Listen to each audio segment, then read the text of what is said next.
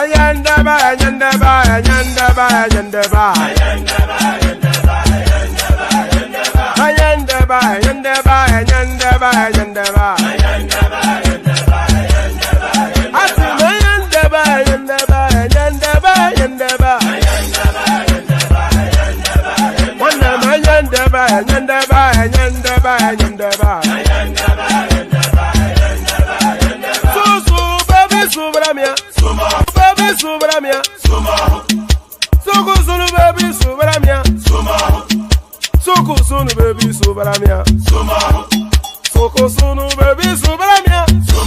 Ejemo, anamana, ejemeje, anamana, wanamejemo, anamu. Para tuba jodiri chukuma tuku tuba jodiri ndimmawu egummawu ego. Para tuba jodiri chukuma tuku tuba jodiri ndimmawu egummawu ego. Obodo jisike n'ụbọchị eruona. Oyibo. It is everyone. Befere. Ayandaba, ayandaba, ayandaba, ayandaba.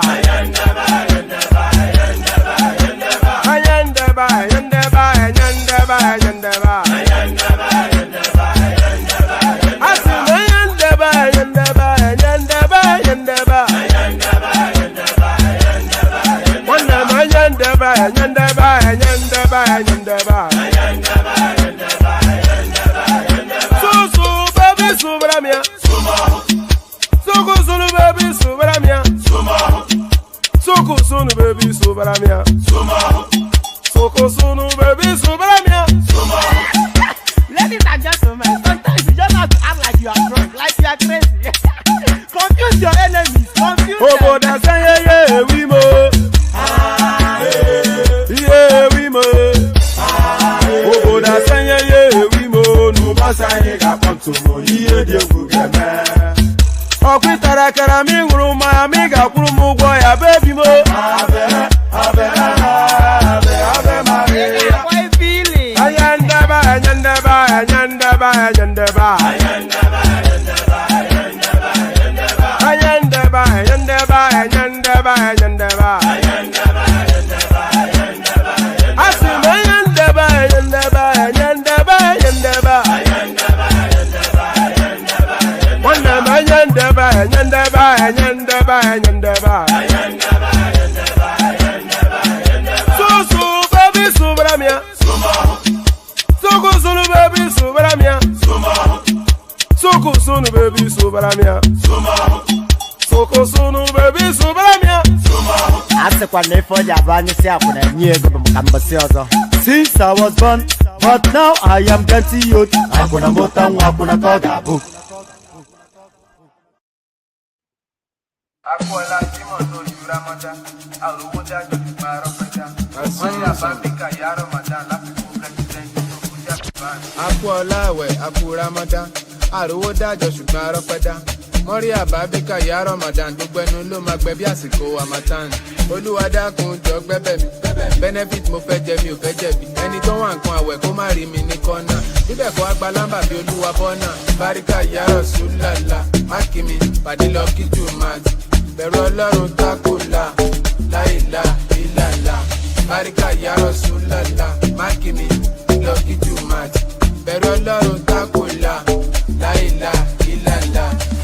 Àwẹ̀ tán ojú tajọ̀sán, Ọlọ́run ló mọye ládá 30 bag. Nothing should tamper with my ego. Èmi mo lẹ̀sìn mi sẹ́ mo lè fi brag. Ẹgbẹ́ Ọlọ́run tóbi, Allahu Akbar. Ẹyọ̀ ń bá nábì, sallallahu alayhi wa sallam. Olúwa ló ń ṣọ́ wa, àwa ò ní ìdí ajá. Tí Fọlárìn bá mú bí ìtàyà bí ti ajá. Torí ìdí gan lébè wọ́n fẹ́yìn bí ìjì àwa. Fùrọ̀ tí ò bá ti tóbi tó fùrọ̀ ìfánà, kò lè fíríkì àwa. Kò dẹ̀ lè fíìtì àwa. Tinúkẹ́ńdó pìtì, ó ń gbé màlúmi tìwotìwo ló dìndín. Irú àyẹn níbo ló ti rí, ta ló tún fẹ́ fi jọ òbí tó bí ni. Wọ́n ló ń dó yátì, bó ń dó ṣéke, bó ṣe ń jó disco ló ń jó rékè. Fún anábà jẹ́ ká patronize ẹ̀, sọ̀rọ̀ owó ká mọ price. Buhari is dead and buried in a shallow grave in Saudi Arabia.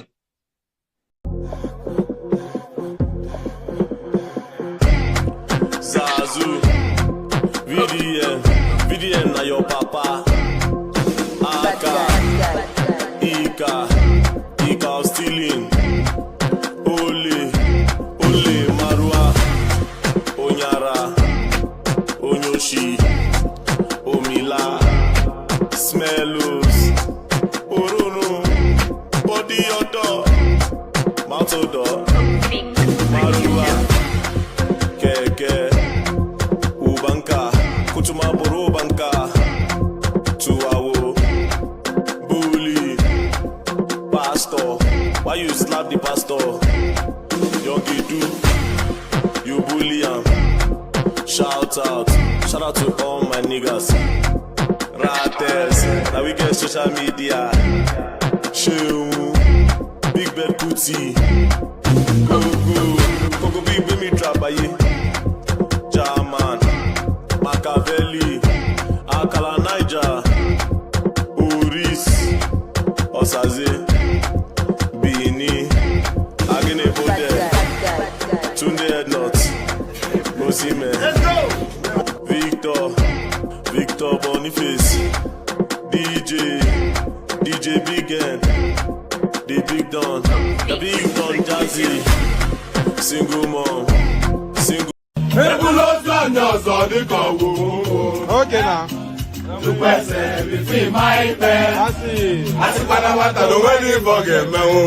Okay.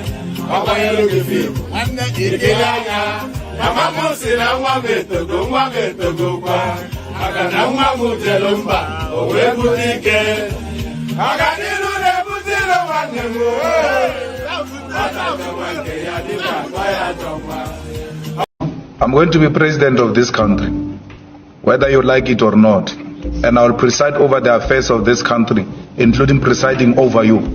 I think you must start adjusting to that reality. The sooner you do that, the less chest pains you'll have when that reality comes.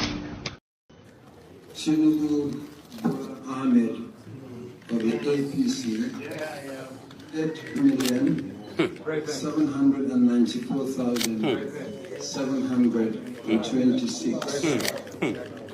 Miadi Peter Nana Chukwudi of Abga, 61,166. Thank you. You have to be fast. Of the APC.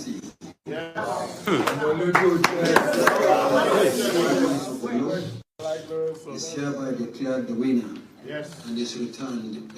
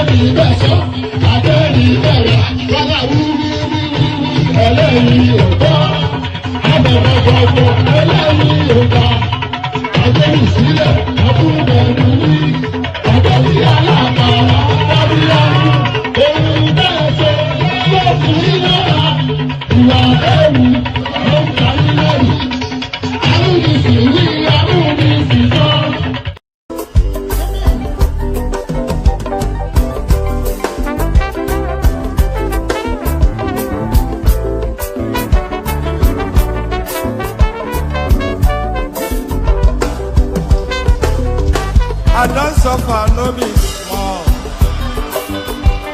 But say I get sense. Poverty no good at all. Now it make I join this business. For one night, no be cheap. It's once again, everybody will pay up. If anybody follow Mugu, my brother, Chopper. National airport,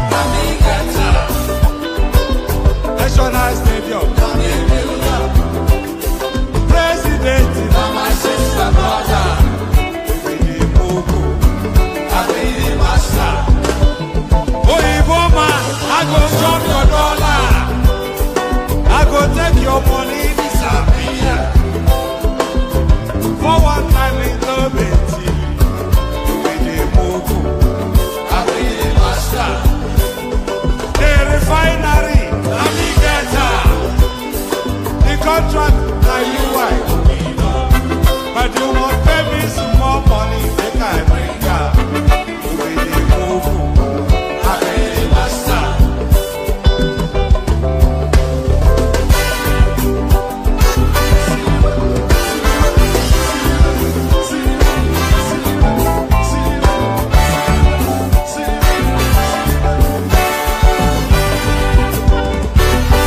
When you go play one, they go say that you style. When countryman do you go, you know the shot.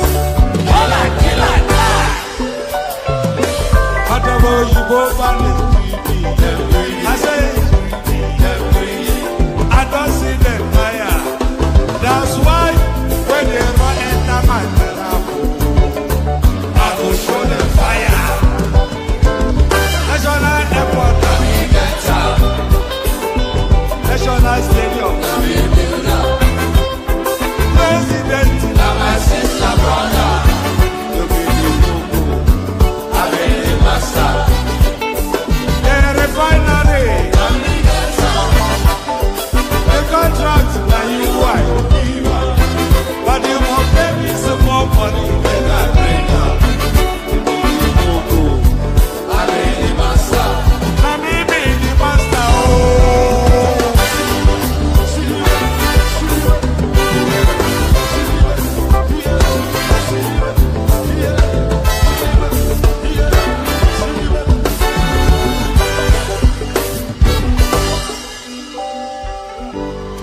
I hear you.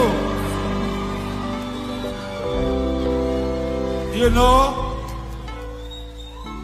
when I came here earlier for sound check, I didn't check the sound because I didn't have any interest in checking any sound. I know the sound will come.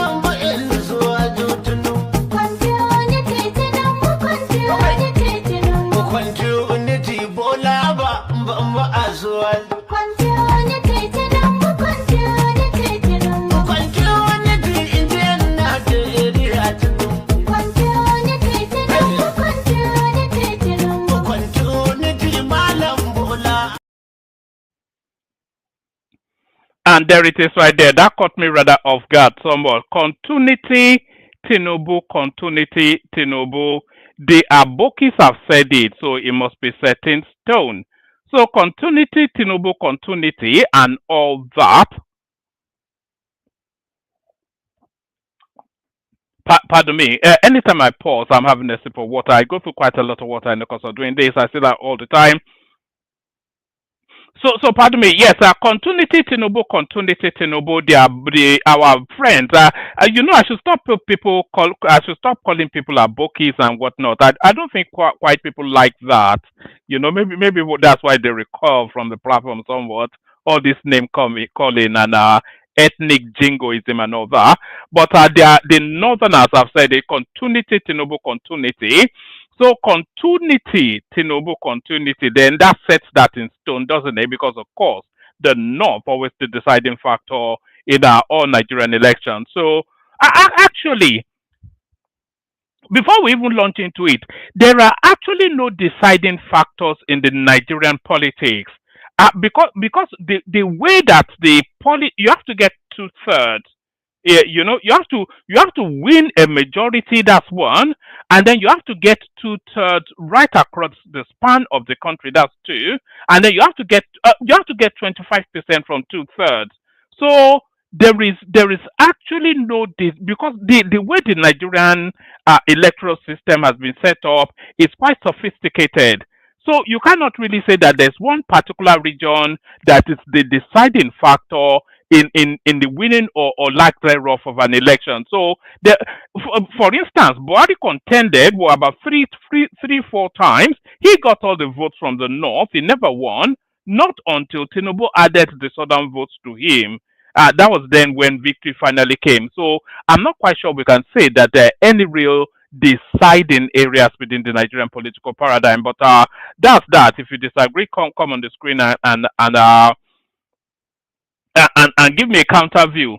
So yes, continuity, Tinubu, continuity, all that. Good day to you. Good to be in your company. And how are you? Hope you've had a glorious. Apologies for yesterday, by the way. I bailed out for reasons of sleep. I bailed out of the session for reasons of sleep. But no, I'm not bailing out today, as you can see. The protocol remains the same. Click on the like button, just as I invite you to do so. Do so. Click on the like button immediately and right now. I am mandating it. It is. I compel you to do it. It's not. I'm not requesting you to do it. I am compelling you to do it. I am by force of law compelling you to click on that like button. And by the same compulsion, I'm inviting you to subscribe as well. So like and subscribe is that little whatever it is that I just did there. So like and subscribe. There's D3 right there.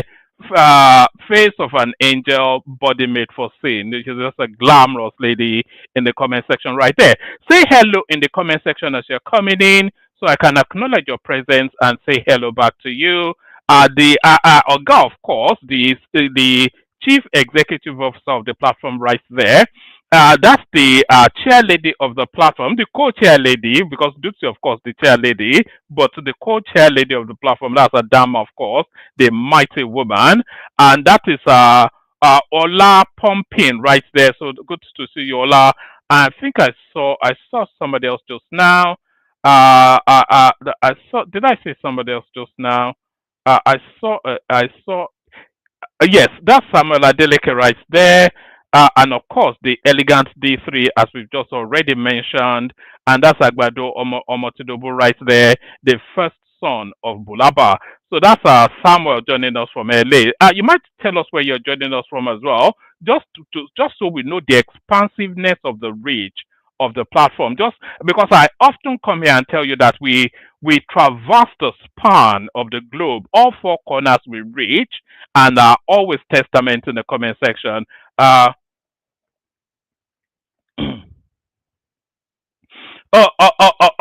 right. So that all that. Good day to you. So that's Toronto right there. Agbado Tinubu. We know that D3 is in America somewhere.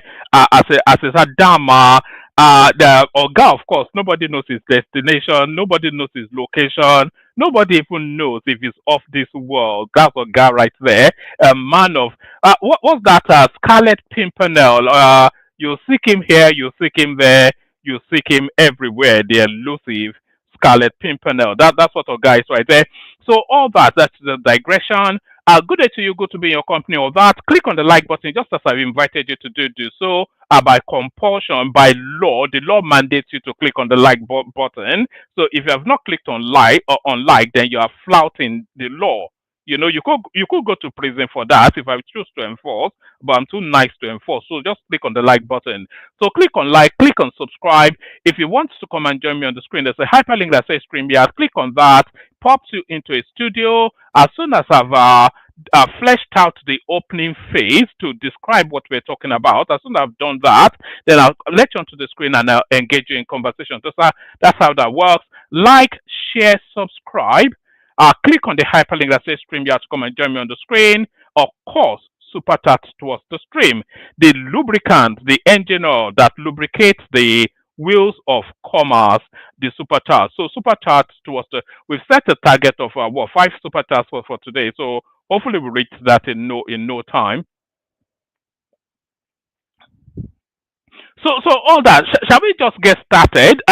It's a combination of what we were going to talk about yesterday and what has come up in the news cycle today, with a bit of lightheartedness. Actually, let me play you a clip before we even get into before we go anywhere. Let me just acknowledge this. So Nigeria continues to take wins. They will continue to take W's all over the place. Still flushed and still in the euphoria of the Super Falcons, now the D Tigress.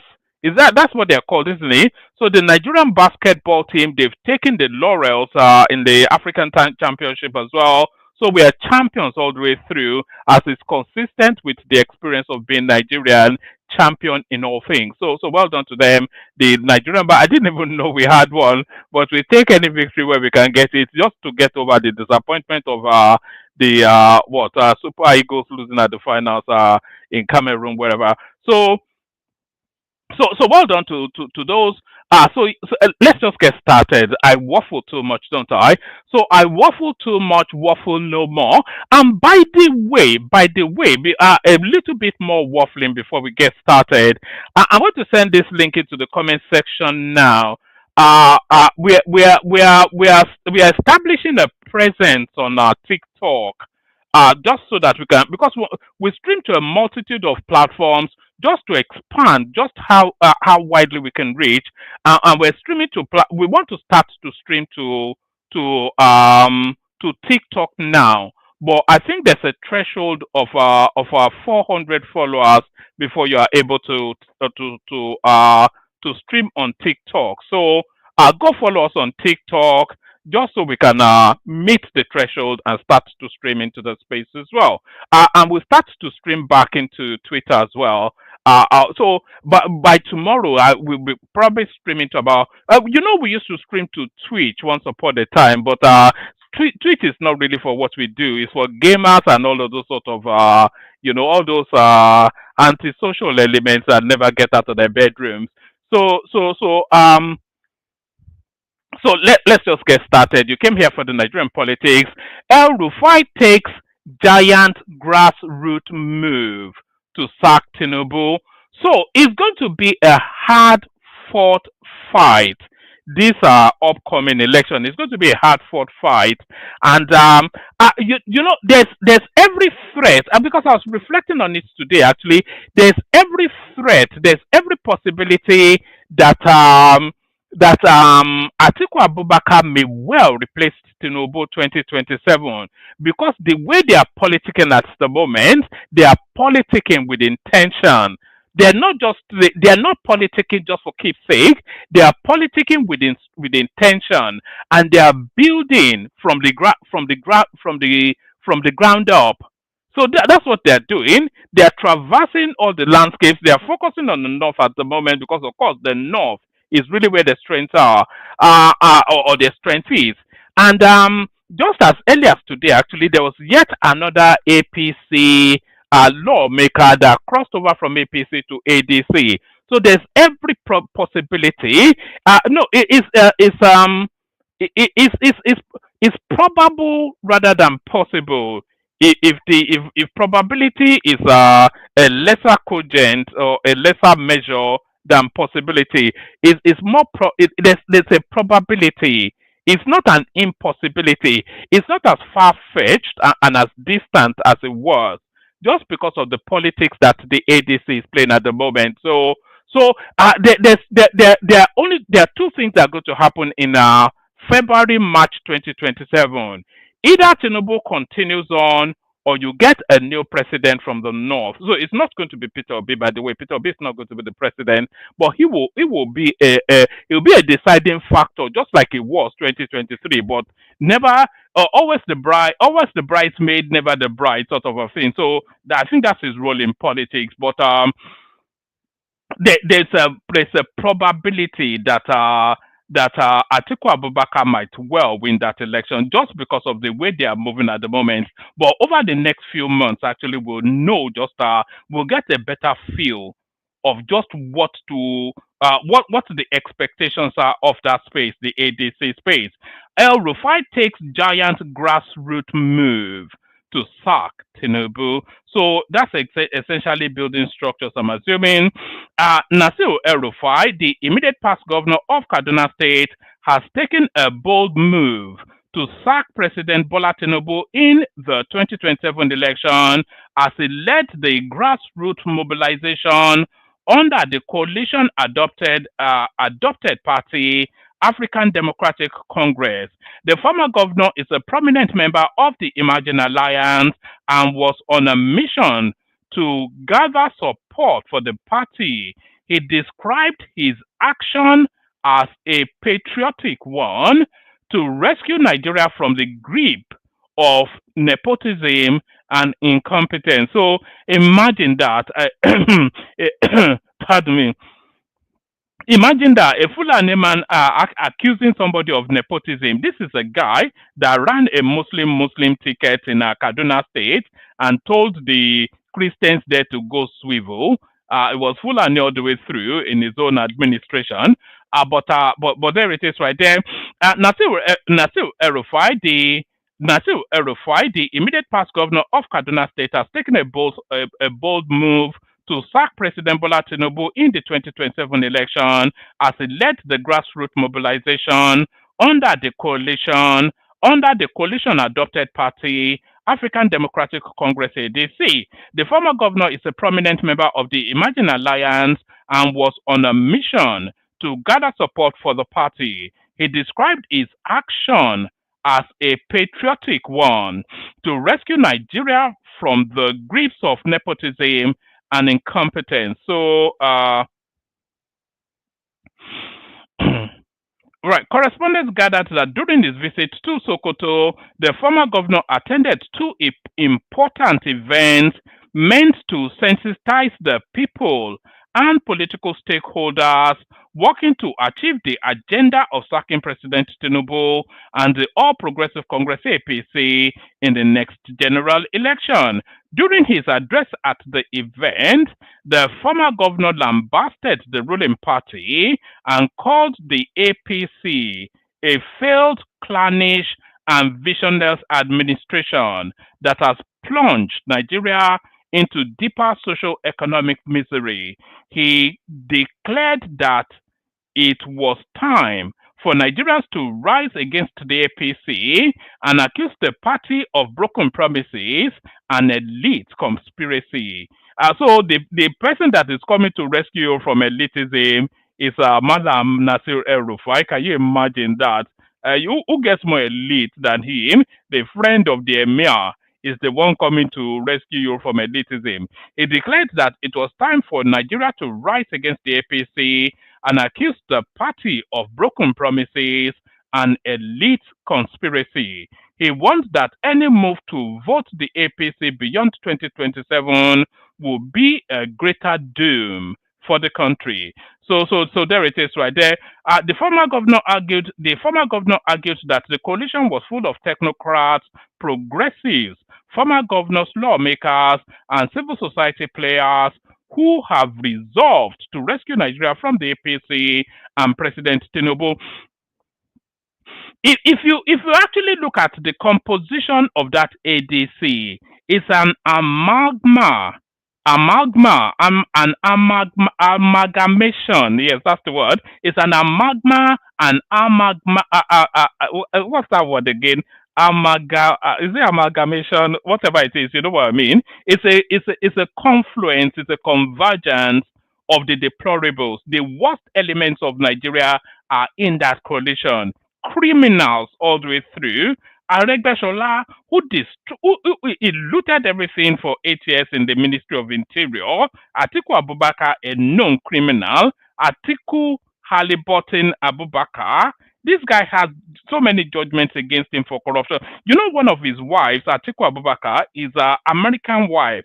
She's in jail for corruptions perpetrated by Atiku. She's in jail in America now. That's the person that is coming to rescue you. Or is it Nasir El-Rufai that was paying bandits to slaughter people in Kaduna State? That's the person coming to rescue you. Or is it Peter Obi, as criminal as they come? It did not, there was not one instance in his 8 years administration that he deferred to the assembly. He was ruling Anambra like a demigod. He was awarding contracts to his party man, his business partner in Next International. We all know that these are the elements, the criminals all the way through. So when they are saying the next election is going to be Nigerians versus the APC, no, actually, it's actually Nigerians versus the deplorables. That's actually what if the next election is make or break. If we let these people back in, then we're finished. We're finished. What leap forward is Atiku ever? Atiku is 80 something now. Forget his footballer age. What leap forward can Atiku ever leap anything forward in life? He's a criminal. Who in Nigeria does not know that Atiku Abubakar is a criminal? You know that, I know that. Who in Nigeria does not know Aregbesola is a criminal? But Peter Obi, they're all criminals. So what good will come out of decades of criminalities that people? It's just a nonsense, you know. So it's either we end these people permanently in 2027, or what I mean, if Atiku Abubakar comes in, the Lagos Calabar Superhighway will be abandoned. If Peter Obi comes in, the Lagos Calabar Superhighway will be abandoned. The Badagry Sokoto Superhighway will be abandoned because those are the biggest ticket projects that Nigeria has taken on. You know, the Lagos Calabar Superhighway is actually the most impactful piece of project that has taken place in Africa, not in Nigeria, but in Africa for the last 5 decades. What bigger project what bigger impactful project has ever happened in Africa in the last 5 decades? So they will abandon it just because it's a big ticket, big money item. They will abandon that. They will abandon the Nel Fund, of course, because they see it as hemorrhaging money that they could. They will just destroy it.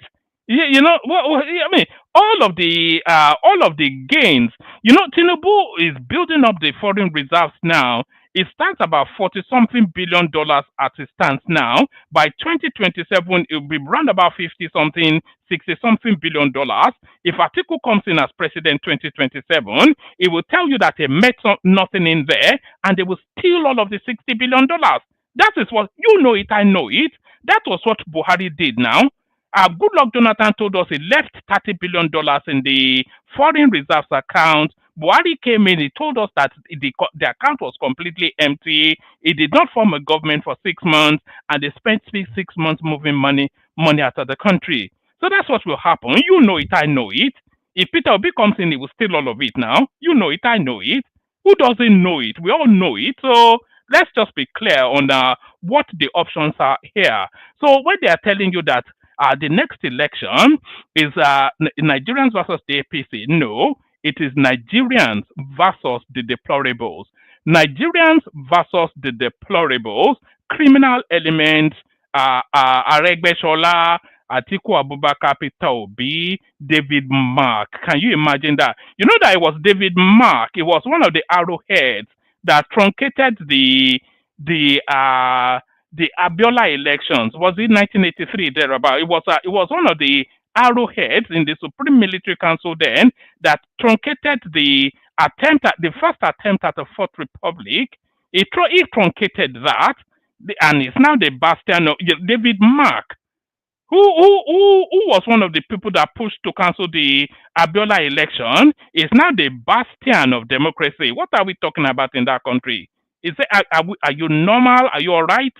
Are we thinking straight here? What's going on? What is going on? I mean, well, it's just beyond belief. But all that. So let's leave all that. We leave all that. We go to this now next headline. But on our way to this now next headline, let me play you this clip with preambles. This now next headline. So the headline you are looking at on your screen is in response to this clip. So we picked up from here. Now, after anybody who is contesting for governorship from Anambra South is on an island, is trying to disrupt the zoning system in Anambra. Some of them want to come to lie to us. How can anybody with brain, you think you are talking to fools? You come to people and say, I will do only one thing. Any politician who said that must be sent to a psychiatric home. Because the person must have some mental problem. When the Constitution allows you to stay up to 8 years, they come and tell us, I'm going to spend one thing. Tell us where it has ever happened. Anybody who is saying I'm going to do one thing is a psychiatric examination. Because you are taking everybody else to the fool.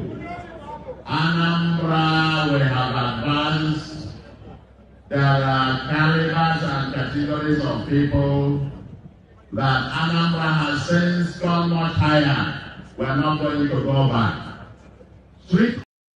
So that is Charles Soludo right there telling us then that anybody that comes and tells you that is going to win an election, and rather than try and serve the two terms that the Constitution facilitates for, is going to serve only one term. Anybody that comes out to say that person either has a mental problem or is a hardened fraudster. So, of course, it was campaigning to the Anambra local governorship election there, but it was that acerbic remark. We all know where the gun was pointed with that remark. So the gun points to Obi, and he puts up his shield. I will serve only one term of 4 years if elected, Obi insists. So you know, I'll actually play you another clip off the back of this. I'll serve only one term of 4 years if elected, Obi insists.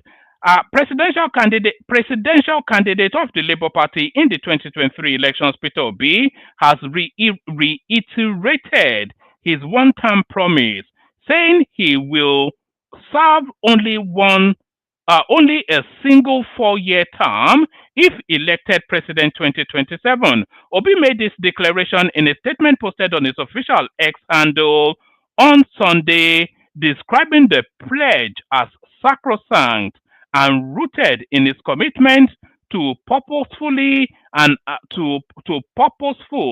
accountable leadership. I will serve only one term of 4 years if elected president, and that vow is sacrosanct, Obi stated, citing examples of globally respected leaders who served brief yet impactful terms. Obi referenced former U.S. Presidents Abraham Lincoln and John F. Kennedy, as well as South Africa's Nelson Mandela. One of the greatest American presidents, Abraham Lincoln, served only 4 years. This is the parallel that Obi is drawing now. is starting. He wants to. Is putting his name in the circles. Can you imagine the audacity of it? The order, what bracketing himself with names like Mandela. I don't even know the history of Abraham Lincoln that much. I know he's one of the founders. So I don't really care about that, all that American stuff. But to bracket his name, to draw the same breadth of his name and Mandela, where is the parallel? Where is his achievements in life? What has he done? Because he's running to be the president of some ramshackle country, is now drawing parallels between himself and globally respected names, Abraham Lincoln, etc. The audacity of the guy, just the cheekiness of it.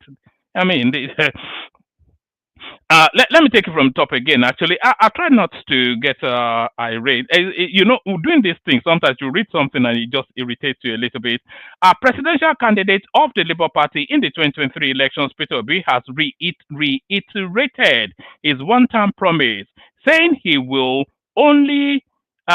serve only a single 4-year term if elected president 2027. Obi made this declaration in a statement posted on his official X former Twitter handle on Sunday, describing the pledge as sacrosanct and rooted in his commitment to purposeful and accountable leadership. I will serve only one term of 4 years if elected president, and that vow is sacrosanct. I'm pretty sure that somebody wrote this for him because I'm not quite sure that sacrosanct is within Obi's lexicon. I will serve only one term of 4 years if elected president, and that vow is sacrosanct, Obi stated, citing examples of globally respected leaders who served brief yet impactful terms.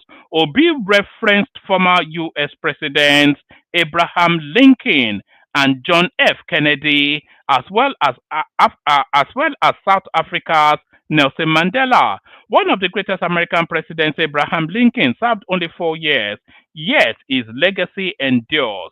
Mandela chose to serve only one term. His decision was a deliberate act of leadership, Obi said. Acknowledging widespread distrust. Imagine Obi being president. You know, we've never had an Igbo president because you can't really categorize Goodluck Jonathan as an Igbo man. He's a South man. He's an Ekwere man. We've never really had an Igbo president in the history of that country. We had Aguiyi Rose for about 6 months, and Nnamdi Azikiwe was ceremonial. We've never in the history of Nigeria ever had an Igbo president.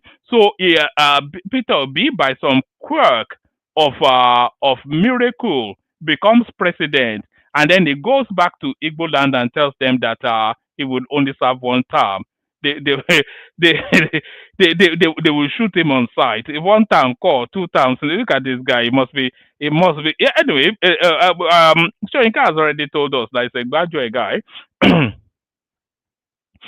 I will serve only one term of 4 years if elected president, and that vow is sacrosanct, Obi stated, citing examples of globally respected leaders who served brief yet impactful terms. Obi referenced former U.S. Presidents Lincoln and Kennedy, as well as South Africa's Nelson Mandela. One of the greatest American presidents, Abraham Lincoln, served only 4 years, yet his legacy endures. Mandela chose to serve only one term. His decision was a deliberate act of leadership. What does that even mean? His decision was a deliberate act of leadership.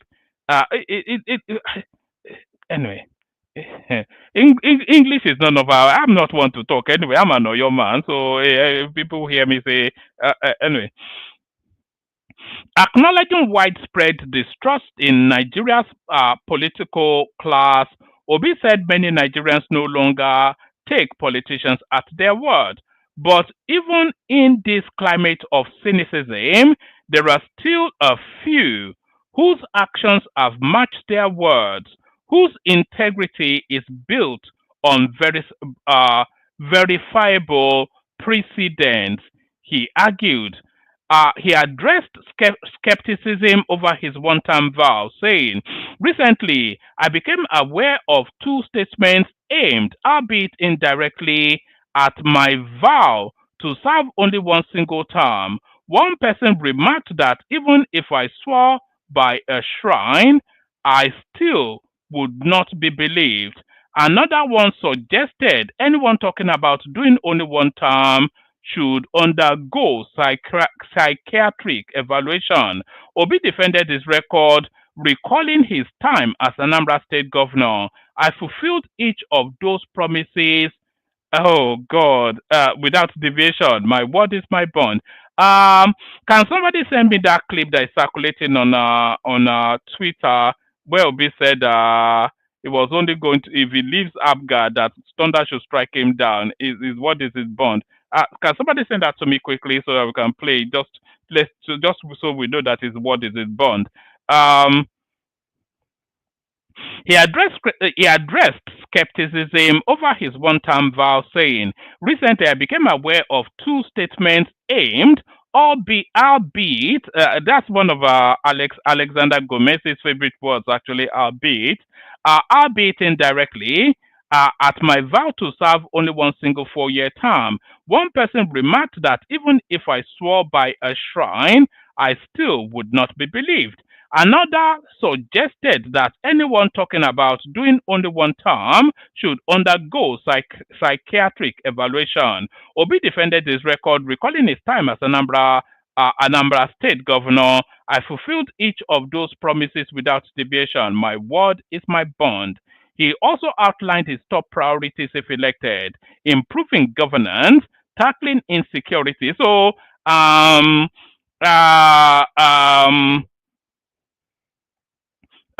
Buhari, who was an army general, he tried and failed to tackle insecurity. Tinubu, who's governed the most ethnically diverse, complex state in Nigeria, he's struggling with insecurity. But Peter Obi, who governed a mono-ethnic, mono-religious state in the southeast, he's the one that is going to tackle insecurity. This is based on his years of security, whatnot, and military experience.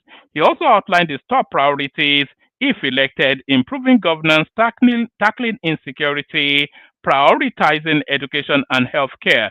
So, all this business of prioritizing education and healthcare, there are about 6 cancer units were just built within the 2 years of Tinubu administration. By the way, I can bring you the clips if you want to see them. I think I played them the last session. 6 cancer units were built just over the last 2 years. The NEL fund is there to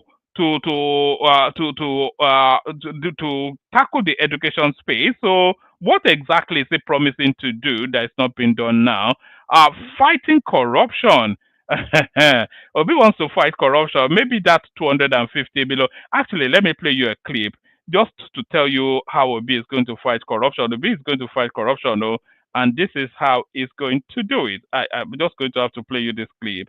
Just to, we need to continuously highlight just who this guy is, just so that he doesn't get away with it. They are pushing very hard to try and rebrand him, but I will not allow for that window for that to happen. Oh, have I deleted that clip? Oh God, is this guy going to? Is he going to escape me? Have I deleted that clip? Where's that? My convoy is 5 vehicles, and you cannot buy fuel unless I'm inside the car. So I will pay them.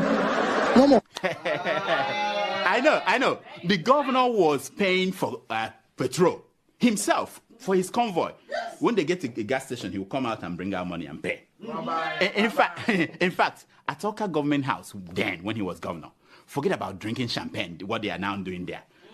Then he gave out old newspapers as substitute for toilet roll. If you are going to the toilet, you just to save money. Yeah.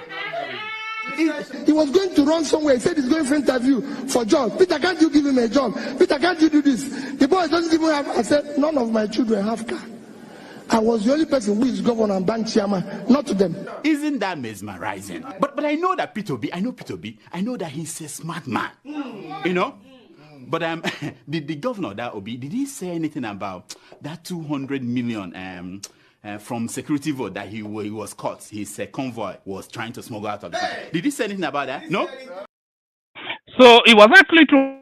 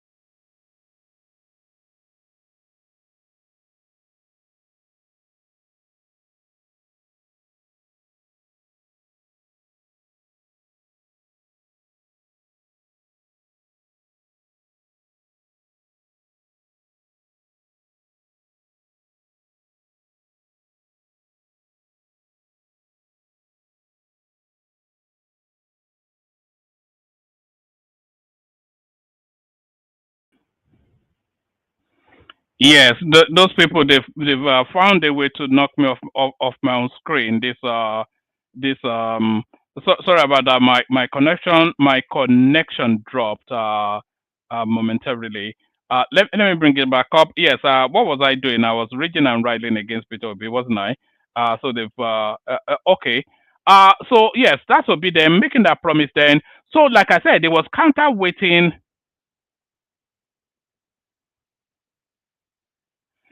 You've not seen it in a while. You've been outed, though, Rudolph. Don't worry, we play it regularly. We're kicking your man. So that clip from Charles Soludo right there was, only somebody that only so. If you believe that Peter B is going to serve one term, then you need a checkup from the neck up. That's where your problem is. If you believe that headline on the screen right there, then you need a checkup from the neck up, because that's where your struggles are, from the neck up. But as somebody that doesn't need a checkup from the neck up, where's that Deji Adenyojo clip? Somebody that doesn't need a checkup from the neck up. Oh, all my clips, yes. Somebody that doesn't need a checkup from the neck up is this. Watch this. I can only support people like Omoyele Sowore and others. Those are the kind of caliber of people. When you look at some of these people talking today, you discover that, yes, they were also part of the problem. You cannot be part of the problem and wanting to fix the problem. You were a governor of a state for 8 years. Peter Obi himself, they were governors for 8 years. What did you do? If your state is not a mini Dubai or a mini Los Angeles. If Obi does get the ticket, for example, what are his chances against it? Well, unfortunately, this argument did not fly during the last election. What if it does fly this time around? It won't fly this time around. The political permutations, Northerners are not likely to trust a Peter Obi. But what if, sorry, I had to cut in short there. Yes. What if Obi agrees to a 4-year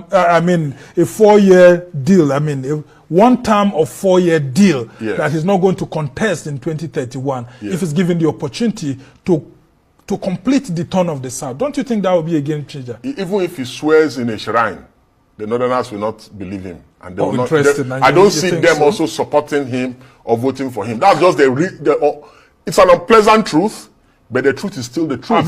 Even if a Southerner were to contest, the only person who stands the chance of defeating Bola Ahmed Tinubu is Goodluck Jonathan. Wouldn't it be better for the Northerners then to support Sowore? Because he is different. Well, maybe they think that Sowore is too militant. No. So there it is right there. Exactly what everybody knows. And that is why he's hustling so much with this one-term thing. The power goes back to the North in 2031. We all know that. If Peter Obi becomes president, the Constitution facilitates for him to serve 2 terms. We all know that. So now to try and placate the North, he's now come up with this narrative of serving 1 term. If he attempts that, the whole of the Southeast will go to Aso Rock and tear him to bits. Even he will not think of it. You do remember when we do remember 2013. I'm not quite sure how far back your memory goes in Nigerian politics. It was the same promise that Buhari made now, that he was only going to be there for 1 term. He did not even mention it at all after that. As soon as they saw him in, forget all that. He just did his full anything and he left. So this hustle of 1 term is just a desperate lunge. I am not desperate to be president. This is the language of desperation right there. Because, of course, he knows that they don't really rate him in the North anyway. Forget all of these little stragglers and all the yuppies that are just hopping onto whatever it is they're seeing on social media. They do pragmatic politics in the North. So in the North, their calculations is only twofold. Let Tinubu finish and we take it back in 2031, or we kick Tinubu out and put our own person there. And their own person is certainly not anybody from Oka. So that's the desperation you're seeing in that headline right there. So Desperado, I wish I could play that music, Desperado, Meli Meli. This is Desperado, Meli Meli. Sort of course, but then that's what we know Peter before. Anyway, so let's go on from that to other things. A lot happening within the Nigerian space. I'm not quite sure when you last traveled to Nigeria, but the airport can be a bit of an eyesore. So now they're trying to standardize, internationalize, and futurize the Nigerian airport, Muritala Mohammed International Airport. And here is Festus Kiyamo now traversing the media spaces, explaining then just what is going on. So we'll pick it up. We pick it up from here. Watch this. No, tell us, Minister, because we would like to know. Just to tell you, okay, it is not a refurbishment. For renovation. I'm just explaining what we are doing. It's a rebuilding. Complete. We are tearing it down. Only the pillars will remain, the carcass, the decking. Everything will go. Everything, the floor, everything will go. And they were going to now redesign. Total redesign. How long will this take? How many years? 22 months. So it's going to be shortly after this government have gone out of office. 22 months. Complete 22 months. Okay, no, 22 months will just be just about when the president. So this president is likely to commission it. Is that the plan? Most likely to commission it before our 2nd term begins. So what do you think will be special in this new Terminal 1 when it's completed? Now, what is special is this. We are now making it a smart airport. Okay. So when they see this kind of money, I told people this morning, when I brought out a statement, I said, just simply, you don't need to do big research. Just pick your phone as you are then at home. Just Google the cost of the new airports, and not even building a new airport, remodeling and refurbishment. Oliver Tambo in South Africa is $1.2 million. Kotoka International Airport is $274 million in expansion. Yes, depending on the scope. Now they are not rebuilding; they're just expanding, adding one more wing to it. Oliver Tambo is $1.2 million. Angola Airport is $3.5 million. 3.5 billion. Sorry, I'm talking about billion. Oliver Tambo $1.2 billion. Angola $3.5 billion. Cambodia about $1.5 billion. JFK, it's about $9-something billion. They are doing expansion way up past through New York. JFK, $9-something billion. So this is, and in dollars, what is our own in dollars? It's less than 500 million. It's less than $500 million. So that's what I'm asking. What is special in this one? What makes so? You said it's going to be a smart airport. It's much far cheaper to tell you all of these things I explained now, and we are getting less than $500 million. It's a steal. This is just a steal because our Bureau for Public Procurement. Don't forget, it's not the ministry. It's not me. So people don't think that I know. It's not me that sat down to do this. We have an agency of government, people know how government works. It's the Bureau for Public Procurement.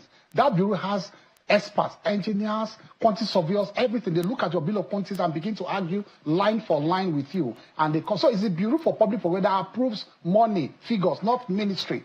They are the ones that approved and brought it to us and said, we have looked at their bill of quantities and this is the best amount we can get for the country. And kudos to the DG there. I think they did an exceptional work to get this kind of money when is it and amount for Nigeria. When is it starting? Anytime from now, the FEC has passed it. Once we finish all the, issue letters and all that, so our monies are released and we start. But then, listen. So now we are going to get a brand new building, apart from building wing E and D of the Terminal 1, because Terminal 1 has wing E and D. We're not going to put a connecting building in between the new one. That is the one. So it's a seamless one. So now, we want to process passengers. So this new building will now be a processing point where when you land Nigeria. So that is Festus Keyamo right there describing then this swanky new futuristic airport that is about to put together for the quite reasonable price of $500 million for a new airport. $500 million is quite a steal, as he described it.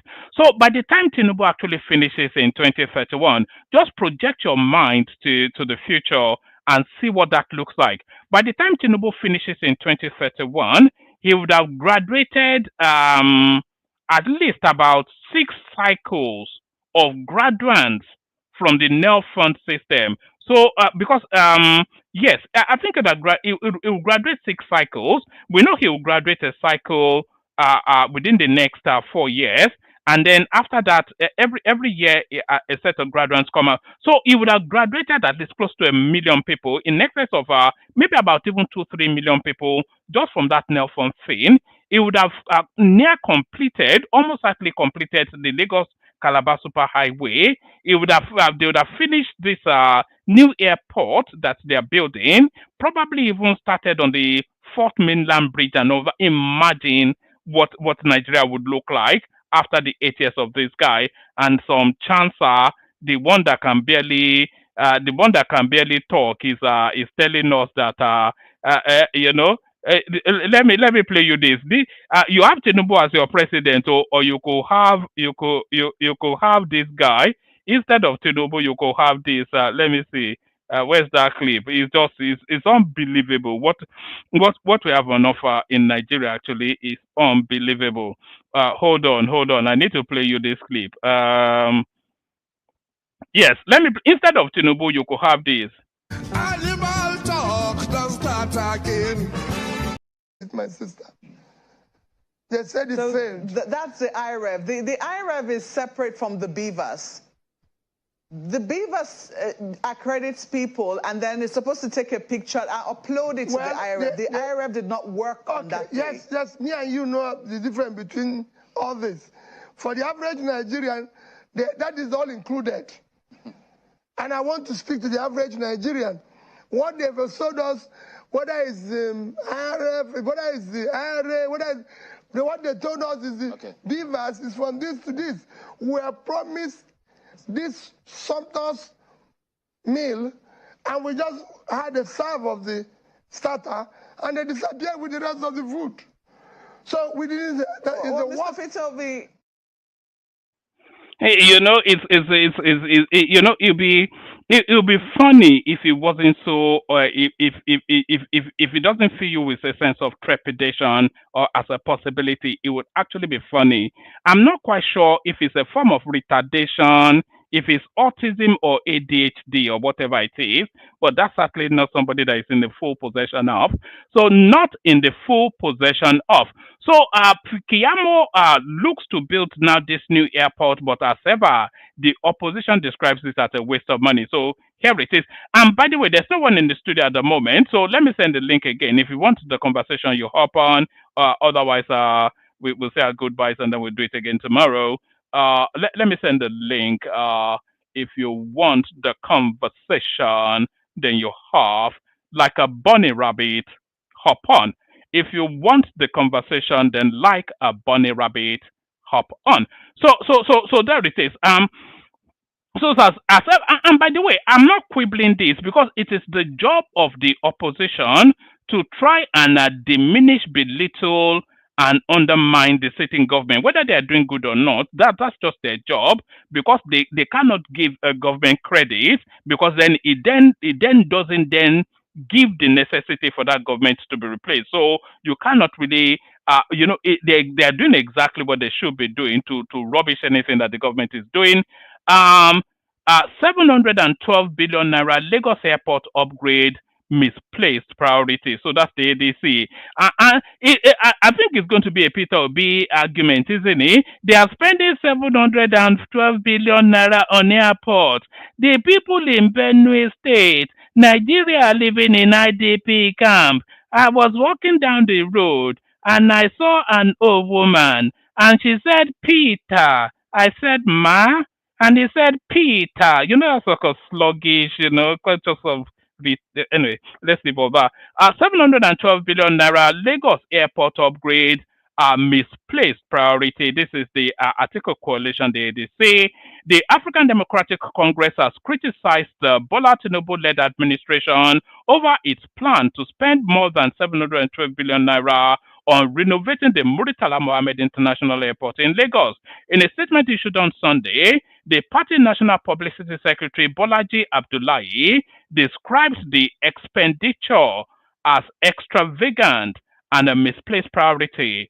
Correspondents report that Tinubu at Monday's Federal Executive Council meeting approved 712 billion naira for the upgrade of the Muritala Mohammed International Airport Lagos under the Renewed Hope Infrastructure Development Fund. The Minister of Aviation and Aerospace Management, Festus Keyamo, had announced the approval after the Federal Executive Council meeting held in Abuja on Thursday. Keyamo said this will be the first major rehabilitation of the airport's old terminal since its construction. In its reaction, the ADC questioned whether the renovation project and its cost were approved by the National Assembly, labeling the spending as reckless and insensitive. So there are pockets of money. We had this under the Buhari administration as well. There are pockets of developmental monies that is parked within the presidency that doesn't really necessarily, in fact, it doesn't even by constitutional or any requirement require the assent of the National Assembly for it to be dispensed.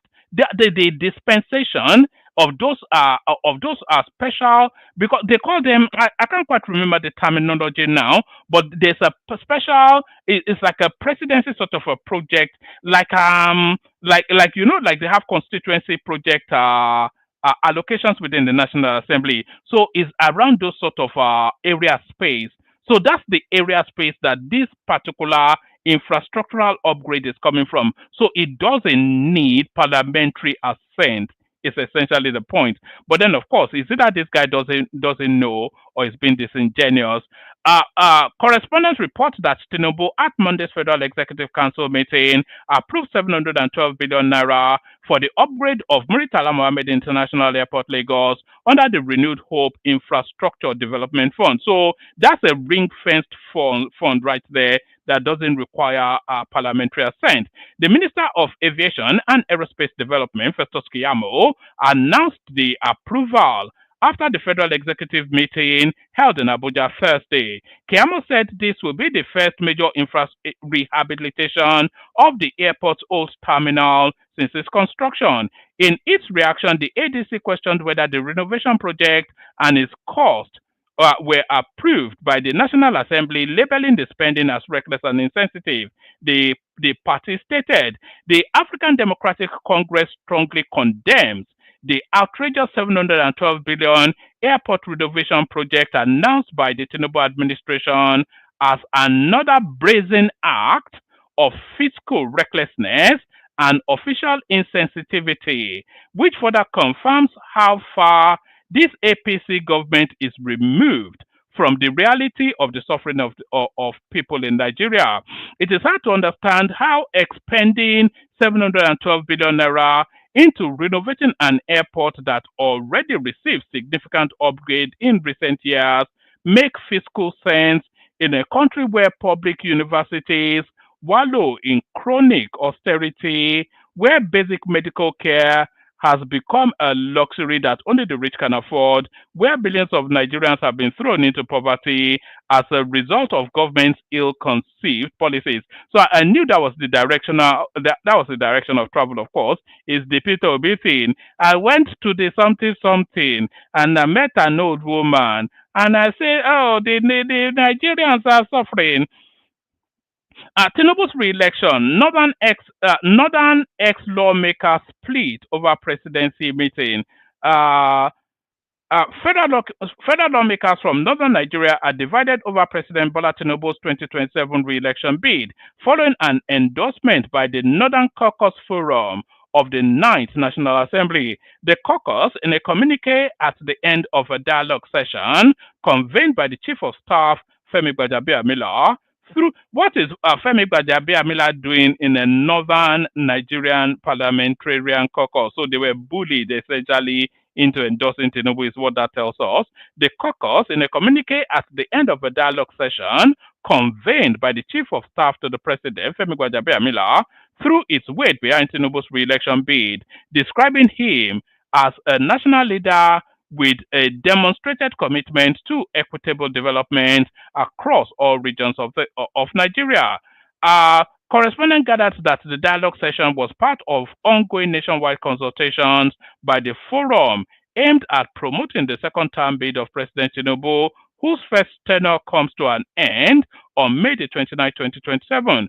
During the meeting, Gbajabiamila, a former Speaker of the House of Representatives, urged the forum to queue behind Tinubu's administration and second-term ambition, stressing that the former Lagos State Governor remains the best choice to steer the country on the path of peace and prosperity. President Tinubu is not just a southern leader, he is a national leader who has carried every region along.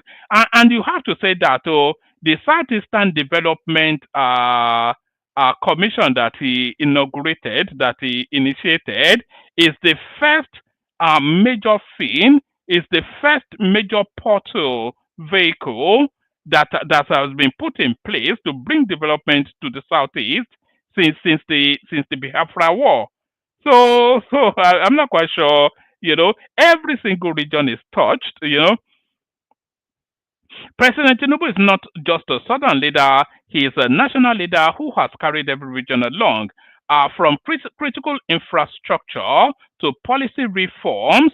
The North is benefiting from a government that believes in equity and shared prosperity, Gbajabiamila said. Expressing their endorsement of a southern presidency and Tinubu's second term, the caucus in a communique signed by the coordinator of the forum, Rafiu Chanchangi, a member of the 8th House of Representatives, praised Tinubu's performance.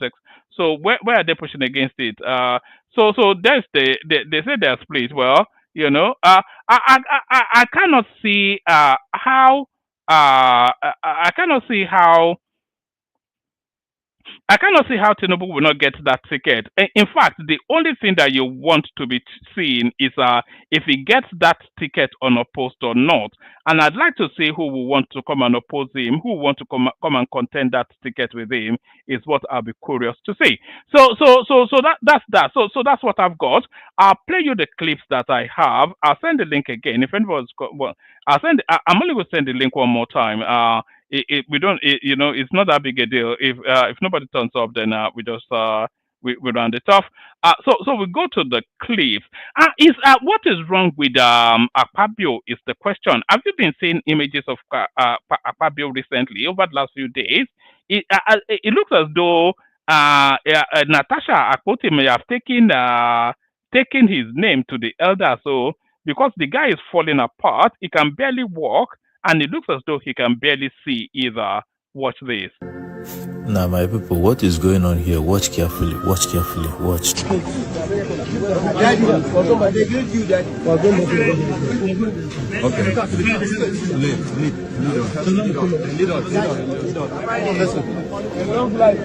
So what's the name of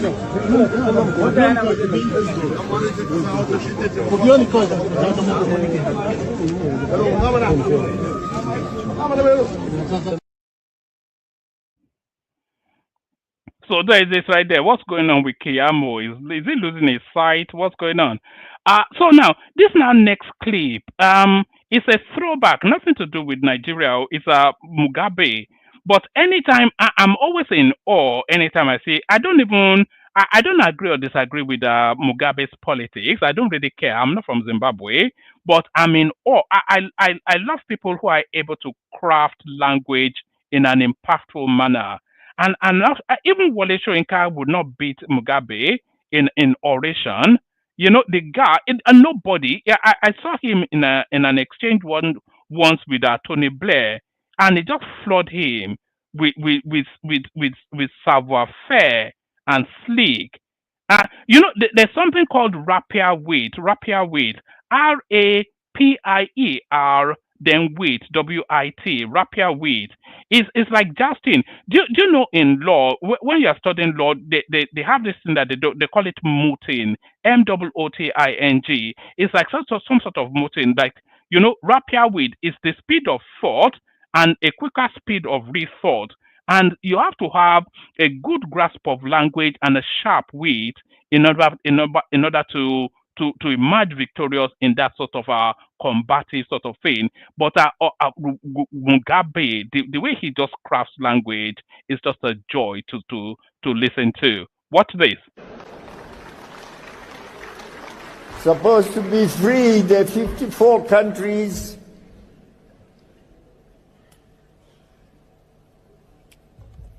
We come to the United Nations, it's ceremonial. Every year, September, we are there. We pay lots of money to go there. And to the General Assembly, we make speeches. We go back home, year in, year out. But the bosses in the Security Council say, you shall never have the powers that we have as permanent members. And we have asked and asked and asked. And asked and asked. Reform the Security Council.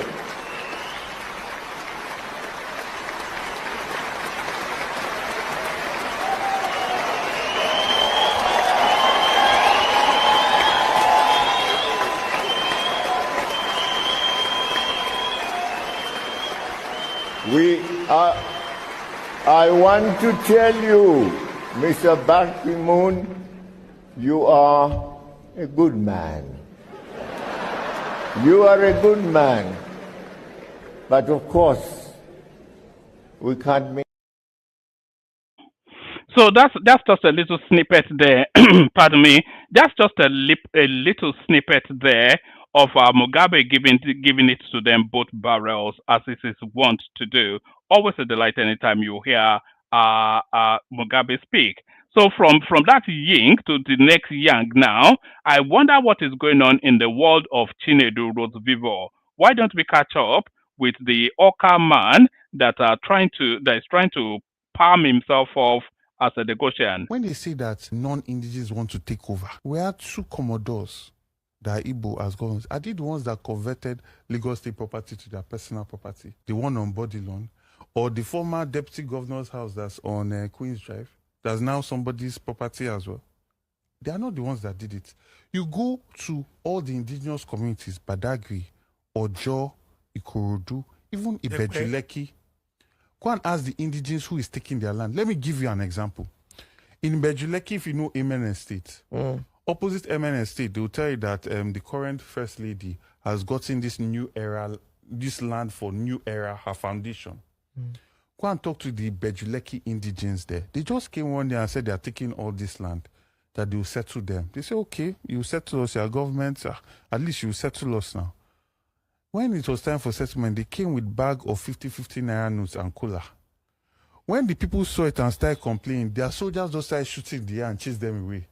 Now today, that land is now for the First Lady for her foundation.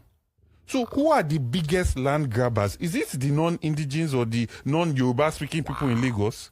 Is it the non-Yoruba speaking people in Lagos that are converting body land that belongs to Lagos State? Go and look at all the properties that Lagos State had after the capital moved away from Lagos to Abuja, and see who has just been taking it for their personal possession. So this idea of people want to take over, help me make it make sense. APGA has produced Igbo candidates in this Lagos State. Did the Igbo people or non-indigenous vote for him? Go and look for the results that man got. I promise you, not up to 600 people. Not up to 600 people. They voted for PDP, right? And PDP produced an indigene of Lagos as a candidate. So really, if someone wants to take over your land, and APGA, an Igbo party, has come out with a candidate, maybe all of them will gather in their town square and say, oh yeah, all of us, so these are our brother, let's vote for him. Oh. Did they do that? So when you see all these things that they put out there, you realize that it's just a distraction. They want you to be so focused on tribalism while they continue looting and stealing for the Commonwealth. So that was Chinedu Rosevivo right there talking. You know, in Yoruba land, we say Omwale, Loman for Wosi, Juwele Babae, Omwale, Loman for Wosi, Juwele Babae. So if you know, you know. I'm not going to translate that for you. If you know, you know.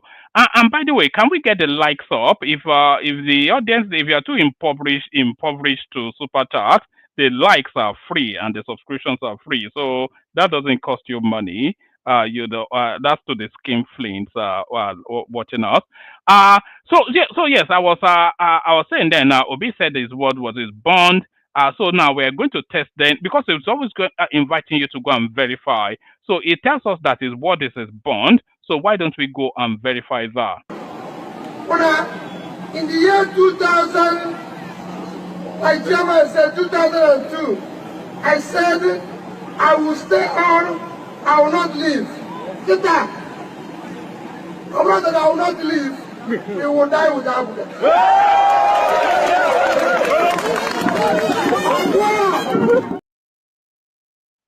So that's Peter Obi right there. In 2003, he said, I would not leave, I would die with APGA. And, and I think it's on his fourth or fifth party now. So his word, indeed, is bond.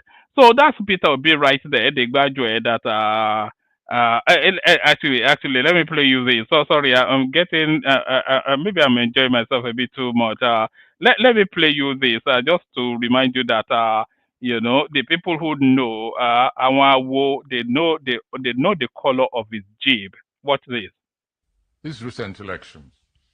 It's unfortunate that because the two things happened. First of all, one party took over the labor movement, which is one of my favorite movements also. And then it became a regional party, more than, whereas it was a marvelous breach into the established two camps. Peter Obi achieved something remarkable there, that he broke that mold. Yes, however, he did not win the election. In addition, my own organization has a monitoring unit. You know the one I'm talking about. And so I could say categorically that Peter Obi's party came third, not even second. And that the leadership knew it. But they wanted to do what we call in Yoruba, gbajue. That is,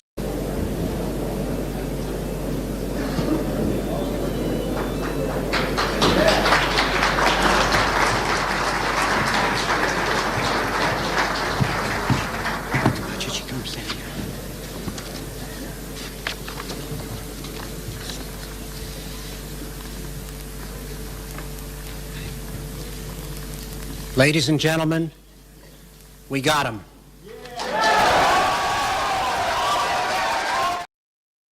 So there it is right there. So when Wole Soyinka, when Professor Wole Soyinka, when he landed on that phrase, he wanted to do something like that we call gbajue. that was the nail in the coffin right there. That was when he was God. It gave definition to what people knew in the back recesses of their mind, but they couldn't quite, cohere it as a thought. So when Professor Wolinska told us that was graduate right there, he firmed up the thought then of what the suspicion was all about. So what the suspicion was. So yes, ladies and gentlemen, we got him. And by the way, cut off his jib. I wanted to say not cut off his jib, but that's that. What else do I have for you, ladies and gentlemen? Let me give you this one. They say show walking, show walking. I've always said that if Tinubu is ever going to win the 2027 elections, he's going to have to win it on accomplishments. He will have to present his scorecard to say that this is what I've done, citing things like this as an example. So another one where they go like this, down to my town.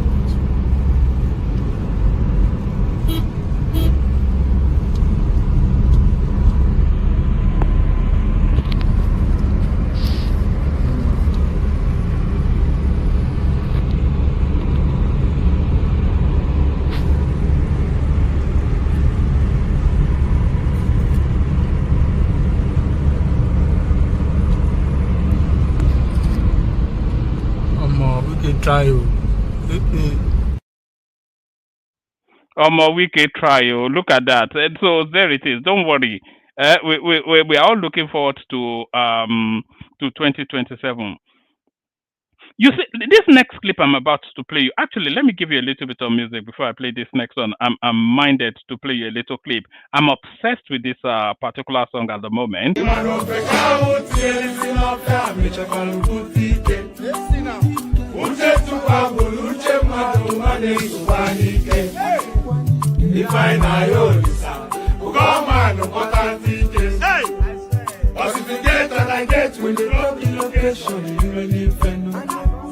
Rule number one. I don't tell you. You better focus on after business with the calculation.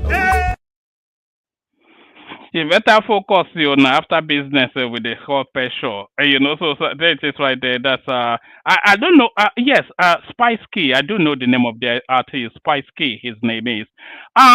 So now this next clip that I'm about to play you now, I titled it "Color Me Impressed." I was just in awe of just how impressed I was by this, and I thought to bring it to your attention. This is what they call enterprise. This is what they call hard work. And this, there's so many things going on in Nigeria that you don't actually know how they go on. Even some of the food you eat, you don't know where they come from. Citing this as an example, what this?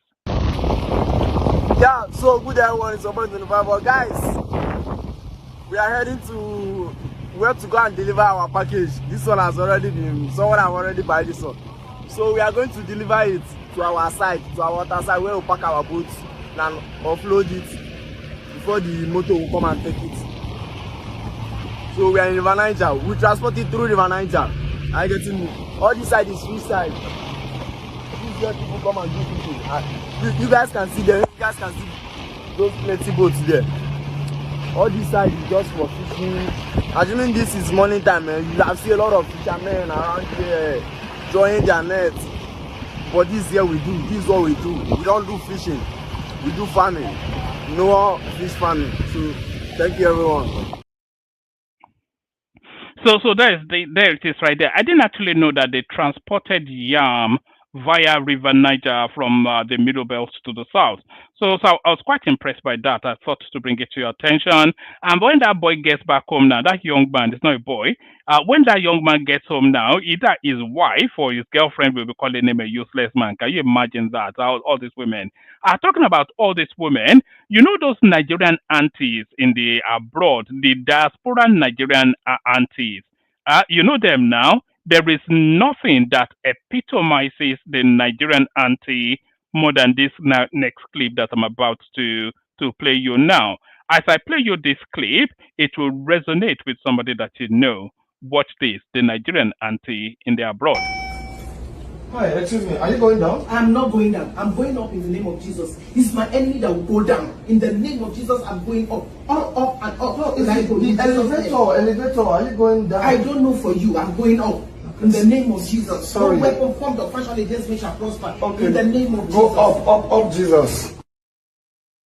And there it is right there, the Nigerian aunties. You've got to love them. So that's the Nigerian aunties right there. Let me play you this one now. Even this Nel fund still, the usual suspects are still trying to diminish it. Watch this.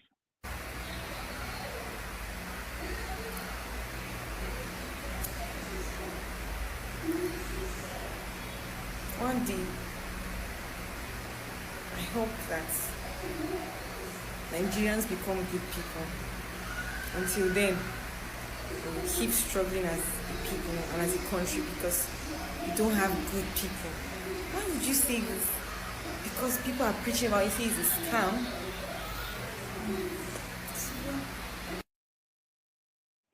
Even in spite of all of the celebrations that we're seeing in campuses up and down the country, the usual suspects are still describing Nel Fund as a scam. That's why there's no uptake in the Southeast, by the way. Somebody sent me a chart, actually. Let me see if I can find it. Who sent it? Was it Enigmatic? Let me see. Let's see. Might well have been him. Somebody sent me a chart just the other day to show the uptakes in the Nel Fund. And you can see then very quickly now people will be claiming that they are marginal. Yes. So this is the uptake in the. I hope you can see that. So these are the uptakers of the Nel Fund so far. It says student loan applicants since inception. Number of students who applied for student loan May 2024 to July 2025. This is by zone. So we say that the Northerners don't care for education, but they are the biggest uptakers. So the topmost uptakers, the Northwest, followed very quickly by the Northeast. The third is the Southwest. 189,000 applicants in the Northwest. 156,000 in the Northeast. 122,000 in the Southwest. 92,000 in the North Central. 48,000 near 49,000 in South South, and 34,000 in the Southeast.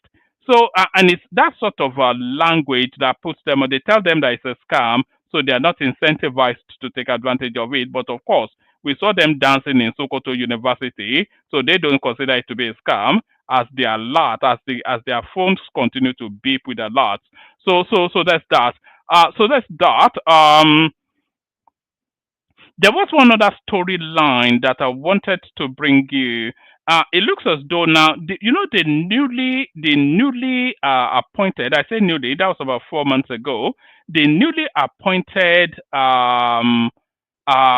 chairman of the NNPC, the leader of the NNPC, whatever his name is, it looks as though now they are in the process of sacking him for being a saboteur, a sabo. The president sees this as a stab in the back.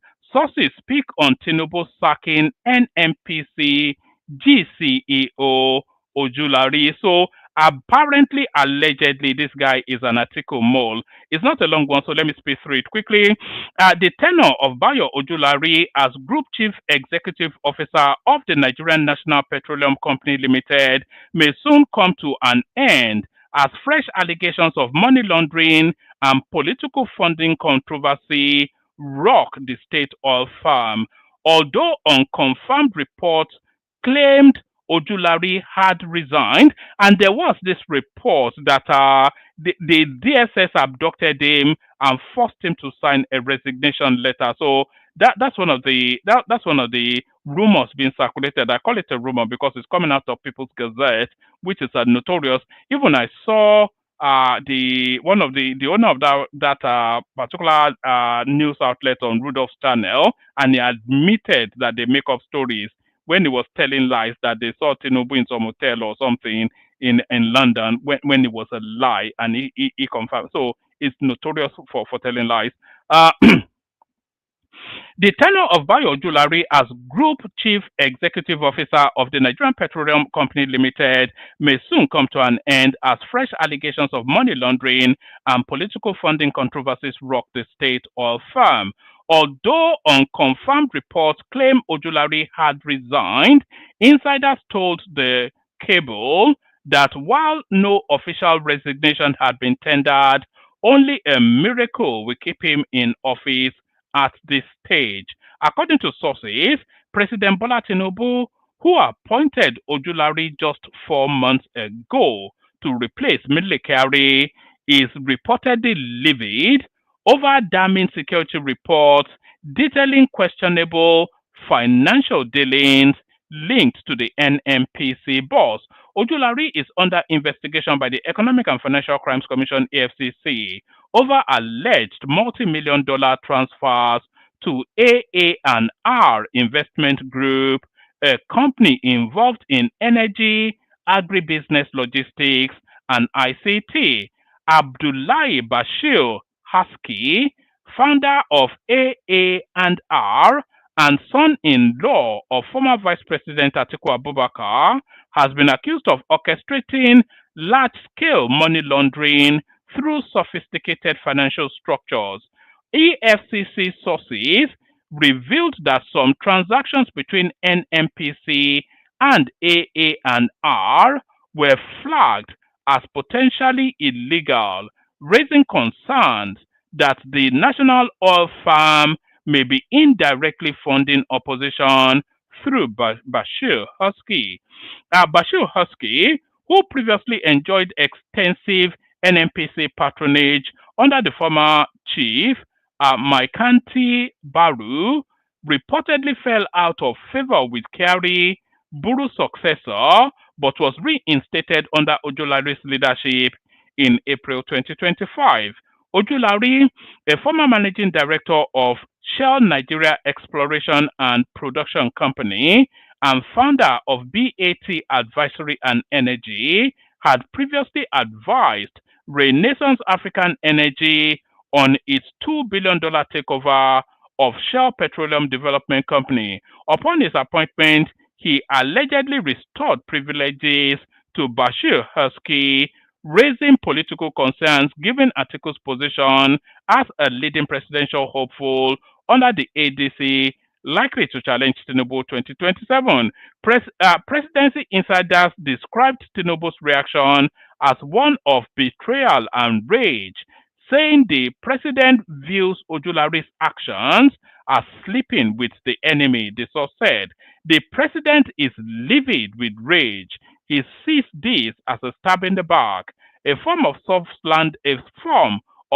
landing will be provided for Ojulari to exit, as removing him now seems to be too early in the day. What Ojulari has been doing amounts to sleeping with the enemy. So that came out of the left field because I wasn't even aware of all of the backdrops of that. So that suddenly popped out in the news cycle over the last over the last 24 hours. So yes, I think I may have made enough noise. Let me bring you this. Do you remember that guy? Do you remember that guy that what's his name again? Remind me his name in the comment section. The guy that the Lagos Calabar Superhighway cut through his theme park somewhere in Lagos, and he was running around the media houses trying to. He wasn't really pushing aggressively to ethnicize it, but he was giving some undercurrent ethnic tonality to it. So that guy resurfaces again. And guess where he's resurfaced? He has actually resurfaced in his own region. So it looks as though now he has moved his enterprise back home. So I just downloaded it now. I'll play you the clip of that. And then I think maybe we'll make that the last clip. It's just uploading now. Let me see. Is there anything else I can use as a space filler? Okay, once that is uploading, watch this. Excuse me, sir.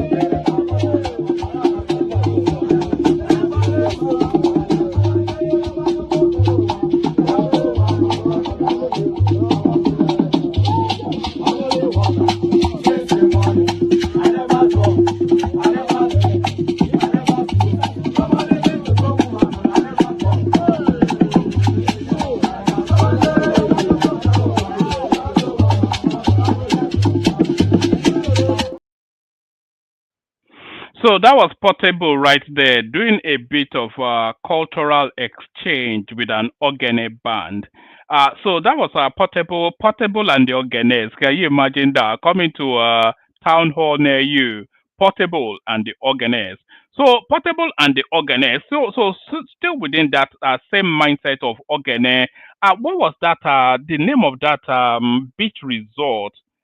Remind me the name of that beach resort in the comment section. But the owner of that beach resort has moved his enterprise somewhere else, and here he is now updating us on his journey.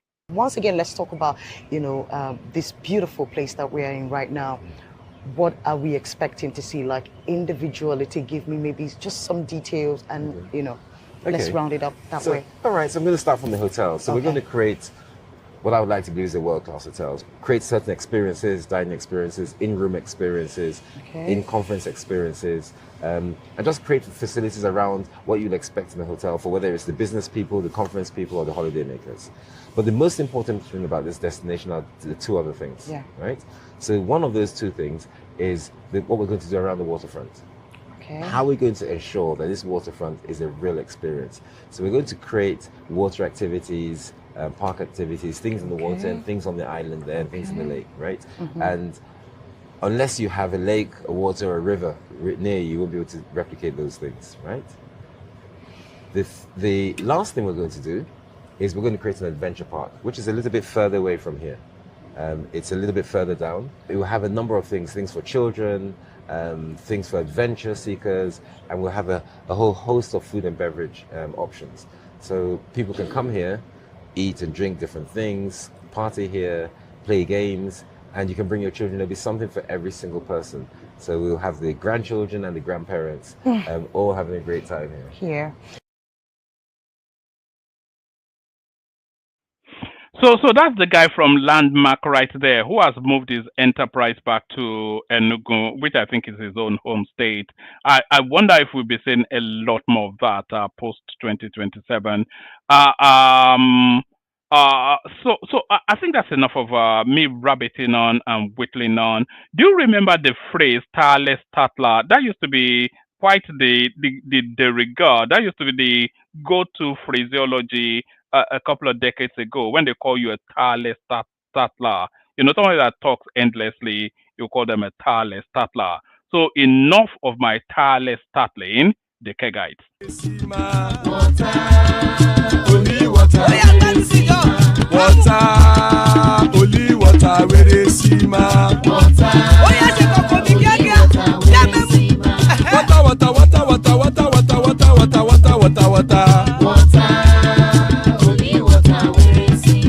Hapa o naido.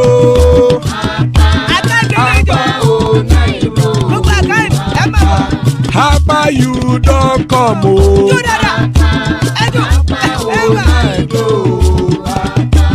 Hapa o naido.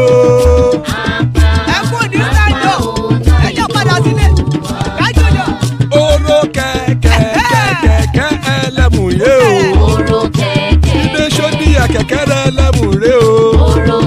Bobby Master kẹ̀kẹ́ rẹ̀ ẹlẹ́mùrè o. Chief Latif kẹ̀kẹ́ rẹ̀ ẹlẹ́mùrè o. Eruku lẹ̀lẹ̀ ẹlẹ́mùdé. Eruku lẹ̀lẹ̀ ẹgbẹ́ ẹlẹ́mùdódò jàre o. Eruku lẹ̀lẹ̀ Ghana ti dé ẹgbẹ́ bọ́dì o. Ọmọ ẹlẹ́yẹ ẹyẹ o ó dilé o. Odúyẹ̀lá ẹyẹ o ó dilé o. Petrosoname ẹyẹ o ó dilé o. Petrosodunke ẹyẹ rẹ̀ ó dilé o. Ẹlẹ́kọ̀ ọ̀run mú ìní o.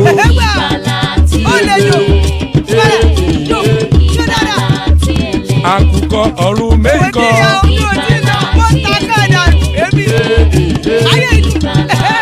Ikú kò ní ríwà gbéṣe o.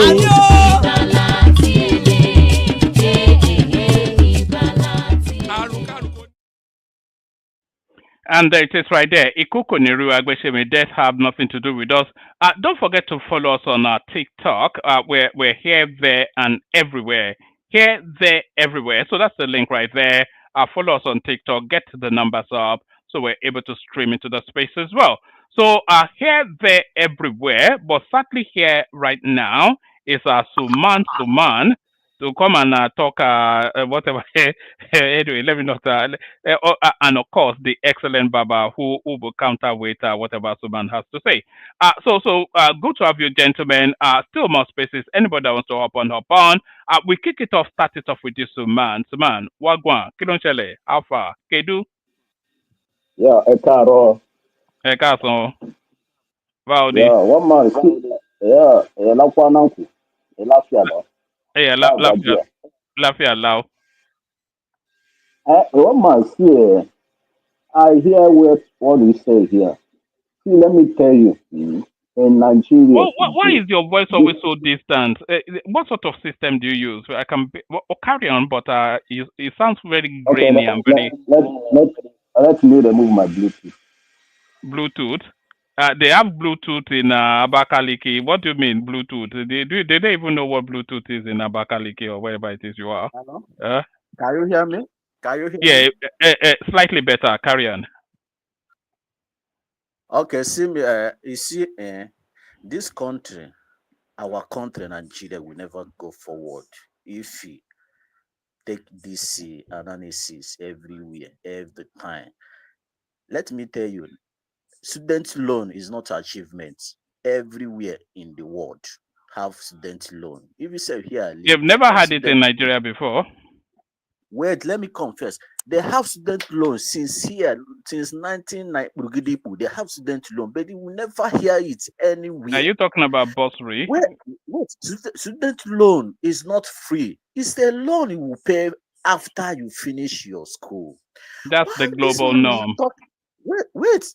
Let me finish now. That's what makes it sustainable. But carry on. Yes. Is it free? It's not free. I don't know. In Nigeria, everything is achievement. Everything is this thing. It's not achievement, my brother. You can pay it after you finish. You have a job, you can pay it. You know, don't tell me it's achievement.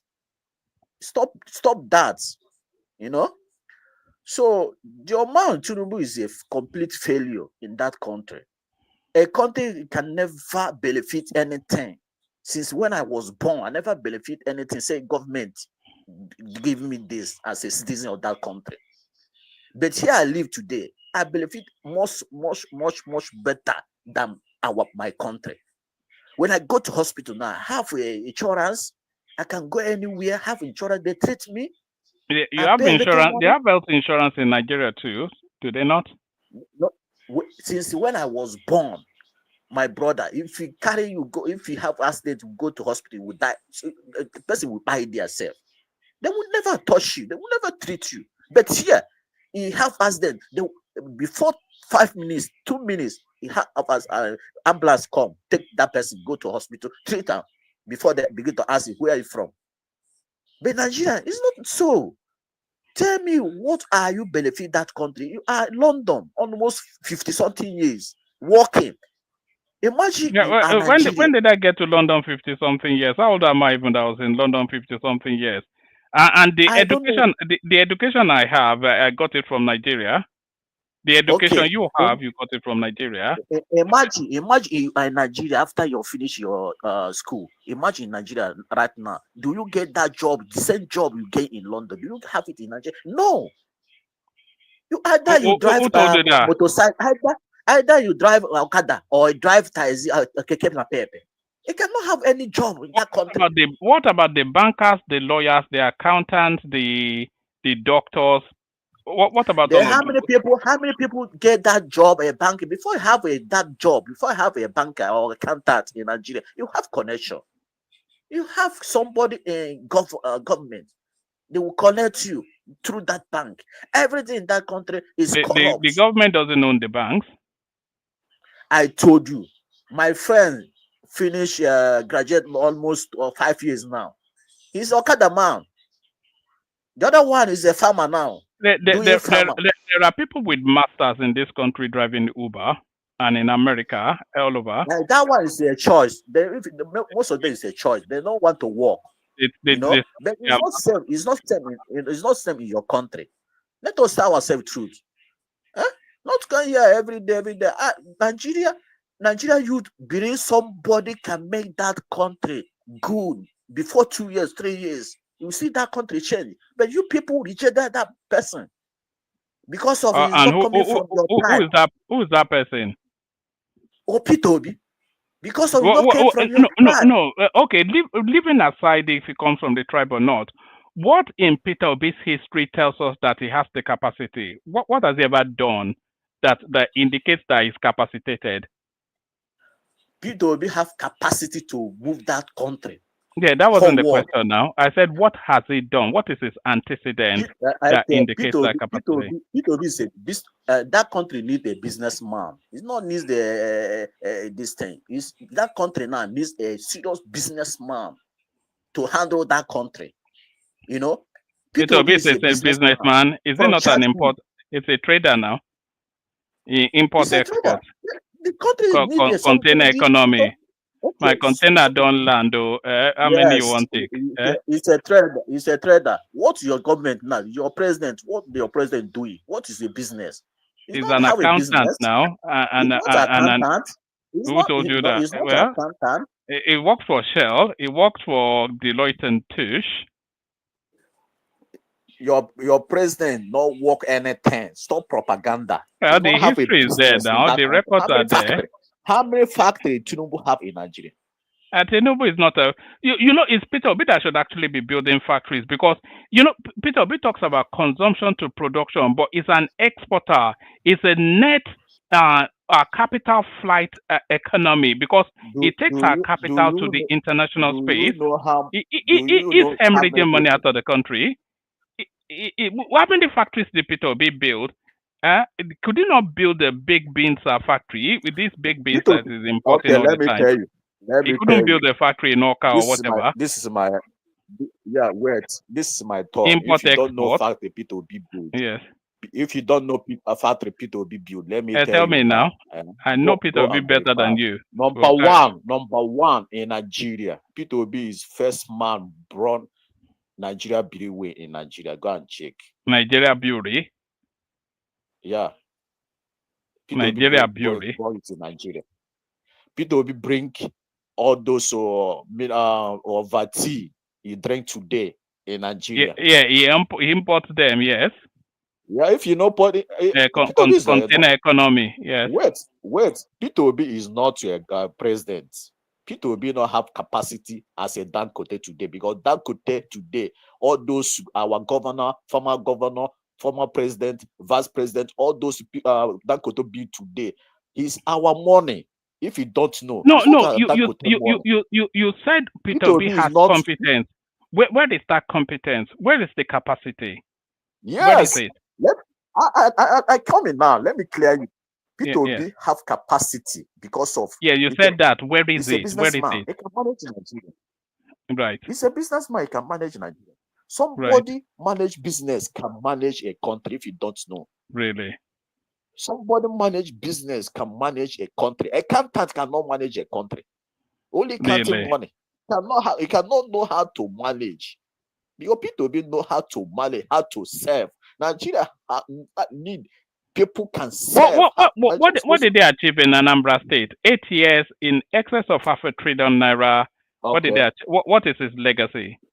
Number one, Peter Obi came to Anambra State. Peter Obi achieved make Anambra State to receive 13% today. Peter Obi made Anambra State to secure in the regime the time secure what? In the office. Peter Obi make Anambra State open every rural area in Anambra State, including in my village today. That road still there. Peter Obi built 10 lane road in Anambra State. Yeah, 10 lane. Go and check. Still there. That was what Soludo said. Soludo said he paints the black paint on the ground and it's been washed away. The first rain that falls washes brother, away go to if you enter Asaba now, go to head B starting from that head B, that 10 lane still there, still remaining 10 there. lanes Nobody touch in am. Anambra Yeah, State. 10 lane. 10 lane. Yeah, go and check. He You must be a build it. joker. You're not a joker. Don't stop propaganda. Go and check. I'm Anambra State, I will tell you. Look, Tinubu can never build. If you say as a president, Tinubu never built 10 lane as a president. Tinubu is building a super highway right now. The biggest project going on in Africa. Tinubu is building it. Lagos Calabar. Lagos Calabar. Let me tell you. Let me tell you. You see that road? Go and mark it today. Tinubu can never finish that road in 20 years. Okay. That thing is the politics. That road is the politics. You'll be here. You'll be here. At least they've gone through Lagos already. After 3 years, 30 kilometers in the commission. 3 years? Tinubu has been there for 3 years? Yes, get it to 3 years. Now.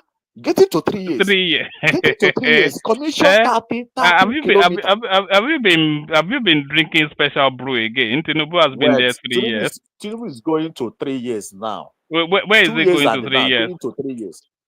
So where is it going to 3 years? 3 years. Yes, next year. 3 years. Yes, yeah. And when did that road start? The project started after maybe the project started almost 4 years. A year ago now. A year ago. It started a year ago. Yeah. You this guy, man. Yes, the project started last year now. Right. Huh? After getting to 3 years, the commission 30 kilometers. How do you finish the road? I thought you said it started a year. I thought you said it started a year ago. So I told you. When did the project start? Only 4 years they have the mandate. You know how mandate. When did the project start? Last year. Last year. So what are you talking about? 3 years. If the project started, by the way, the motorable bits is that road they've done in excess of 100 kilometers. They've done about 10 kilometers coming from Port Harcourt from River State coming in. They've filled and done all the groundworks in about another 70 kilometers. The only ones that's been tarred ready for use was the 30 kilometers. You know, so they've done well in excess, and they've done about 10 kilometers from Sokoto coming to Badagry. My family live in Calabar. Your family live in Calabar? Yes, my family live in Calabar. The residents of Calabar, they are putting. Do you want me to go and bring you a clip? You see, I used to be like. Do you want a clip? If you want a clip, I'll bring you a clip of that road coming from. I will go there and make video. I will go there and make video. Look at this guy. I would give you video now, not to you. Don't tell me, don't give me fake video. I will go there and make video and show you. You see that Calabar, that place they start from Calabar, my brother. That place already spoiled. They already carry everything. Oh God! These people can never finish that road. It's getting desperate, isn't it? You guys are getting desperate. We will never, and that road will enter coastal wall. You never build that bridge, that road will never finish 16 You know, years. when it completes, it'll be a world landmark. Just like the Dangote refinery is a world landmark. People can never finish that road. You use that road for politics. No, you will never. You will never. You don't know Calabar. You don't know that road self. You don't know. That road will reach that road will reach 20-something years before they finish that road. Is it the hatred for Tinubu's ethnicity or the fact that you lost an election? Which one grates on you the most? Which one grates on you the most? You see, where you bring somebody doesn't have any capacity.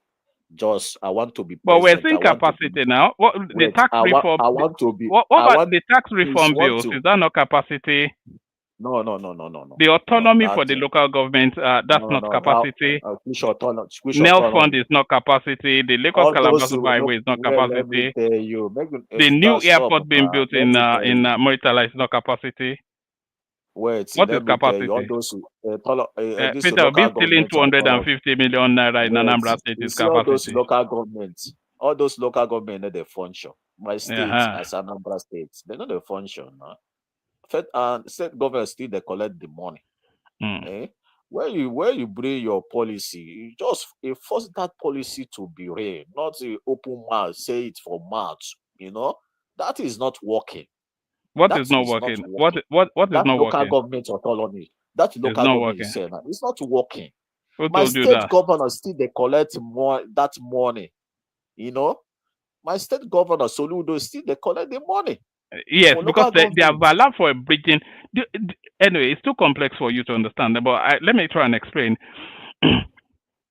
You know the states usually get that money and they factored it into their projects and spending. So they've gotten that judgment. It's at the Supreme Court, so the autonomy is already established in law. But there has to be a bridging period for the adjustments to be made, and then the modalities of how it works out. But that is set in stone because it's a Supreme Court judgment. Do you know in Nigeria they said after a Supreme Court judgment, only God can you can only appeal to God. Only God can reverse it. You know, so it's set in stone. So I'm not quite sure what you're saying. My brother, in Nigeria, law for poor people is not for rich people. Oh.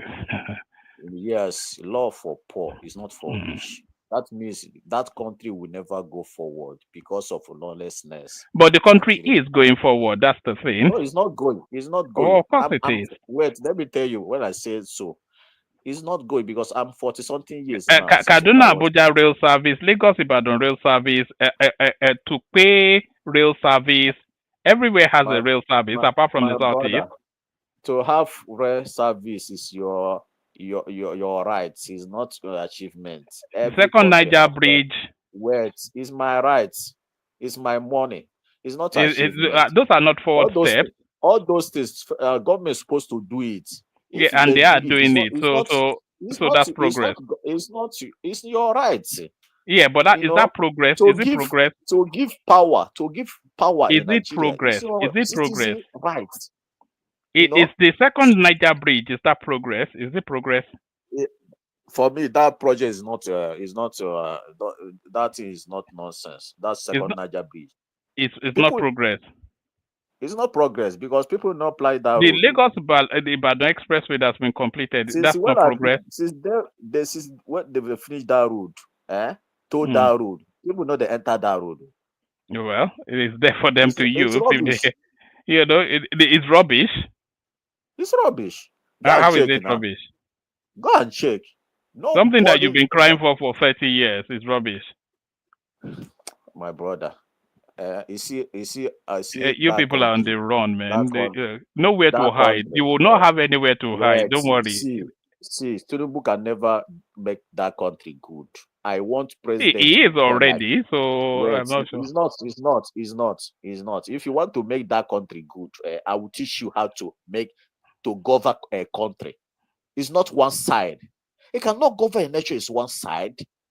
I like P2B today because P2B entered there. You see that thing, you see everybody rushing in Lagos. It will stop. That thing will stop that day P2B entered there. But what will stop? Everybody going to Lagos. That thing will close already. It will stop. Nobody can. People will stop going to Lagos when P2B enters. Yes, because let me tell you what P2B will do. Because today people rushing to Lagos is 2 tenths in Lagos. Make Lagos a functioning. Number one, that's federal. Oh, 3. Number one, that federal first there. Third, that seaport. 4, that international airport. The whole southeast south been coming to Lagos. You know, all those bank in Nigeria, the whole bank in Nigeria, the capital, the headquarter is Lagos. While Lagos everybody cannot rush Lagos. But if P2B can now say president, he will make that Warri seaport functioning. Number one, good. It is functioning. It is functioning. functioning. Don't tell me. Look at this guy. I mean, don't tell me. Don't stay in London. They tell me what I experience. I'm a businessman. I'm doing business in main We've market. played endless clips of Wait, it's not fun. My and the one brother, in my the one brother in is a somewhere in the propaganda. south My as well. brother is a Of course, propaganda. My brother is a of course propaganda. it is. I'm a businessman. Of I'm course. a businessman. I will tell you. Oni airport is closed since 2007. I was on Ochamen Market. I went there once, go and clear goods. After Abasonjo closed that, before he closed that port, he forced up taxing southeast and southwest very high. You know, if you import something in our name now, a port, the money you will use clear your goods there is very high than the one you use clear in Lagos. You see what Abasanjo do?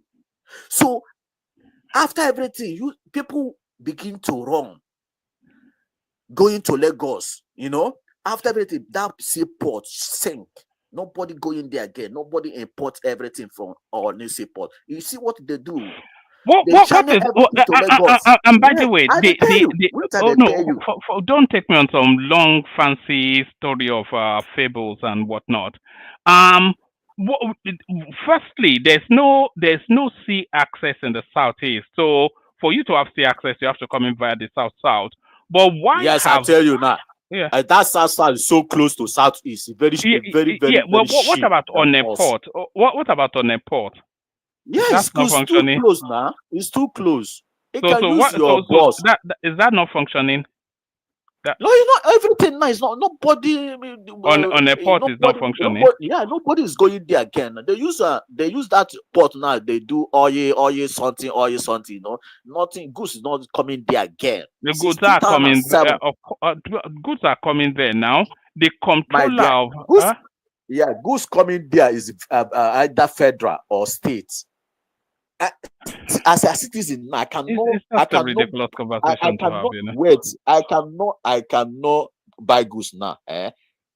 Send it in our name. Go and clear it in me. No, if unless you have money now, they will tax you well.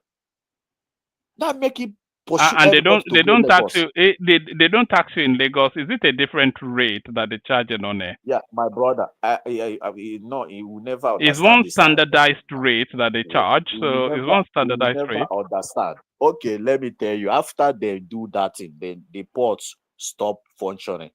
Everybody they go to Lagos. You see, all main markets are bar everywhere. Port Harcourt, everybody they go to Lagos. They carry the goods. They clear goods there. When you clear your goods, put inside container from Lagos to southeast, before that goods reach Onocha, my brother, you will spend. You will never see your gain. You will never see your capital. Yeah, so then bring your goods in via. Forget all that. Look, don't take us on some long and winding. Bring your goods in via. So may not use on a port now. Okay, let me. I tell you why people going to Lagos, go and live there doing business. Now that's what they tell you. No, let me tell you why people. Please, Baba, rescue me from this guy because is it I'm talking nonsense or not? The reason why people going to Lagos today, all those things is the problem, the cause of the problem, because there's number one, there's no international airport, no seaport, no federal capital project in that east. If you want to go into London now or Thailand or Asia, any part of world, you will go to embassy, either Lagos or Abuja. Why people cannot relocate to Lagos to Abuja? Why? What are you suffering, citizen? Yeah, living now. They have what about Kano Ibian International Airport? Kano Ibian International Airport. That Kano airport, Ibian, yes. Let me tell you. You see that airport for Enugu State. Is not international airport. It is international. Wait, let me tell you. You see what the federal government they do. If you go there now buy tickets, they travel to London. They will carry you they will take you to Lagos. You will have transit to Lagos. Is that the federal government? Wait, let me tell you. Wait, It's no. not international airport. Guy, just settle down. It is an international airport because it's it's not. licensed. But I'm telling you, by the authorities license it for international flights. So it That is an means it's international. not functioning. Can you just hold on? What do you mean it's not functioning? Let me tell you how these things work. It is licensed as an international airport. So the government licenses it, and that is where the government involvement stops. So it is now down to the airline to see if it's for commercial expedience. If it's expedient to them commercially, then they will use it. And if it's not expedient to them commercially, then they will not use it. If they don't feel that there's traffic enough to generate an income from there, then they will not use it. But it is licensed. It's licensed as an international airport. You know, one man, you are educated than me. I know go school. No, I'm not educated than you. Don't be fooled by. I know everything I tell you here. I know it's reality. You see, no. The things that you hear on Radio Biafra, they're not anything. I experience it. I tell you, when I say here, I experience it before I say. You see, Enugu, that Enugu is rubbish. Port Harcourt International Airport, that's not international. It's not. Let me tell you what makes airport be international. Let me tell you. Let me educate you. Okay. You know what makes airport international? Like here I live now, they have almost 10 international airports. They function. What makes airport international is when you buy tickets from Enugu International Airport, they give you time. You went there. Is at that time they give you. You people, they will check in, move. Another where you see yourself, either you see yourself in London or anywhere you're going, not to Lagos. They will carry you come to Lagos. They will dump you there. Then after they dump you, they will stay there almost 5 hours. They will change another airline. That is it, international airport. Can you go there? They will waste your time. Hold on. Who is responsible for what you just said? Now, federal government. How? Hold on. It's British Airways. Is Emirates? Is it run by Tinubu and Nigeria or British Airways? Let me tell you why federal government. If the federal government want that international airport function today, you will make it functioning. Seriously. How will they do that? Can I engage this guy also? You can try, but you probably get no joy. But you see, they will mention that because Nigeria is supposed to have that 5 they said they have. They have to have that 5 functioning, not to go in Lagos, going Abuja. No, they want to make it functioning.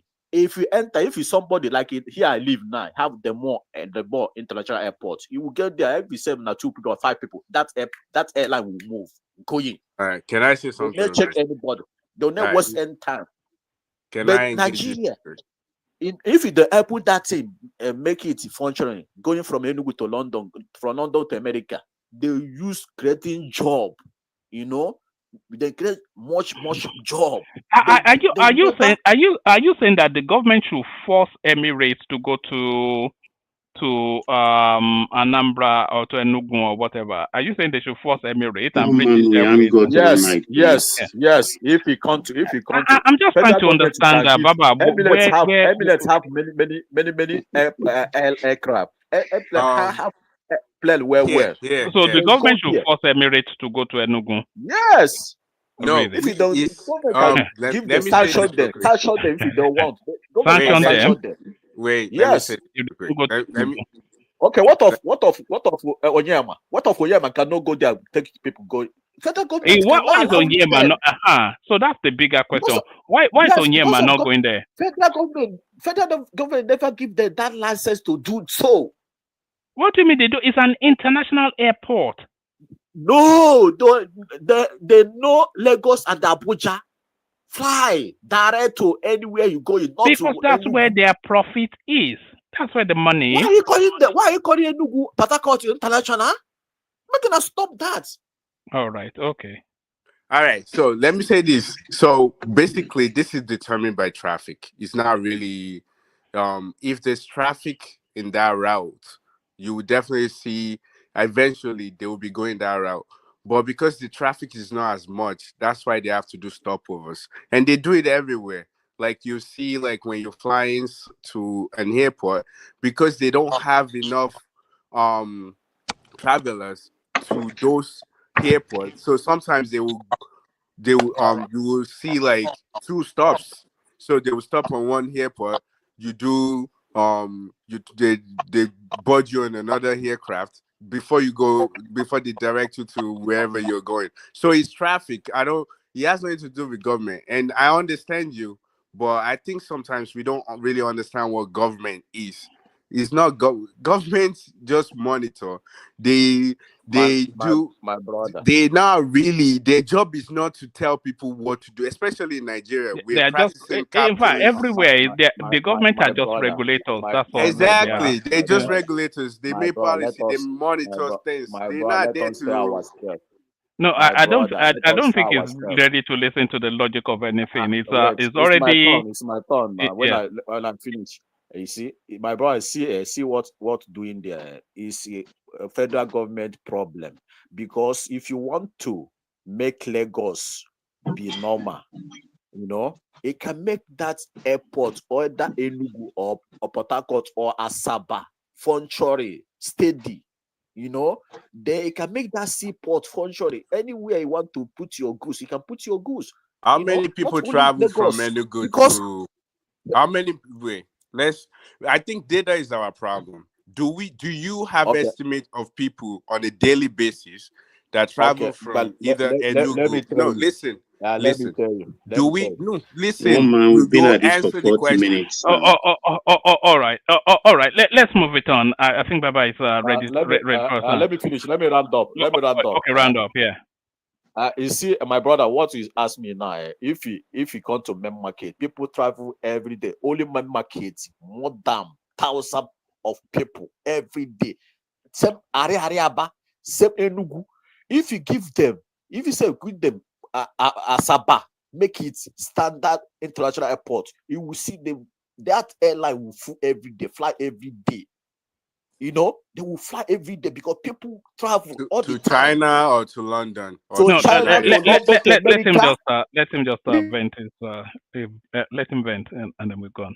Yeah, go on. If you don't Bring just it home. watch, give them that international airport and see that seaport. You will see all those population in Lagos will less.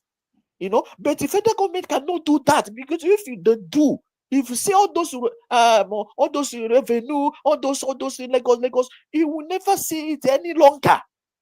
They will know. Let us tell ourselves truth. Give them that one international airport, seaport. It will those are the big generating big Africa, all those generate in Lagos. It will reduce. All a part of country will open. People will get job. People of South will get job. Southeast will get job. People, you see, but people can never do that. Apostle just close that the one of Port Harcourt. Make Lagos function today. Everybody they rush, they go to Lagos. As Lagos beautiful than Oka and the Aba. Why they stay there? Because of all those business are distant now. Nobody can buy goods 1 naira. Go and use 20 naira and clear it in seaport. How much you will benefit? Let us tell ourselves truth. The country need somebody like Peter Obi come there. Let us see. Before 2 years, you will see difference. If you save all those Iguausa, you will make join Niger Bridge, go to Iguausa. Iguausa will have seaport. Everybody will enjoy. Let us tell ourselves truth. Your Obama cannot do it because he will do it. All those revenue will stop immediately. Let us tell ourselves truth. Southeast is suffer enough. They suffer enough. The whole Nigeria always suffer. I think you may be right. So I'm going to play this clip, and then after this clip, Baba picks it up. But I think you may be right in what you're saying. I think I know where you're getting it from. These are the things that will change. Let me show you a WhatsApp. Let me read out a WhatsApp for you.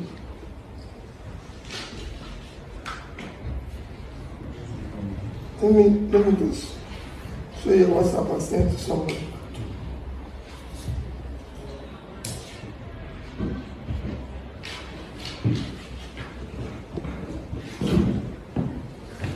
Is there anybody here who can read very well? And everybody will hear him? Yes. This is a WhatsApp sent by Tinubu's group. No, read it out. I want you to read it out. Everybody can. Power glad labor. No. Okay. Yes, sir. Just read out what he said. Yoruba, shine your eyes on. If you vote for P2B, is automatically voting for Seaport in South and Southeast. Then Igbos will stop coming to Lagos State to invest. Rather, they would go to Delta and River State. They may even stop building houses in Lagos. It will affect a lot of Yorubas. Yoruba Renu. So that's it right there. We know where you got all that from. No. Let Baba take the floor. Baba, you're up next. So Baba. Thank you, one man. A fine evening to you. I hope you had a nice weekend. And Thank you, Baba. I salute my co-panelists, people of the commentariat. I can mention all the names. So it's like a full house in the commentariat today. So I salute you all. And our esteemed viewers, you're welcome formally. I hope you've clicked the like button, most importantly. And don't forget to share and subscribe if you haven't done so. Let me start quickly by, because I'm a student of life. I dislike disinformation, miseducation. I abhor those. Let me start with Peter Obi. When he said, mentioned the Ab, and that's Lincoln, and Kennedy, and Nelson Mandela. Lincoln couldn't do his second term because he was assassinated, not because he desired to do only one term. He was assassinated, I think 1865, I think. Same thing for Kennedy, I think 1963, he was also assassinated. In fact, he couldn't finish his first term. It was like Lyndon Johnson that took over from him and eventually took America to the Vietnam War. And of course, did not seek a further term for himself. For Nelson Mandela, he was already old, 27 years imprisonment and frail. And South Africa's tenure is 5 years, not 4 like ours. So he opted just to do first 5 years to make things settle properly, politically, before he handed over to Becky. So I just want He even said those exact words when he was leaving, that he felt it was too old, Mandela. Yeah, so when somebody starts talking about those people and putting himself on the same pedestal, well, I start to wonder. There are people who overrated themselves and put themselves where they don't belong, actually. So having said that, for those who are willing to learn and absorb, not miseducation. And let me come to this issue, and I think it's always recurring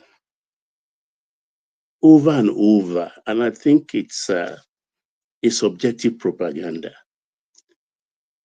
When there are 3 ports in Lagos, 2 owned by federal government and 1 owned by Lagos state government, built by Lagos government,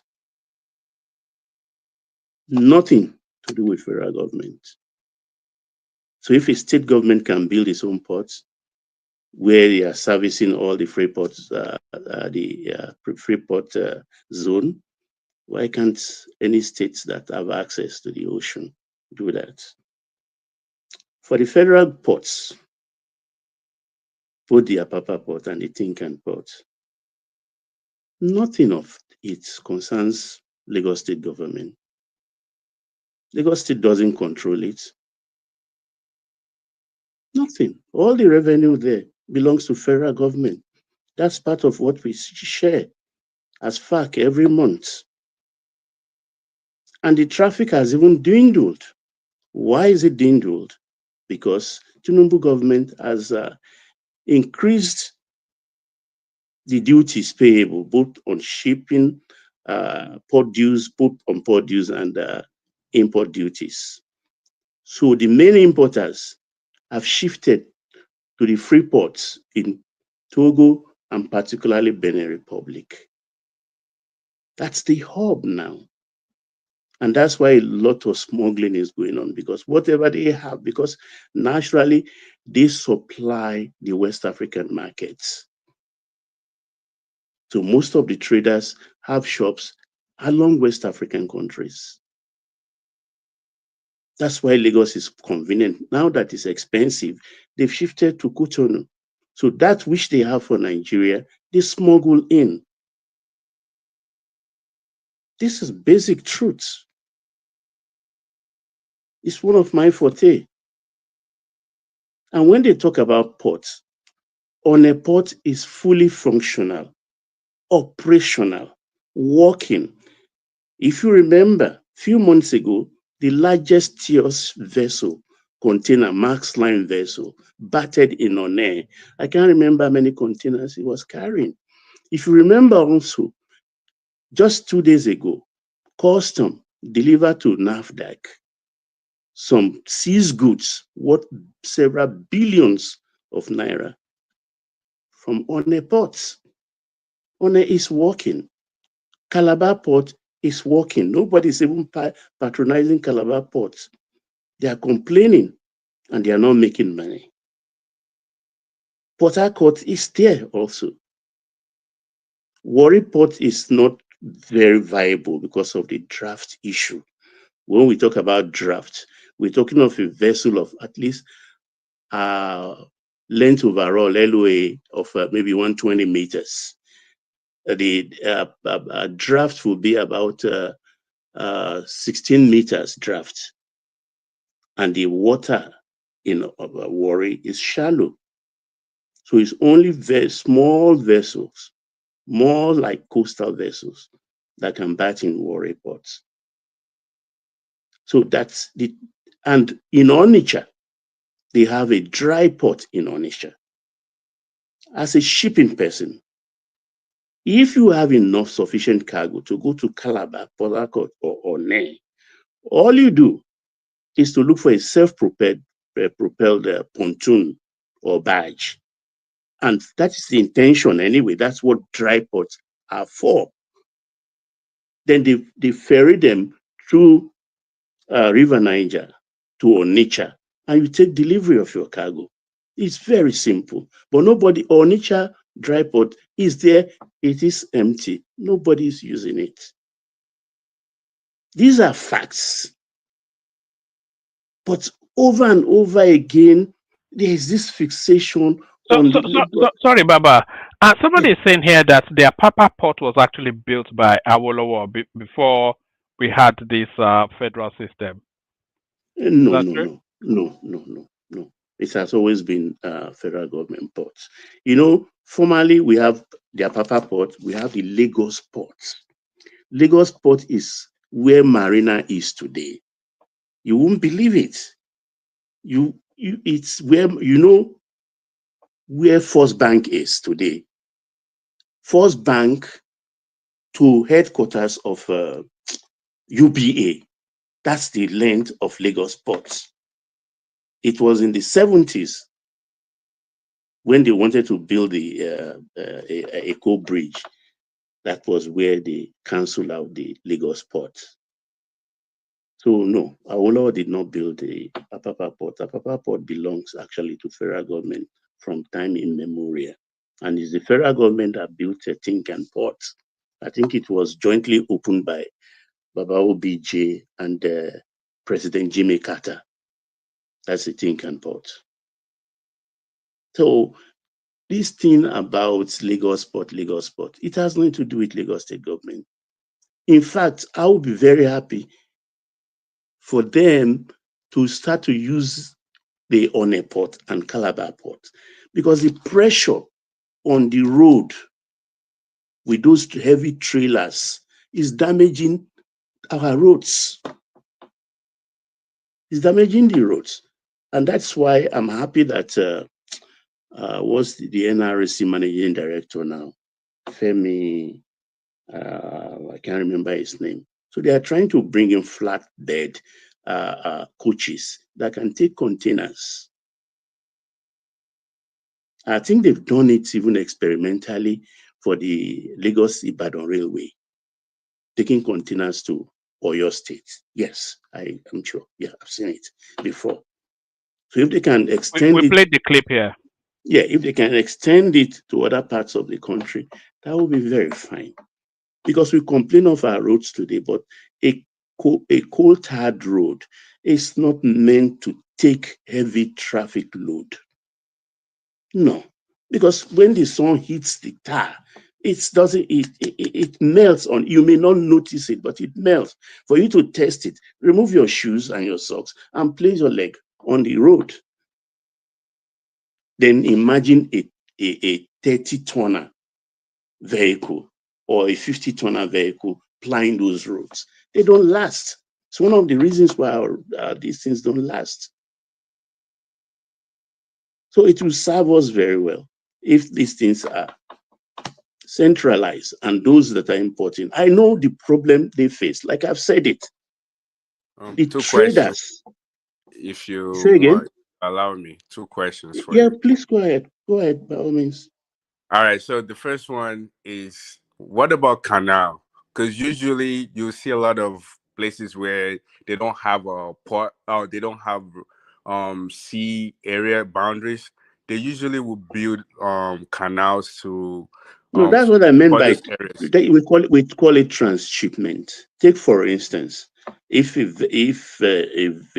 vessel that's in on air is carrying your container, that's what a self-propelled barges or pontoon. Pontoon is the flat ones that you attach a boat to it, or when it's self-propelled, it already have its own superstructure with the engine, a small cabin at the end. So those Yeah. ones can be taken through the creeks. That's what you don't Right. see. But my question So is, because from what I heard, Southeast is a land area, like they don't have sea area. So my question is, can they just build a canal that leads to that area? So that's number one. Number Oriola two, Onisha has a dry port. That is the intention. The dry port in Onisha is by the bank of the river Niger. Once you stand on the old bridge, you will see the dry ports. So if an importer imports to Port Harcourt, One or Calabar, then you take the small barges and ferry them down to Onitsha dry port and put them there. And yeah, but if you you have can canal, you don't need that. You just create a canal. It's expensive, but you create canal like both big canal and football. river, they are all the same thing. You understand? The thing is, but the problem the traders are facing is this plain language. Any big trader in Lagos from the southeast is also, he has shops in Cotonou, in Lomé, Accra, Abidjan, all along till get to Senegal. Most of them, they are big businessmen.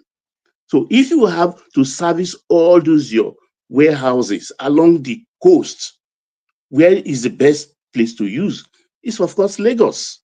All right. Now my second question is going to that. Now you kind of answer it. I was going to ask that, do they have markets down in the southeast? Like their markets, I don't think No, it's over there. Just the like ones they divide, they have for as a trader, they have for their own side.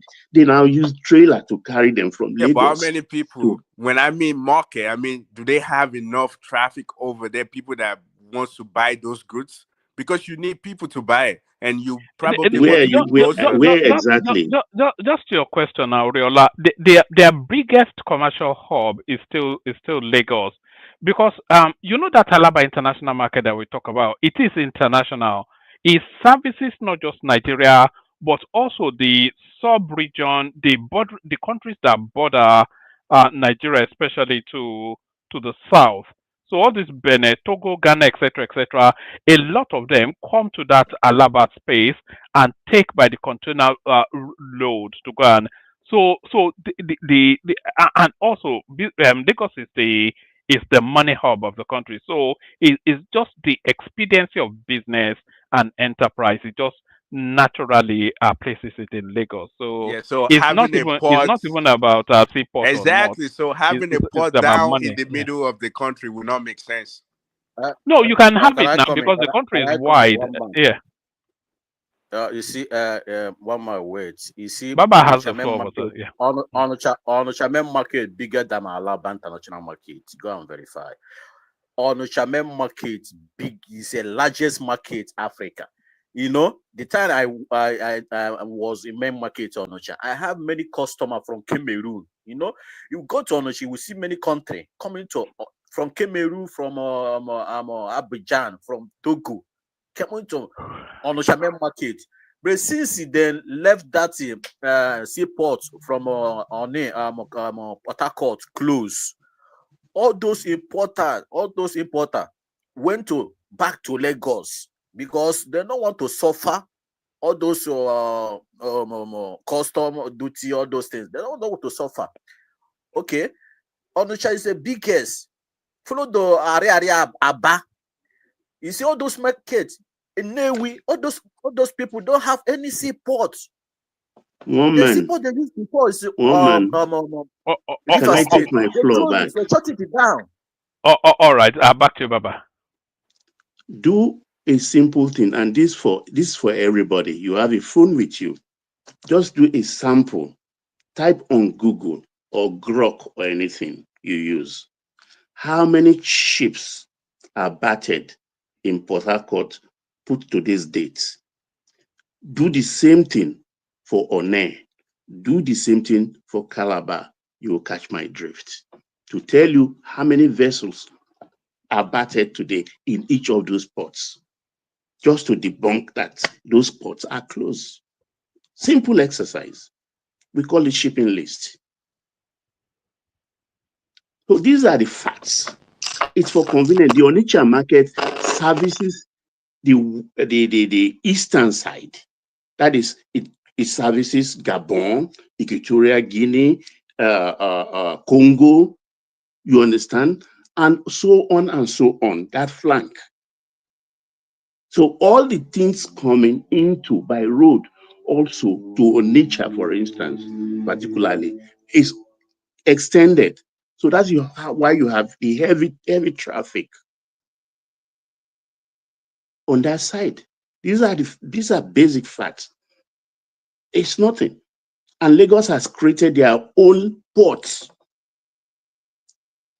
Lagos created, and Lagos is even building another one in Badagry as a sub-government.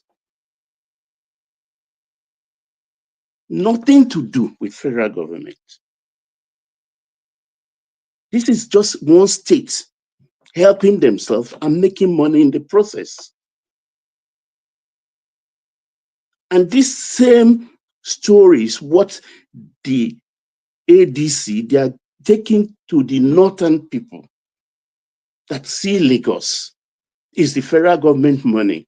Look at the red line. Look at the blue line. This is what Tinubu is using our money. That's the Nigeria's money to do in Lagos. And they are believing it. But you and I know that this is just a state effort. This is just a state effort. They are borrowing money. The money is not even sufficient, but they are putting it into viable projects. Because I don't understand this fixation. These are very basic facts. Very, very basic facts. So they should just stop all of this kind of thing. It's convenience.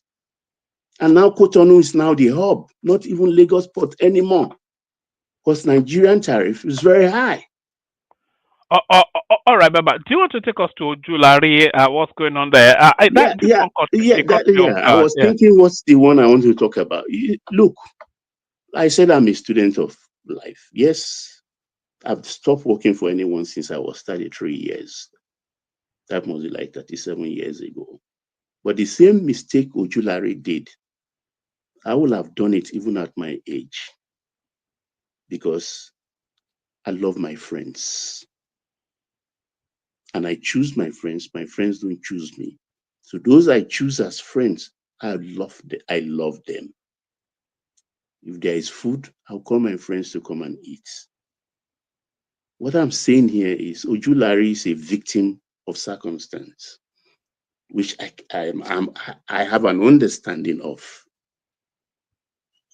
Bashiru comes a long way with Ojulari. He's been out of favor since the time of what's that guy now that Kiari took over from. I think of what is I've forgotten his name even. Who's been out of favor. Is it Baru? Something Baru. Kanti Baru. About Kiari, Mele Kiari took over and of course shut him out, because when you take that kind of position, you try to create your own hub, your friends, people you trust.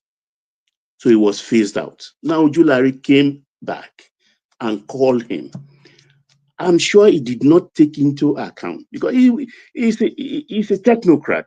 He's not a politician. If we were to be a politician, we would have known that that's dangerous territory, because Bashiru is an in-law to Atiku. And we're going into an election, and election is about money anywhere in the world. And here is free money for an in-law of Atiku. So it's like doing injury to the federal government. I will have fallen victim of the same thing. He was not thinking. But I know there is also a dilemma now for Tinubu himself. Because if you want to remove him, naturally, you want to put a Yoruba man there. That's going to create a brouhaha. So who are you going to replace him with?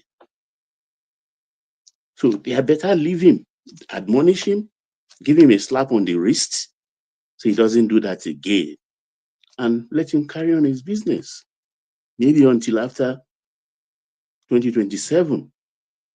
Because so far, he's not doing a bad job.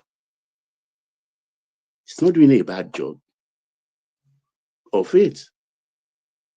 So that thing of Bashiru, well, he can remove himself, but it's a question of trust.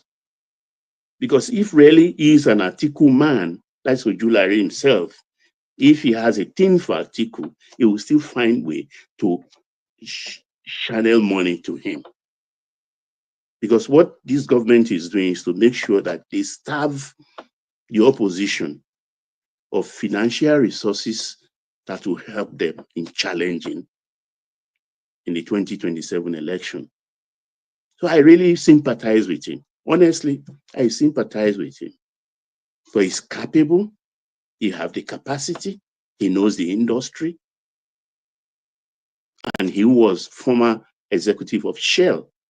And with Shell, we're doing a lot of business in deep waters right now. They will be comfortable to deal with one of their own. And the arrowhead of this government is for financial intake is the oil industry, because when Tinubu came, we had 33 functional stations. They are taking oil, on the platforms for oil wells. 33. Today, as we speak, they've added 13. So we have now 46 functioning, pumping oil.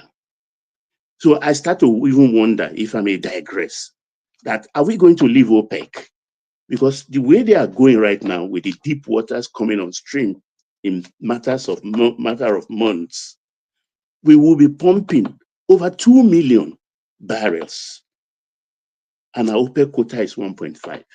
1.5 cannot sustain the kind of budget and infrastructure Tinubu is pursuing. We need to do nothing less than 2.2. So is he going to now work with Saudi Arabia to help us up our quota to at least 2 million? Failing which, is he going to leave OPEC, take Nigeria out of OPEC, which I think is not advisable. So it is a lot of problem ahead going to 2026. This is more reason why I want him just to give Ojulari a slap on the wrist and let him be. Let him just be for the moment. Let me yield for others. Woman. Yes, thank you, Baba. Yeah. All right, Bredan, excellent. So, Oriola, you're up next. Oriola. I still wanted to speak on the second term, one term, something of Peter Obi, by the way, Baba. But like you said, let's take it round and then Oriola. Yeah, can somebody else do it? I'm kind of doing something right now. All right. Okay. Let's see if Pato is ready for us, Pato. Yeah, woman. Okay, what Baba. Ekale. Hey, Patoski, how are you? Welcome. I don't know what happened. Alafia. It's just cracking. Is the sound getting to you guys? Yes, the crackling something. I'm not quite I sure. don't know why. I think it may be bouncing off something or the other. Maybe your server or some phone or whatever. Yeah, it's possible. Yeah, I've been looking at what is happening. I listened to Keyamo on the airport. I think the Tinubu government is doing a very great job in that area. I listened to the interview he had with Shion, and even the cost of those infrastructures compared to other countries is just we have a very reasonable cost relative to what we are expecting to get from that place. So I think in that area, Tinubu government is doing well. Keyamu is really pulling his weight, and I'm very happy that Tinubu actually kept him. From look of things, it looks like he's one of the best ministers in that cabinet now. With respect to, I was listening to the seaport thing. I think Baba did a thorough job analyzing that thing. And if we look at what my brother is saying, you see, if they say they put international airport in Onitsha, put this one, passengers have rights and choice as to the route they want to fly. You understand? People would not just fly into a place because you have an airport there. For example, you have airport in Ibadan. The airport in Ibadan has been there for how many years? Since I was in primary school. Ibadan always had aerodrome, airport, and stuff like that. People don't fly there. People don't fly there because people would rather fly to Lagos, get to Shagamu, go to the east, go to Benin, go to wherever they want to go, or fly into Lagos and take a bus to maybe nearby places. You understand? And beyond that, majority of people that are flying are from Lagos actually, and people in Ibadan would rather drive to Ilorin than fly from Ibadan to Ilorin. You know, those kind of things. So it is not that whether you have airport or no. Currently, you have airport now in Anambra. I don't know how functional it is. We have one airport now that is in Ogun State. I don't know how functional is it. We have in Ekiti that the government just built. I don't know how functional it is. So, But those are cargo airports, though. but they can still use it. Ekiti, they fly small now. Look at Benin. Benin Airport has been there since when I was in primary school. I know the airport was there, and was way there before then. So, but people know to they fly and people they take balls, all those kind of things. So people have choices. The same thing with seaports. This Baba said something that really caught me, and that's true. The state has rights. They have if they want to build seaports, they can go ahead, they'll just get the right approvals. Look at the state can even mobilize private sector. Look at what Ogun State has done with Dangote now. That with that deep sea port Dangote wants to build in Ogun State. That deep sea port vision, I said here one time, had been the vision of OGD as far back as 2003. So that's why you need people that have vision. And it was documented. They had program. They had a free trade zone in Ogun because there is a natural deep sea there. Another one that will come that will eventually shock people will be Ondo State. And people will start saying, oh, they don't do anything for Southeast or South. Ondo State has a natural deep sea there too. And they are one of the things they are looking at is a deep sea port. So at the end of the day, if you have deep sea port in all those areas, and Anambra no do anything now, those places, then Anambra will not eventually, there will be too many deep sea port around that place. Who go one even, you understand? There'll be competition around that belt. So I think the state government can also woo private sector and develop their own infrastructure, just like Lagos is doing, just like Ogun is currently doing. Even Oyo State, that is that does not have sea, that is landlocked. Oyo State now they have dry ports now. I was impressed. They have dry ports. So if they have dry ports, Oyo State that they don't even do as many trade as in Anambra and other states. They have dry ports. So let their people do all those things. And beyond that, I was reading a tweet by a guy. They say, "Oh, why is Dangote not doing something in the southeast now?" Another person responded in that tweet that if Cubana chief priest with small business sense, could move his business from the southeast because of security. So you want an Hausa man to come and invest billions of dollars or millions of dollars in a place where his staff will not be able to go to work on Monday. Those are the kind of things that we should be talking, where we should be addressing. You understand? So it is not the issue of, oh, because they don't want the money going to Lagos.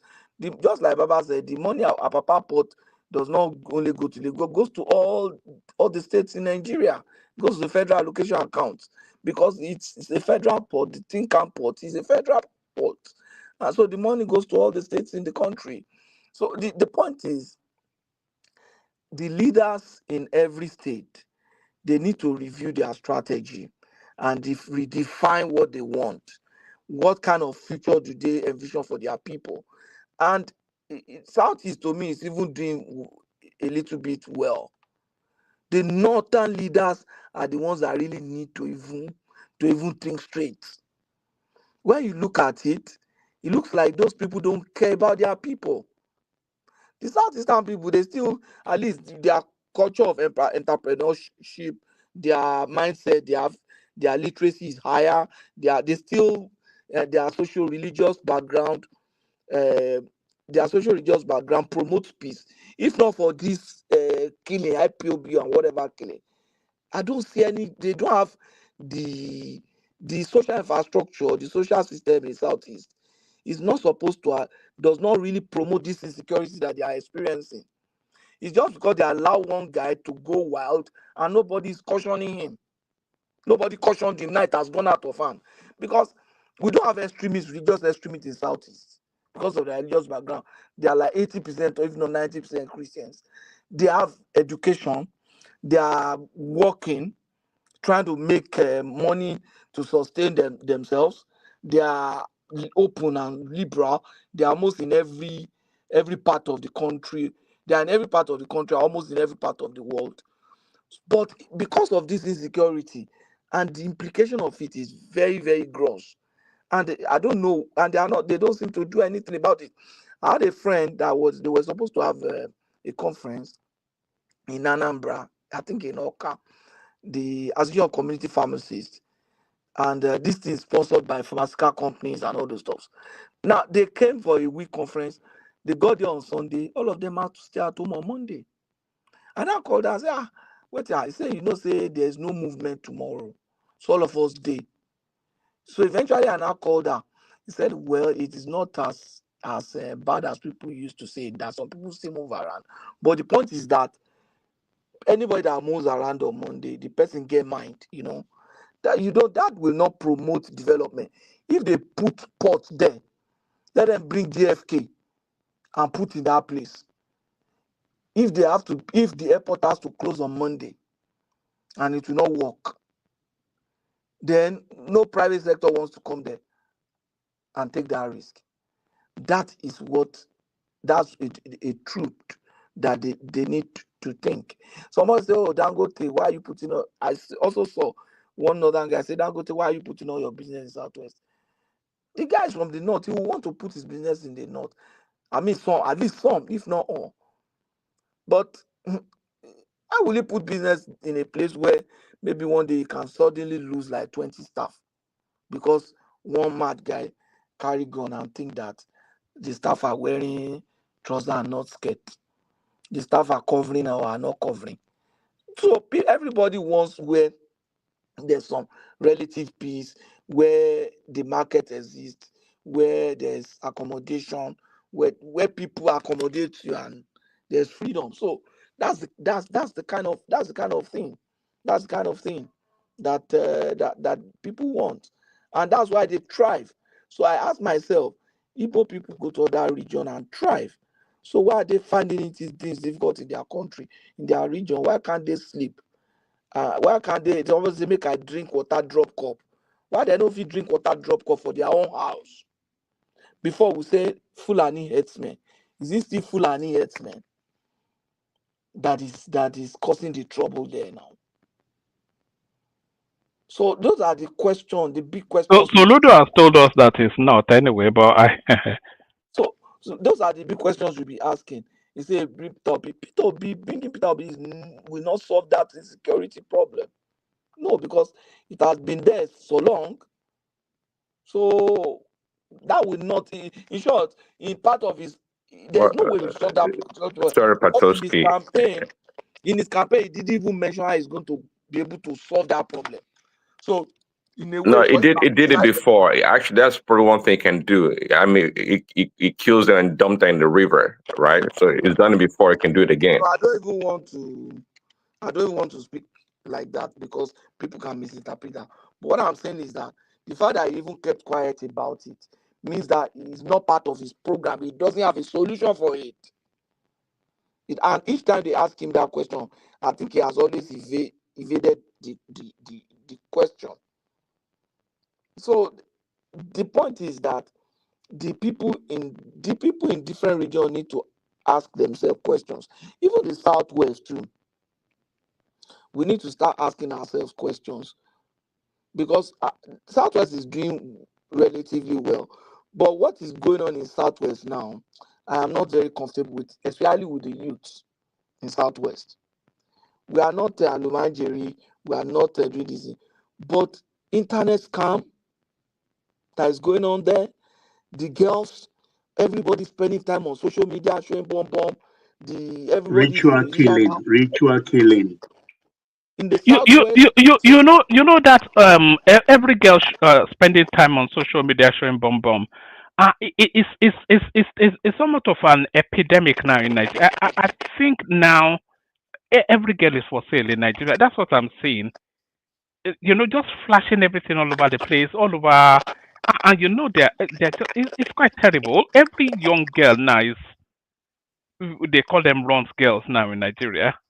those are the people that are supposed to grow our GDP. By the time those ones get to 30 or 40 now, tell me what those ones want to contribute to nation building. And we are not addressing it. And each time you say you want to look at how to moderate things on social media, they come for you and say you want to. Sorry, Patoski. Let me give you, let me just give you, just on that space you opened up just there. Let me give you a little anecdote that I came across today. You know that guy, very dark man that irritates Zita. I was just flicking through and I saw him on Twitter or something, and he was narrating. You know, some people he is like a champion of the oppressed, so people go to him with their problems so that he can use his platform to fight. So some girl contacted him that she lent money to her friend, and the friend was not paying it back, and was now asking a very dark man to go and fight for her. Do you know what she lent money to her friend to do? What? To do a bigger bottom, to do like a, they call it BBL or something. So she lent millions to that girl to go and do bottom, and the girl cannot pay back. And the guy was saying to her, well, let the bottom heal now and let the customers come. And she said she needs the money to recover because she has gone to do a boob job. And that is the Nigerian girl for you now, broadly. So she needs the money to recover. You can imagine. Whereas those days, people will borrow money from their, in other client, people are borrowing money from their friends to set up a tech startup, to set up business, to set up, you understand, to pay school fees. Those are the kind of things that we used to have those days now. People will borrow money to set up small business, to do this, to do that, and that's the kind of system that we have. Because the money will come. Guys, sorry, before you push so further, in America, you're so-called developed country, right? Pornography is a big business, And that's why that Uh, society is collapsing now. there are a lot of young girls in this country engaged in such activities, right? So I'm not sure what you expect from Nigeria and Nigerian girls or Nigerian youth, really. So think about it. Look at that. So in the near future, what we should be looking out for in Nigeria is what is happening in America now, a collapsed society, and especially look at America now. They are not looking at that. They are thinking China is their problem. You understand? They are not seeing that their youth are not as productive as an average Chinese youth. The average Chinese is probably spending all his time majority of his time in the factory trying to do something, whether girls or boys.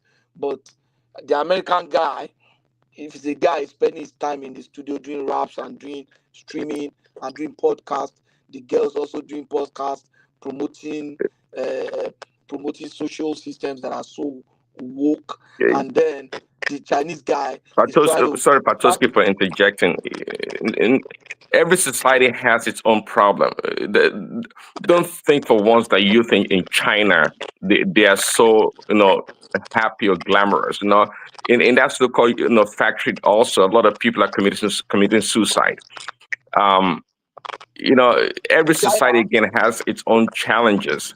If you want to talk specifically with the challenges involving social media or the internet, it's kind of everywhere. If you want to go to Eastern Europe also, I think one I can tell you about the Eastern Europeans, they too are kind of notorious when it comes to online activities as such.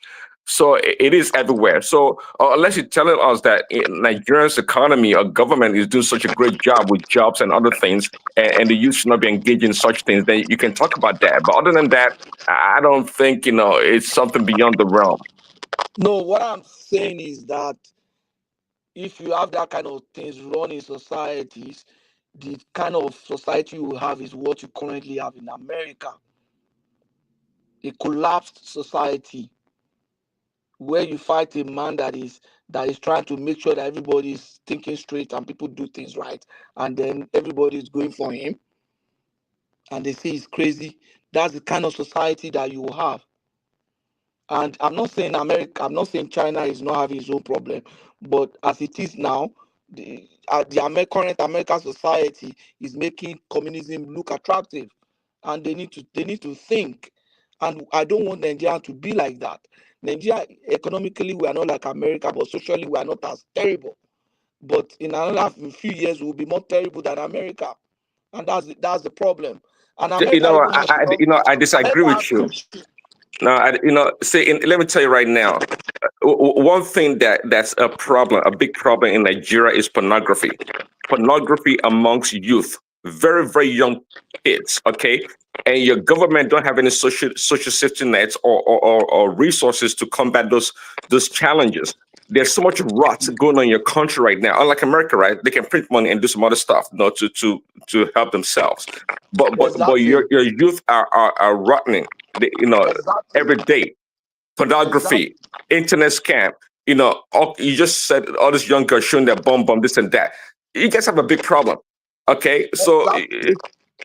okay, So what I'm saying is that America even has money to even be able to make up for some things, and it will not continue. They will not continue to have that because the system is going to keep getting worse. I don't want Nigeria to be like that. Can I say something? All right. Start to bring it home, Patoski, about 2, 3 more minutes, and then we Zita and then Oriola. Can I add to So that what? real quick? Okay. All right. So about the social media thing, if we look at data, what they say, the data does not back it up. Nigeria only have about 35 million active users when it comes to social media in Nigeria, and majority is just WhatsApp. So and in Nigeria, you have about 250 million people, and the youth they're like 190 million. So if we're talking, we need to be talking about data here because it doesn't back it up. It doesn't support No, 35 your million, what you're 35 saying. million active users. Yeah. Majority of those active 35 million people, where are they? Wait, and when you're saying Mostly young, 35, I'm talking about mostly everything, including most on no, they Twitter. are You have less than 5 million people, hold on. Nigerians on Twitter, and you. So why are we like quick to be saying it as if majority of Nigerians No, are okay, you actually are looking at active on that 35 thing? million. Hold on now. You are looking at 35 million active people. I bet you that 50% of those 35 million they are youth. 50. 50, Oh yeah, 50%. That would be about 70 million. yeah, are youth, if not more than 50%. And those are productive. Those are your productive group. Says who? Just because you're on No, social media, that makes you no. What I productive? mean is that no, the youth, the young people, 18 to maybe 35 or 40, those are your productive, real productive. You are the peak. You are supposed to be at the peak of your productivity at that point in your life. No, As a no, person. no, no, no, not Okay, really. sorry. Because Okay, when you're at what reaching, age you is your peak of productivity?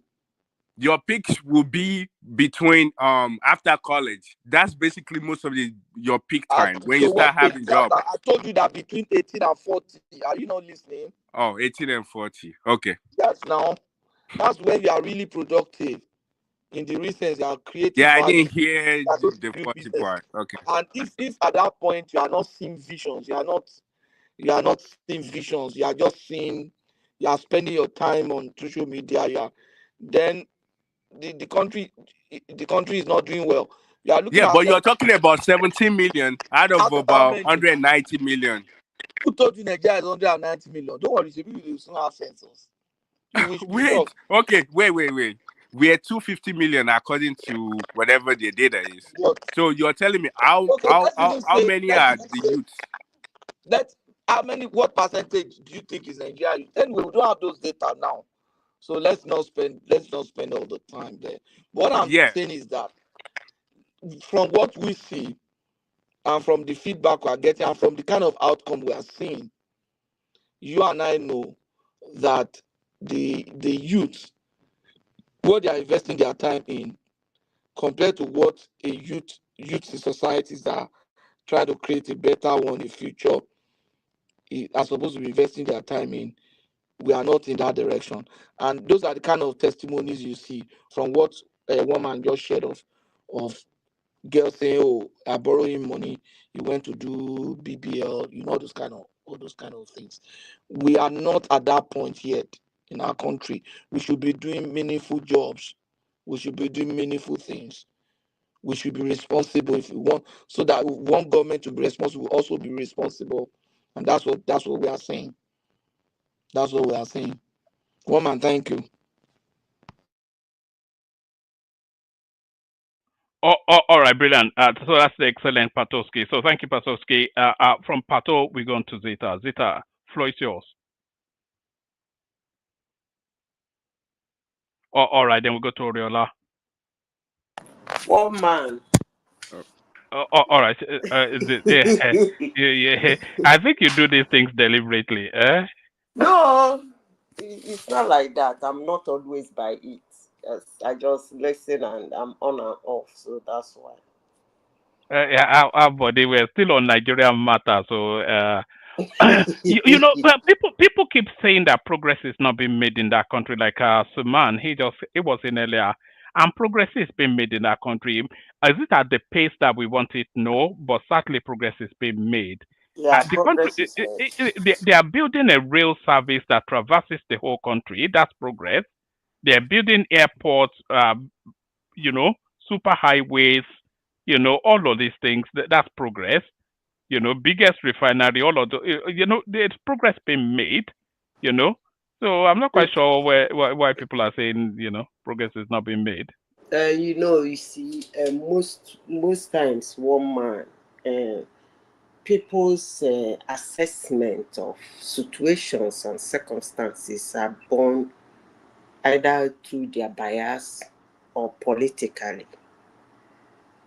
It's not actually that they are not seeing what is going on. Yes, Nigeria is not moving as fast as they should. It's one heck of a country. But for somebody to come and say progress are not being made, that's actually ridiculous. It's not something any human should say, but they say it anyway because they're biased and they are thinking from the political angle. So that's it.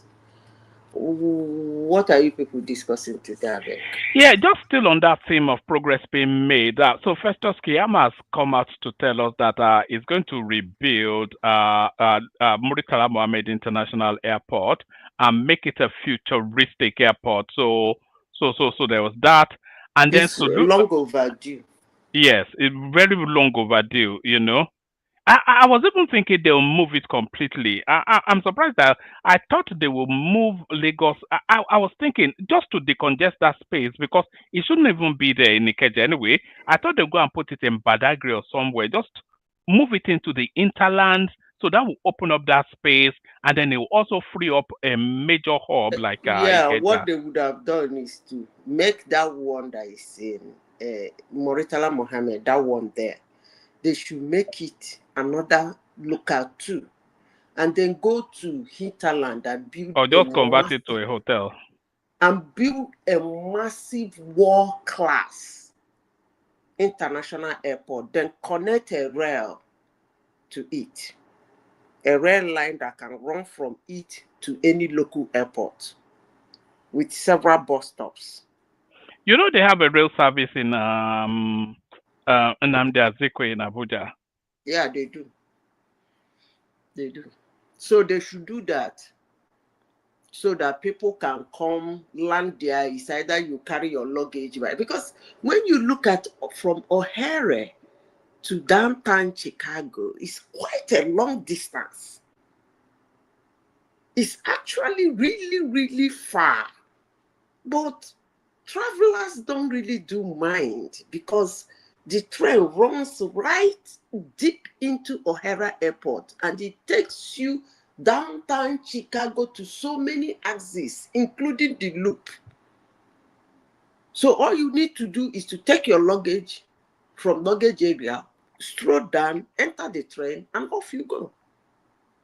So if they can do such a thing in Nigeria, I think they should concentrate more on building railroads.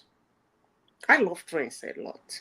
They should do that a lot. It's just that the insecurity in Nigeria is talking about insecurity. What other topic do you people They have? can't wait for insecurity to they can't hold you know, I think development is the biggest response to insecurity, you know.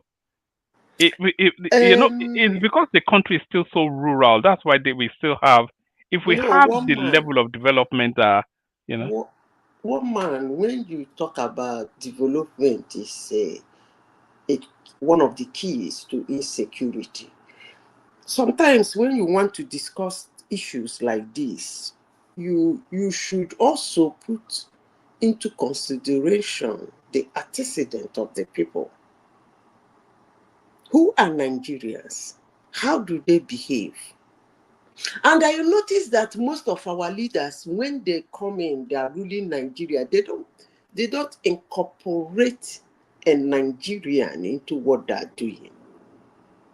If they really do incorporate a Nigerian into their development and infrastructural building, when you walk into an infrastructure in Nigeria, you will see something that will show you that a Nigerian is being included.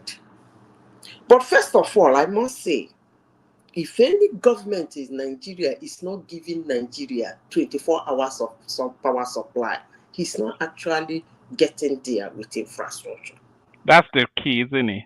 That's the key. They should give Nigeria 24 hours of power supply. That is the key. It's gonna ease a lot of things, including the insecurity. You can do what you want to do, when you want to It do will it, how you double want that to do country's it, where you want economy to do it, overnight. and I said if we had stable electricity, it will almost triple that country's economy. cripple what? It will triple. It will make it 3 Yes, times. of course. I've told you people stories of personal employment. I have told you the stories of how somebody can just walk up, because when you Nigerian economy is actually an economy of a kind.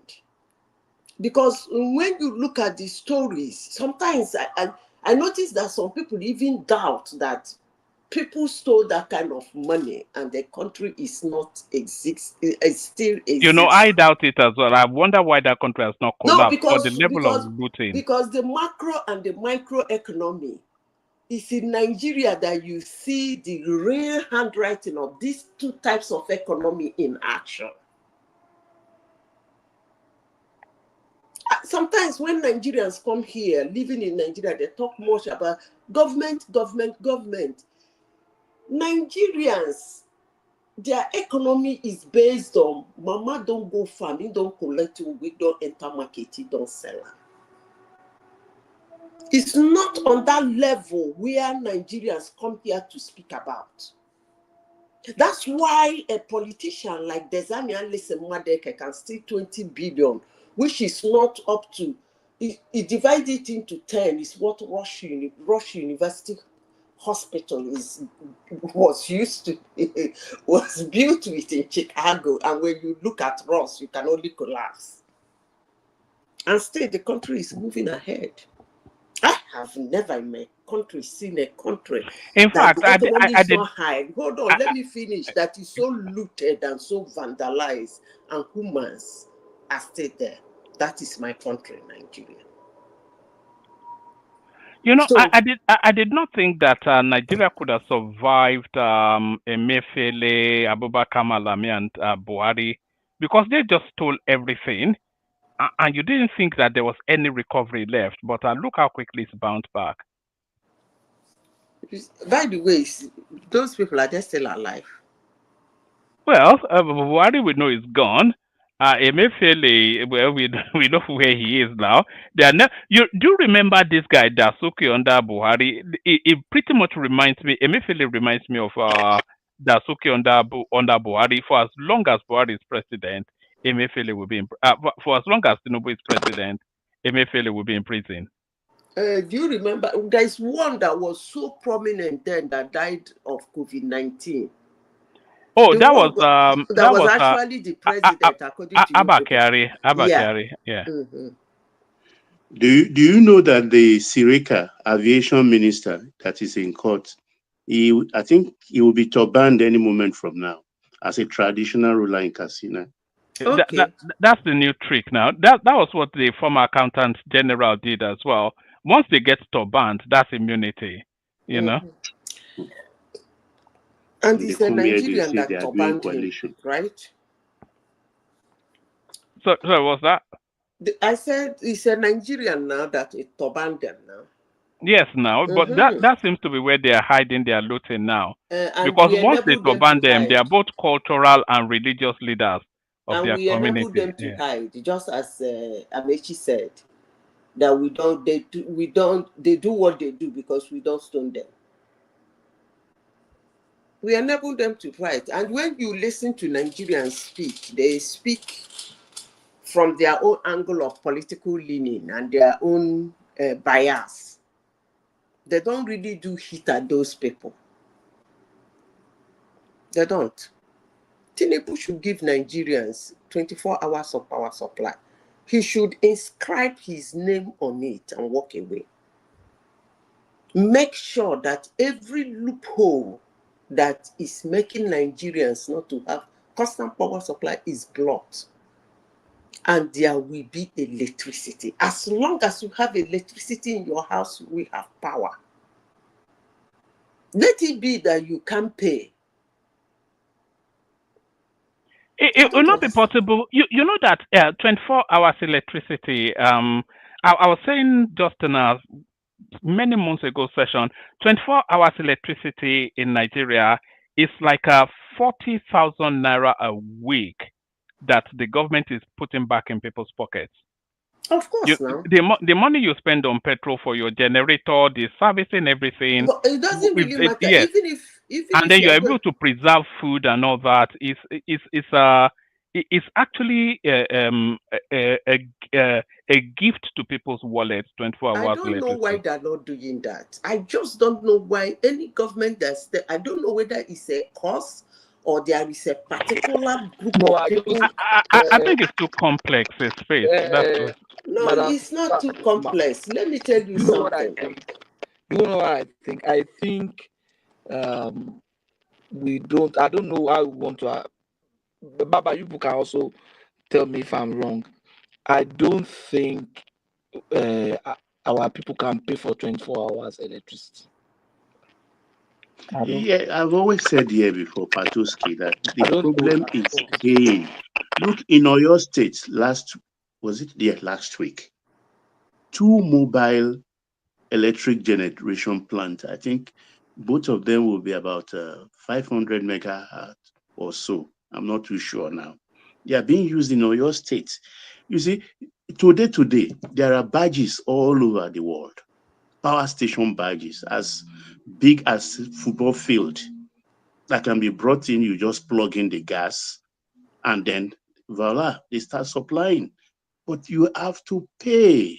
Is that capacity to pay that is the problem? So I agree with you.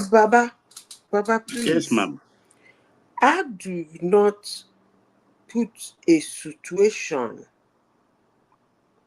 into consideration for my action that I have not tested.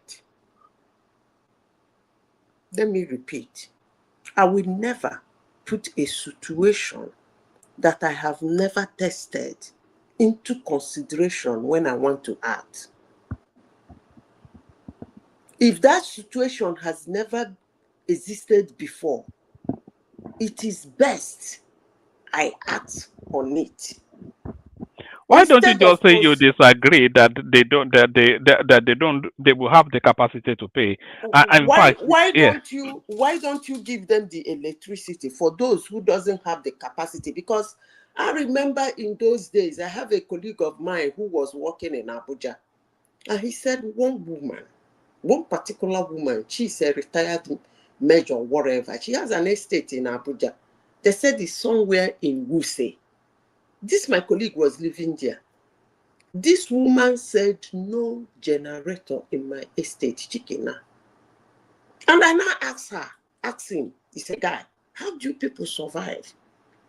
He said that considerably they do have regular, maybe sometimes 12 hours, sometimes 10 hours a day, sometimes 13 hours or 15 hours in a day.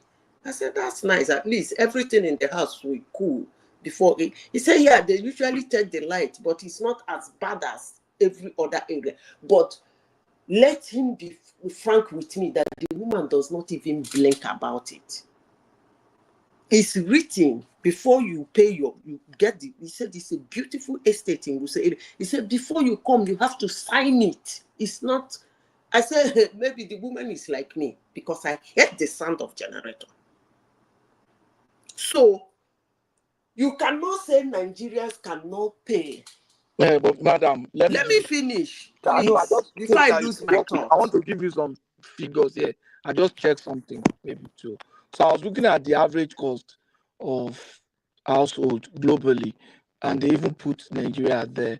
I think if we want to provide electricity for low access usage, currently the average cost is about $80 per month. If you want to provide fully, you are looking at close to $200 per household. Now, do you think Nigerians can spend about 300K to power their house? Because about $200 Can you is listen to me and listen to yourself? So sorry, I where are said, you don't getting that let me average lose my from? thought. Sorry, apologies, Zeta. Where are you getting that average from? Let me get the source. No. Just give me. Is that an American average or? No, I don't it's think. global. I got AI to give me global. So I have Germany, I have Denmark, I have different countries average here. Yeah, but you can't use that as the tariff in those places. There's so many I don't know factors. what Yeah. he's talking about. Get the breakdown of that. But one man, So let me also the average continue. usage household, Let me what it is continue. like. Just something. No, it's not accurate, totally accurate, but One something man, give us an idea. you are cracking. Oh, I can't hear you. I don't know whether it's from my phone or from yours. You are breaking out. Hello? Go ahead, Zita. Carry on is muted. I think Patoski is maybe he's using his phone. Yeah. Yes. Let me continue with what I'm saying. Now, the situation you act. Nigerians have 24 hours of power supply. I don't even know why we are arguing this, but let's continue. We are discussing. As it is today, some Nigerians don't have power in their house. They don't care. For two reasons. They are used to it. Number two, they can't afford to go and buy fuel to put in their pass my neighbor or in their gen. So some families do round off what they want to do before 6 o'clock and then use a lantern. Even the kerosene, they manage it. That is the situation for most Nigerians today. Now, back to the situation. That's the situation we know. Now, let's go back to the situation that we don't know that you people are holding on to and using it as a reason why Nigeria should not have constant power supply. I don't even know where the heck somebody is discussing that, but since we are discussing, let's discuss it. Now, the situation is that when the power comes, most Nigerians will not afford it. The power is not there now. The little way they can afford the electricity, most Nigerians still cannot afford it. So I don't know the basis of this argument, but let's continue. Now, for things like this, for somebody who mentioned Canada, mentioned the United States, that is when the government will come in. There are considerations. And then there are what they call subsidies for the veteran, people who are the age of 65, retired, for people who are whatever. If you come to United States, they don't pay the same electricity bill. They don't. In the Western culture, they don't. Not everybody pays the same electricity bill. And even those ones that their own is being subsidized use the electricity most, if I may say, because they're careless about how they use it. Because at the end of the day, what comes for them to pay maybe $50 or $55? The veterans, the elderly, the seniors, and some other people here and there. Their bills can be cut. Hold on, Sorry. let me finish before I Okay. lose my thought. I don't even know why I am discussing this. I don't know why somebody will have an excuse why a country should not have 24 hours of power supply. But since we want to discuss it, let's continue. But don't let me lose my thought, please. Let me finish. That's how they come in, the government come in. And then they write off those ones. Then for people like you who have a family, that's why I keep telling Nigerian government, there are two things they have to do for Nigerians. Number one, full powered country, electricity. Number two, know who you are ruling. How many are Nigerians? Where are they? Take their data. We want to know, where are Nigerians? Who are they? Where are they? You can catch them and reach them at any point in time. If the United States ICE can trace somebody who walked into their country, trace the person, find and catch and throw one, Nigeria can as well do that.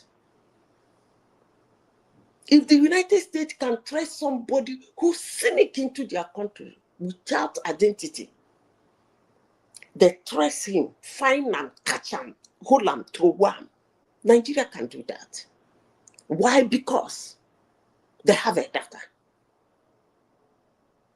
They know who is in their country. And if they don't know you, you shouldn't be there. As simple as ABC. So I wouldn't sit down here this morning and be discussing reasons why Nigeria should not have electricity. Please. I wouldn't go that low. I don't want to discuss it. If some people cannot afford it and they have reasons why the government can write it off for them or subsidize it for them, fine. But there is absolutely no reason in today's world that a country like Nigeria will not have 24 hours of power supply. I will never discuss something like that. Thank you, one man. Bring another topic.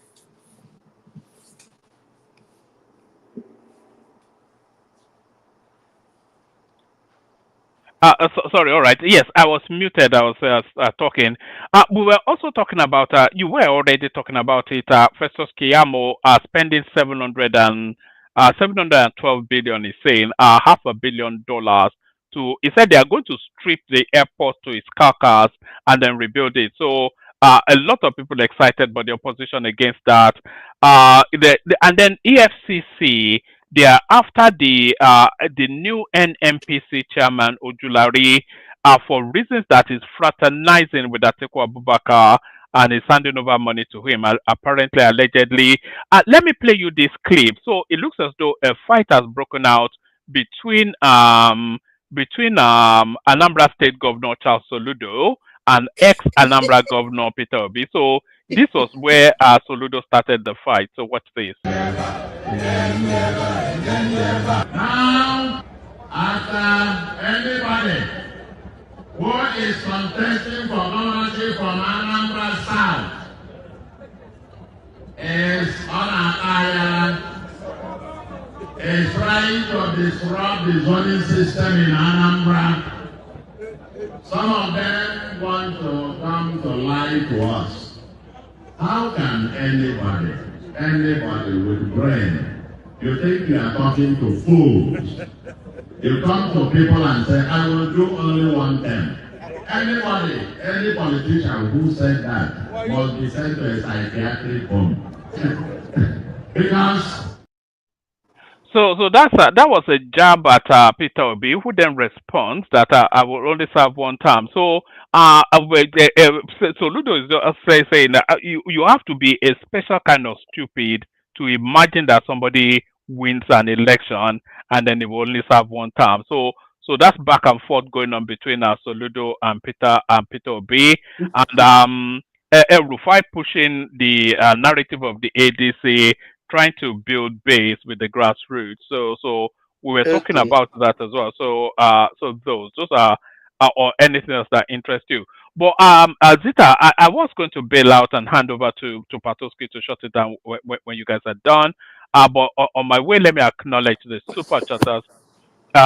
Which is Ayo, that's Ayo right there, always Ayo, that's Ike Ogelme right there, that's Ike, and Prince Daddy then, he does two, because the target is 5, so one more to go. So the next person to add it on to make it the 5 that we expect for the session. So thank you, everyone. See you tomorrow. Patosku will bring it home. Oriola after Zita has the floor. Back to you, Zita. Thank you. Mhm.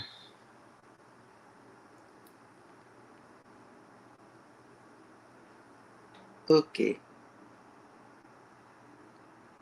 Which one do you want to tackle first? Is it Soludo? I thought you're gone. Oh, because you were not talking now. I have to come back. Okay. I will talk if they have give me time. I will speak on both of them. Patoski, do I have time to speak on it? Because you have the. By the way, where is Baba? I've not heard from Baba today. But Baba is there now. He's monitoring matters. Maybe having his dinner as well. Okay.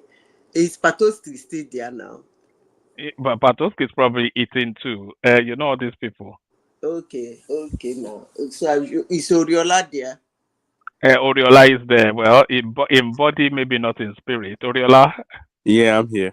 Okay, so brilliant. let me continue speaking now. Okay, you said El Rufai said that building grassroots. Good for them. They should build grassroots and they should build it well. Then the NNPC chairman. I don't want to talk about NNPC. My idea about that parastatal is for Nigeria to shut it down. As long as that NNPC is on, Nigeria will never survive. It's a very deep-rooted, corrupt, cartel, evil parastatal. I will keep saying it. Hate me, like me, I don't care. But if Nigerians want to have value for their money in their oil and gas, NNPC should be scrapped. I didn't say sell. I didn't say renovated or rearranged or given another name or whatever. I said scrapped, like delete it. Not just deleting it as a name, but deleting it with all the functionalities in it. I have said this severally. Delete it and delete it with all the functionalities. That is, everything you think NNPC was doing, delete NNPC with it. So that Nigerians will breathe. But as long as they keep keeping that thing, I reserve my comment. Then number 2. Which other one? Patoski. Hello?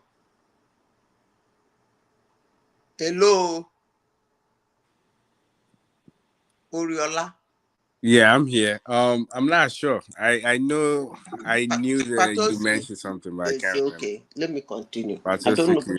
I don't know who is the moderator. The moderator is not speaking. So I don't know, but this is Patoski. It's always but you've got I thought that was BT and it's That's come out. me, boy.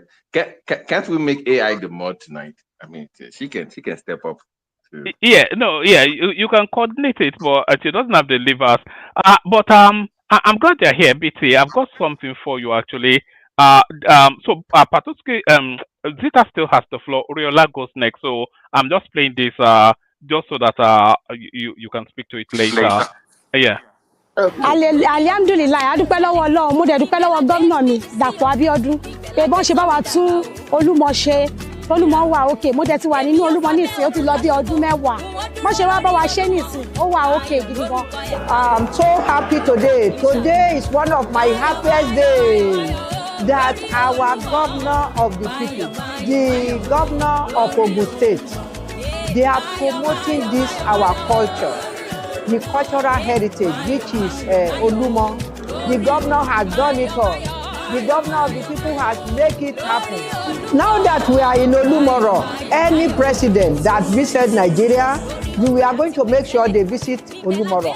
a rí nígbà tá a wọlé ohun mèremère la rí a kí gómìnà wa kú iṣẹ́ takuntakun o iṣẹ́ ló ṣe fún wa gan ibi ìtún dàbí ìgbà ọ̀tun ó wá dàbí ìgbà pé mi ò tiẹ̀ gbólúmọ rí àbí mi ò mọ nǹkan tó wà ń bẹ̀ tẹ́lẹ̀ everything change gbogbo ẹ̀ wà àbí ìgbà bá wà. So it looks as though. Sorry, Ola. Let me mute you for a moment. It looks as though your governor is Opatoski has dropped even, but thank God Ola is here because I need to go to bed. It looks as though your Allah will governor not let me sleep your today. governor is now stepping up. No, Ola is one of your biggest fans now.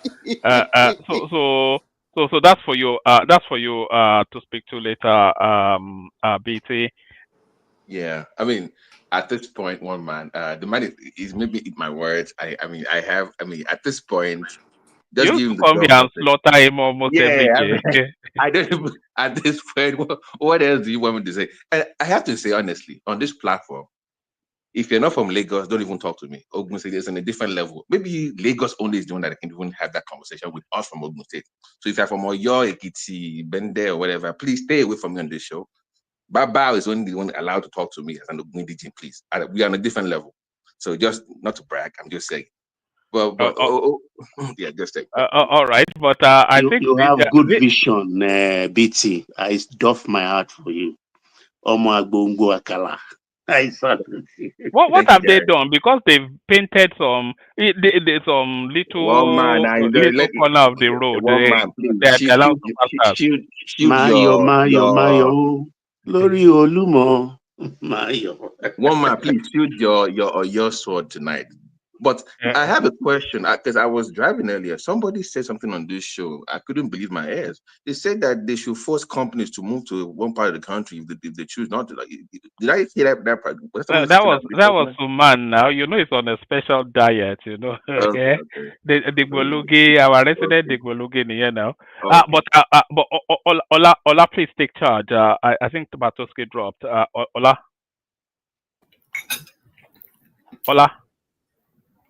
Yeah, I'll be here for a while. Don't worry. Yeah. Yes. All right. Okay. Thank you. So Zita has the floor. Yeah, Zita, carry on. that thing you asked about, I think they dealt decisively on it, and then there Sorry, is just one thing they one man, left please out. check your DM, please. Sorry, Zita, sorry. One man, please check your DM, please, right now. Thank you. Go ahead, please. Sorry. They dealt decisively on it about the federal government should force people to go to somewhere to do business. I don't know when that started happening, but the only thing is that they said everything, but there is something they did not mention. I'm going to say it anyway. Igbo people like to move about. Honestly, sincerely speaking. They like going to places to do their business. I'm not saying there is not some that are in Igbo land doing their business, but most of them like going out. They like to travel. They like to move about. They like to establish their business, no matter how little it is, somewhere else. When you are a people and you have that kind of antecedent, it's kind of difficult for you to establish an environment that can solve for that kind of large-scale business. So that is actually the problem. In as much as you people mentioned a lot of things, it's not. Even if an Igbo man has a business in his hometown, he will like to establish elsewhere, all over, in and outside the town, in this outside the town, in and outside the state, in and outside the country. As long as his business keep growing, those are the Igbos. Those are the way they move. So for someone to come and be saying, why don't you force the federal government? No, it's not a force something. Not alone now that one single man, I will say it, one person single-handedly destroyed Igbo land. One person. And Everybody turn a blind eye to it. Igbo land is a land that during Christmas period, we love Christmas. It's a time for us to do our launching. It's a time for us to show our wealth. It is a time for us to do what Americans call family reunion. During Christmas at 15, 20, families start sending their children or their family back to Igbo land. If you are a businessman, you wait. You do your 25th sale, then do your 1st of January sale. Those ones usually come after 1st of January. The whole place is booming. All manner of activities. All manner of launching. Igbo people are actually the tribe in Nigeria that do Thanksgiving. End of year Thanksgiving. Incorporated into the Catholic churches and the little other churches that spring up in Igbo land. Why? Because their children in diaspora are coming home. All manner of Thanksgiving. One single man called Nnamdi Kanu wake up one morning. I don't know the heck who was giving him money. He was paid to bring down Igbo land.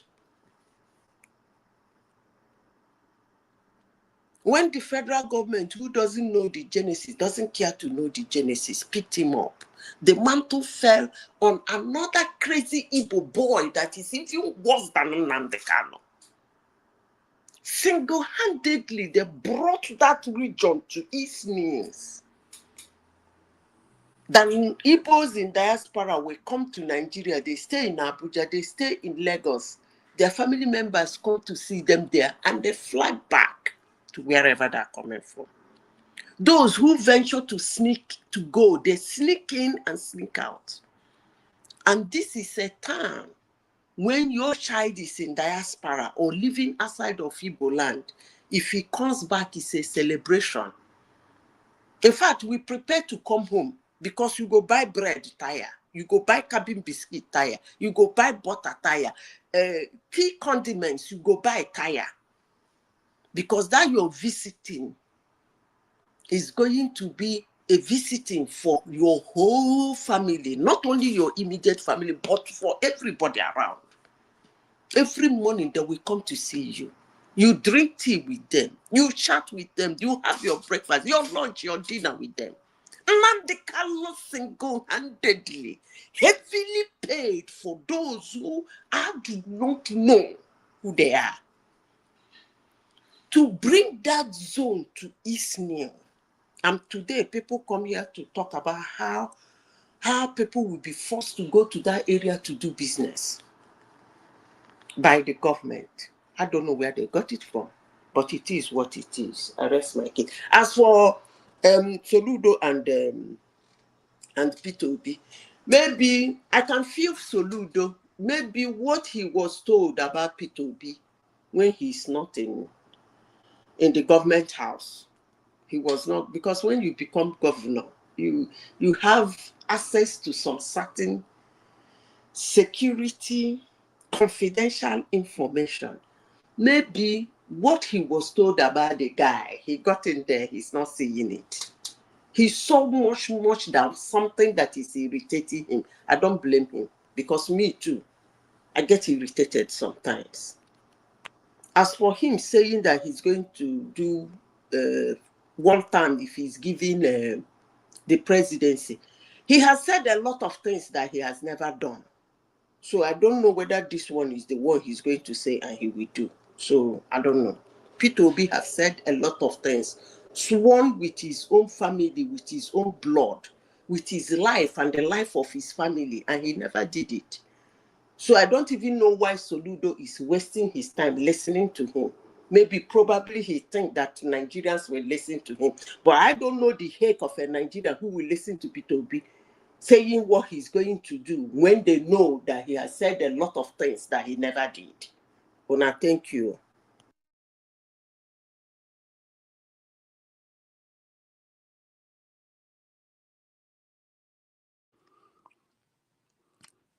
Yeah, I think it's my turn. Is it? Yeah, carry on, fire. Oh, all right. Yeah. So yeah, I'll say this first. I think one man should have a session where we just talk about topic, like a main topic, because I think there's some things that we actually need to discuss on. Like, the whole entire show would just be about genuine topic, and people will bring their data, talk about. I mean, we'll bring different information. I would like to suggest that. Um, yeah. So let me which one should I start with? All right, so let me start with the airport thing. One thing that I don't understand is this. So there's a lot of construction going on in Nigeria, which that's the best way to kind of like pull money in people's pocket. But for some reason, like the Lagos Calabar road and the other road and the airport construction that's about to happen, there's a lot of money that we know that's going out, but I don't understand what the labor guy. I don't understand what he's doing, because this money, it should be the front. It should be like the front guy that's requesting that all the jobs that's being created. I need to know that I mean, available Nigerian citizens are getting those jobs, because when you put a construction out and you're talking about trillions of naira, where are those money? Who are those collecting that money? We need to know. I mean, this they talk about nonsense. Like, another construction is about to happen with what is it? The airport. They're talking about billions of naira. It needs to be in the front.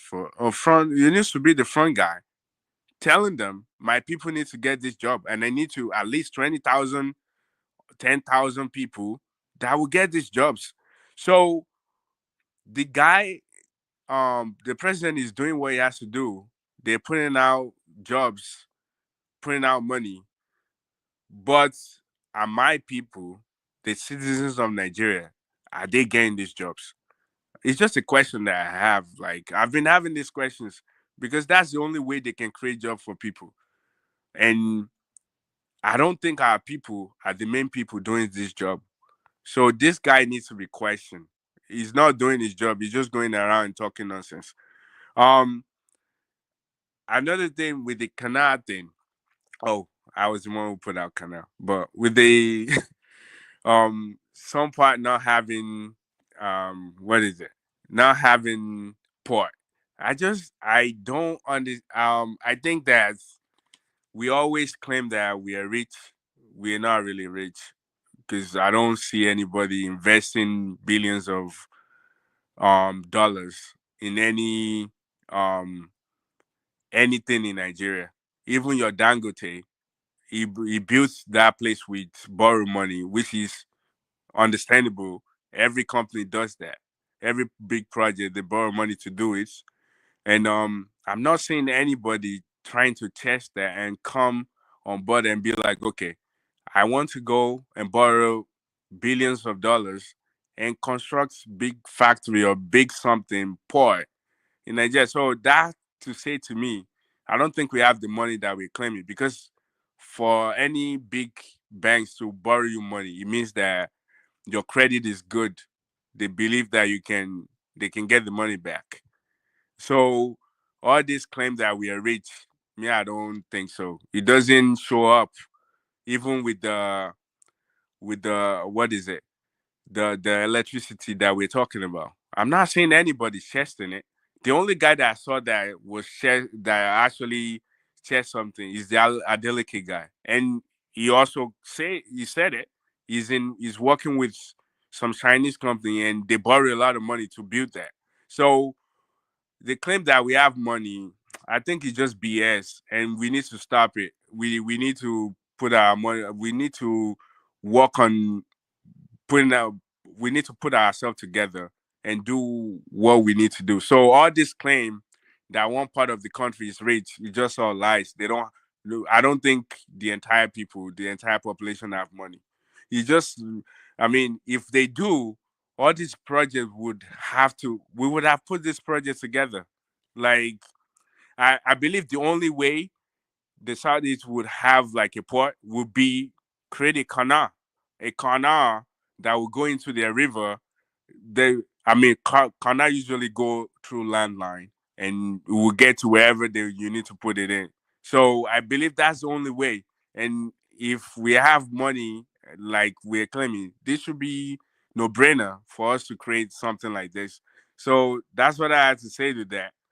Um, I think other thing that the first guy I have a talk with, the first guy that came, he was talking about not having airport as well. I just think the traffic is not there. I mean, sometimes we make ourselves. I don't know how many people that's traveling into Nigeria every day.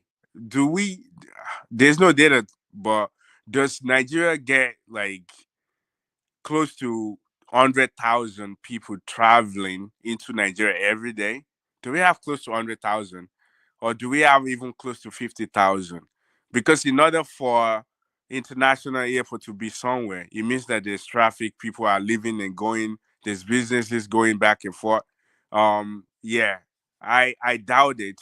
I mean, I might be wrong, but if if somebody's claiming that, I would think that that person can. I mean, if we are getting data and they saying that some parts they have people going, there's a lot of traffic there.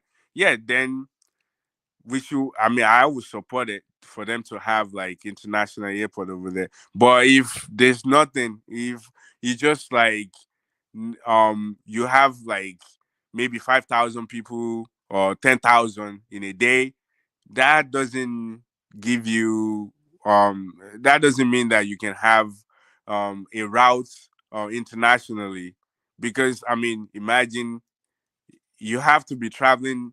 If British airline wants to come to Nigeria, it means that they have close to maybe 10 to 20,000 people that is traveling every single day between that route.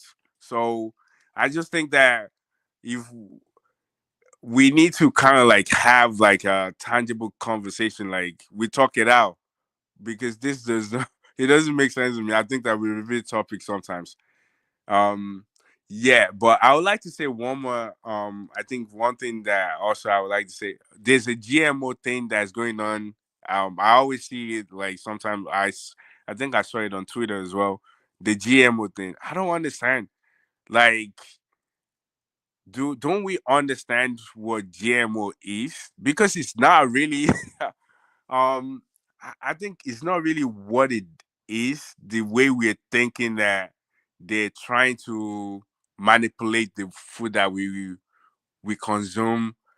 GMO is basically like, okay, for example, there's some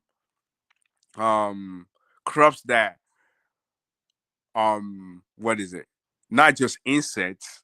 You have birds. They eat them while they're growing, and some of what's genetic modify organism, what they do is they just understand the DNA of a crop and try to let them survive. Meaning, whatever is attracting insects or other birds from eating them, they try to take them away so they can grow without having any implication of, oh, I'm losing money growing crops by birds eating my stuff. That's number one. And the other thing with genetic is just more like year round. Soil doesn't grow crops year round, like, but they try to modify these things, engineer them to be able to grow year round so you can have food. I just I mean, maybe some people have more knowledge on why these people are protesting this. I don't know. We tend to be like the consumer part of a lot of things. I mean, I should just put money into researching and doing this instead of just tackling every single idea that comes to us that is bad for us. I mean, they did that with 5G. We just did that with everything. It's more like we're taking the consumer role for every single thing. I don't see anything wrong with the GMO thing. And it's Um, not yeah, yeah, who's sorry, this? Aurela. So Yeah. I think the other aspect is actually the economic part of it, and some see it as a strategy to this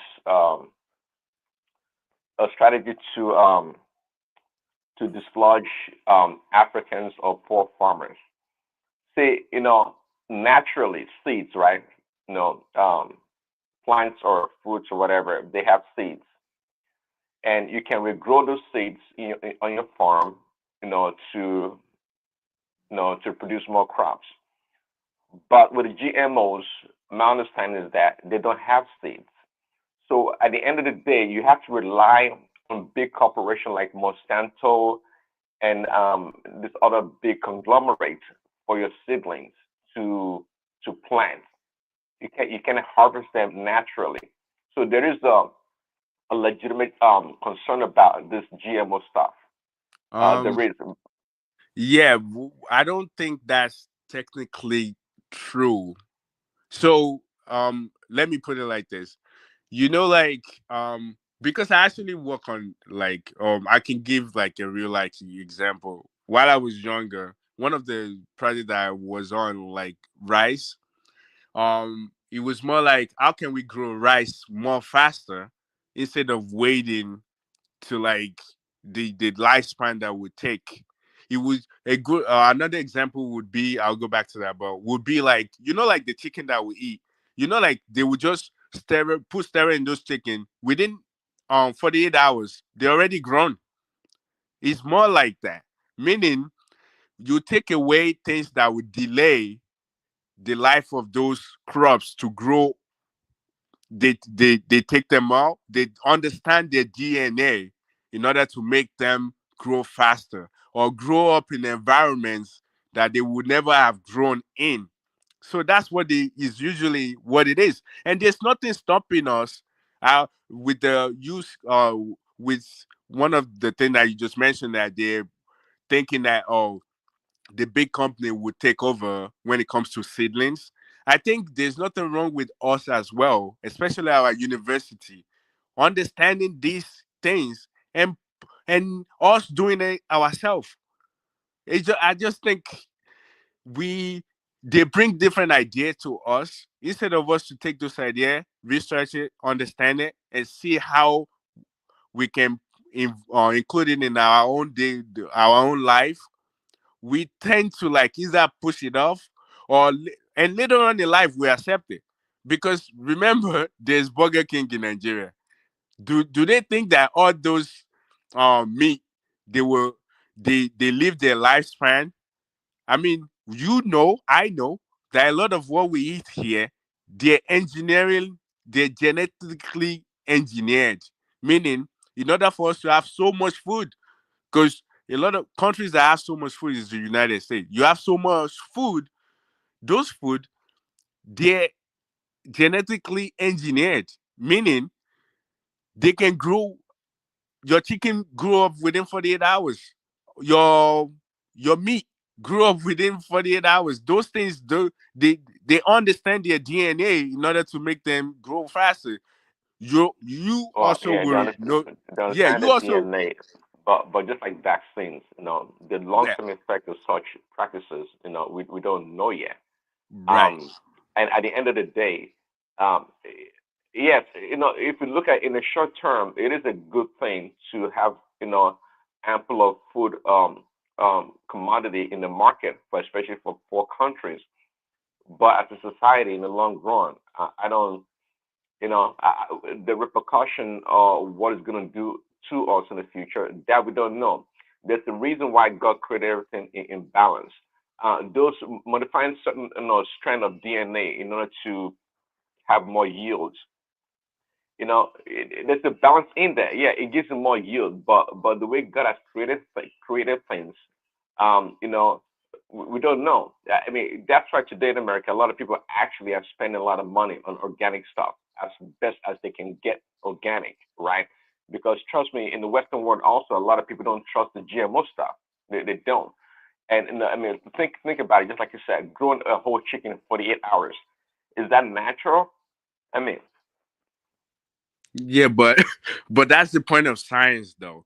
I totally understand what you're saying because me too. Like I rather buy organic thing. Like bananas, when you see bananas like so huge and it's grown within weeks, like even days sometimes. I understand the point you're making, but I don't think what I'm or what I kind of have problem with is the fact that we push everything away. Why don't we actually put money into researching and understanding? And if there's any problem that will come with these things, why don't we actually put money into knowing what the risk factors are instead of just because at the end, okay, we eat a lot of canned stuff. Okay, like milk, for example. Those milk, do you know what chemicals they put in it in order to last for them for their lifespan to be probably a year or two? Do we know that there's a risk factor to that as well? Or the canned goods like that we eat from corn to butter to every single thing like milk, do we know like these things? It just I believe there's science like God. I understand where you put in God, but God created all of these things so we can make it work for our life. Like we put in effort to understand how this thing can benefit our life. So that's what I think. Instead of us just pushing it away, because you have to remember you live out here. You understand that for the 12 months in a year, we can eat corn. Like you go to the store, you buy corn. It doesn't happen like that. Like Nigeria, for example, there's Oh, a season. allow other people to speak. Remy is there. Don't know what I'm saying. Yeah, other people can speak. I'm going to. Oh, you mean yeah? I'll leave when I'm done. Yeah, but what I'm saying is we shouldn't just push things away. We should allow. We should But understand. Oriola, the people that have concern, are you not saying that they should not express their concerns? I never said that. I said putting money into investigating and understanding things that you're talking about. If there's a problem with it, have you putting money into research and understand what the risk factors are instead of pushing them away? But the issue is, don't the people, the poor communities that doesn't have the money to do the investigation, so they can express their concern. And if they say, no, we don't want to lose our traditional agricultural practices, the way we do our own food, the type of food we consume, we don't want it to be somehow modified by these GMOs. I think they have the right to express their concern. Correct. I never. Yeah, they have right to, but I don't want us to just be a consumer based on every single thing. Thinking because at the end of the day, to be honest with you, there will We be have some people. let me ask you, let me say this. We have to know that we have limited resources. You are living in US, you are in maybe in the healthcare, this where a lot of research is being done. You have a lot of money to do all those things. So, but you have to come to their own level also. They have their problem now is not even to be doing research on GMO. They have problem with food. They have so many basic problems that they cannot even solve. So for you now to be saying that no, they just have to put money into that, that is not their primary concern. That's not a primary concern. Now they have a lot of problem. Simba, let me just add to it if you don't mind. Let me ask the question. Do you know how long the current system we are okay? Let's start from this. The current system of our farming, there was a time probably we're not using herbicides, pesticides, and all those stuff. Now we are using them today, and they have their own implications too, right? Probably people resisted in the past, I don't know. Then the current system we are using, how long do you think we can sustain the system? How long do you think we can sustain the system? And if we cannot sustain the system, don't you see GMO as one of the way to sustain humanity? So that's just my question. No, and Ola, the issue here is this. When you talk about poor nations, you understand what one of their fear is what Prince Daddy expressed earlier on. In a situation whereby you now eradicate gradually the way they get their own seed. For example, you've engaged in farming before. If a farmer planted maize this year, by the time he harvested this maize, he will reserve some against next year to plant. But these GMOs, you can't do that. That means every year you have to cover out money to go and buy your seed. That's not true. That's not true. What it is basically, so for example, like you have season where maize will grow in Nigeria, and some other drought season where you won't have the maize There grow. is no season. That example that you are giving is not even a good example. There is no So, season for maize. The so reason maize why we have go to, year round. wait. It goes year round. You can that there is no crop that you cannot go year round. If you are talking about fruit, that's okay, maybe only fruit, maybe once or twice in a year, fine. But we are talking about even yam, you can grow yam at any time of the year. Even our own local yam, you can grow maize at any time. The reason why we have season for all those things is because of dry season. If you have water throughout the year, you can grow maize at any time of the year. Ola knows that. Even yam, you don't need to wait for rainy season before you plant yam. The reason why we have yam maybe only once in a year is because of the dry season. Like you can plant. This is August. If you have dry yam now, you can plant it now, You're just making and the my thing will point. still You're grow. making my point. You're You are, making so the it's point not I'm making. GMO. That one is it's not GMO that can make you to have all those things all year round. That's what I'm telling No, you now. okay, wait. Let me explain to you. When I was explaining what the GMO is, I explained different factors. One is just making sure that they can grow year round. Another factor is, there's some insects and birds that will eat your crop while they're growing up. No, What the? it's not. Let me No, land. that's it. No, wait. There is no GMO that can be insect resistance or or pest resistance. That's what GMO is. It makes sure No, that it's diseases. It's the DNA diseases. that Wait attracts. now. Wait. It's diseases. That is what you're supposed to say. It's not pest. There's no way you can modify rice and say pest or bird will not eat the rice. You understand? Is the one is diseases that they modify, the one that will be resistant to diseases, not not something like bird. No, You that's not understand what true. I'm saying? No, that's So not. you grow a rice that bird cannot eat. So Yes, human being will eat. How? whatever DNA that It's attracts. not DNA. How can you Oh say man, bird? Oh, that's what genetic modify it's organisms not. are. They I, make I sure don't that think I don't think you can. Ola, are you there?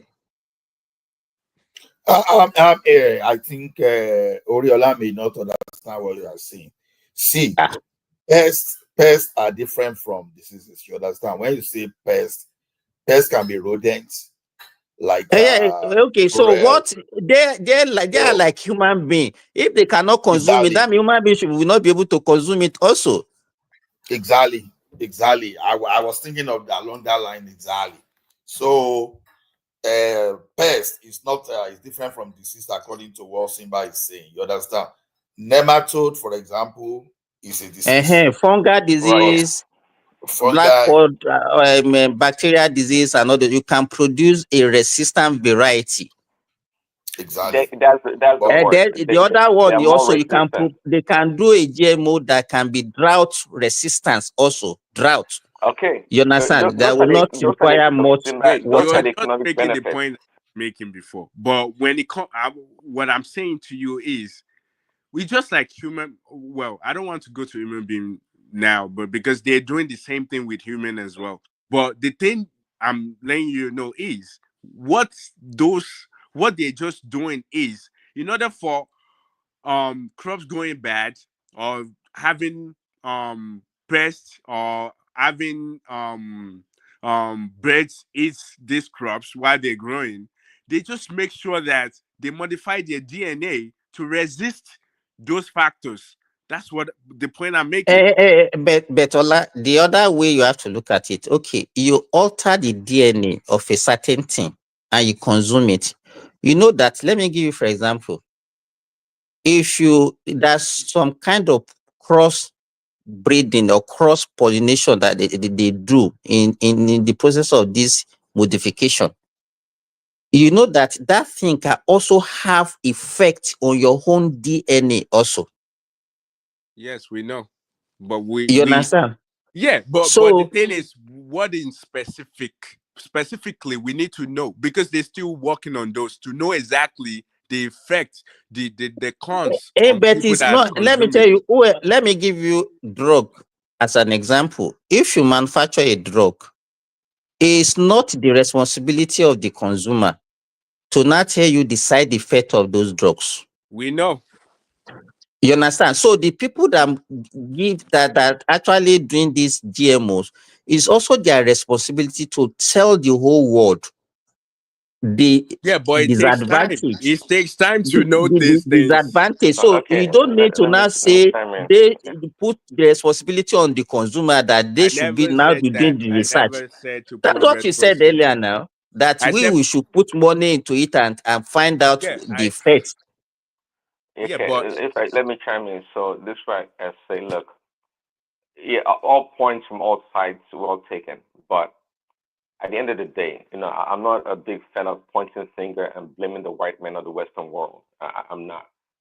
Um, this, you know, we have certain competitive or natural advantages as Black people or Africans that we don't take advantage of, and we wait for the white man to come and help us. You would think that in the area of solar technology in Africa, having an abundance of sunlight would be leading, but we're not. Everyone around the world talks about how great our soil is. If you drop a crop or a seed, it germinates and boom, you have a whole farm.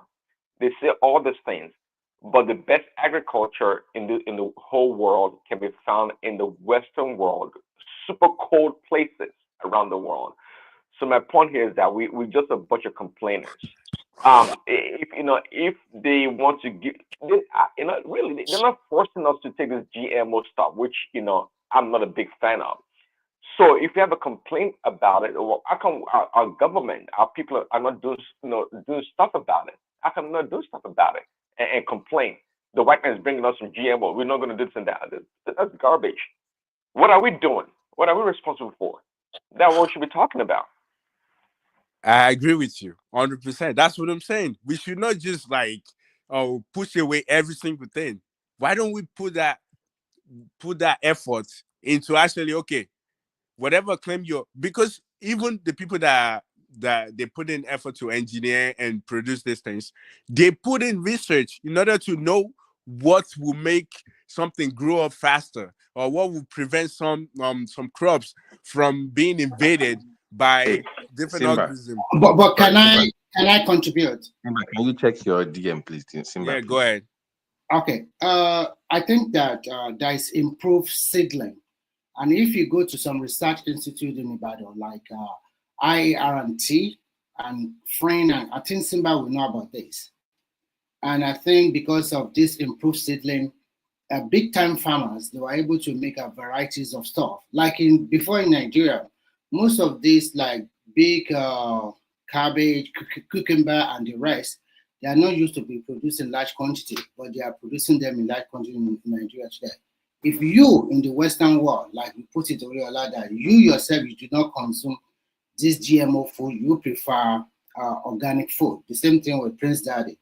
Then you are go to a place where that the literacy level or modernity level or exposure level cannot be compared to Western world. What do you expect them to do? And we all live in the Western world. We all know that the implication of some of this food they are eating, it causes obesity, it causes a lot of disease or something like that. And there's no transparency in this GMO food. If we must tell ourselves the truth, there's no transparency at all. And There's I know, transparency. There's no, let me, transparency.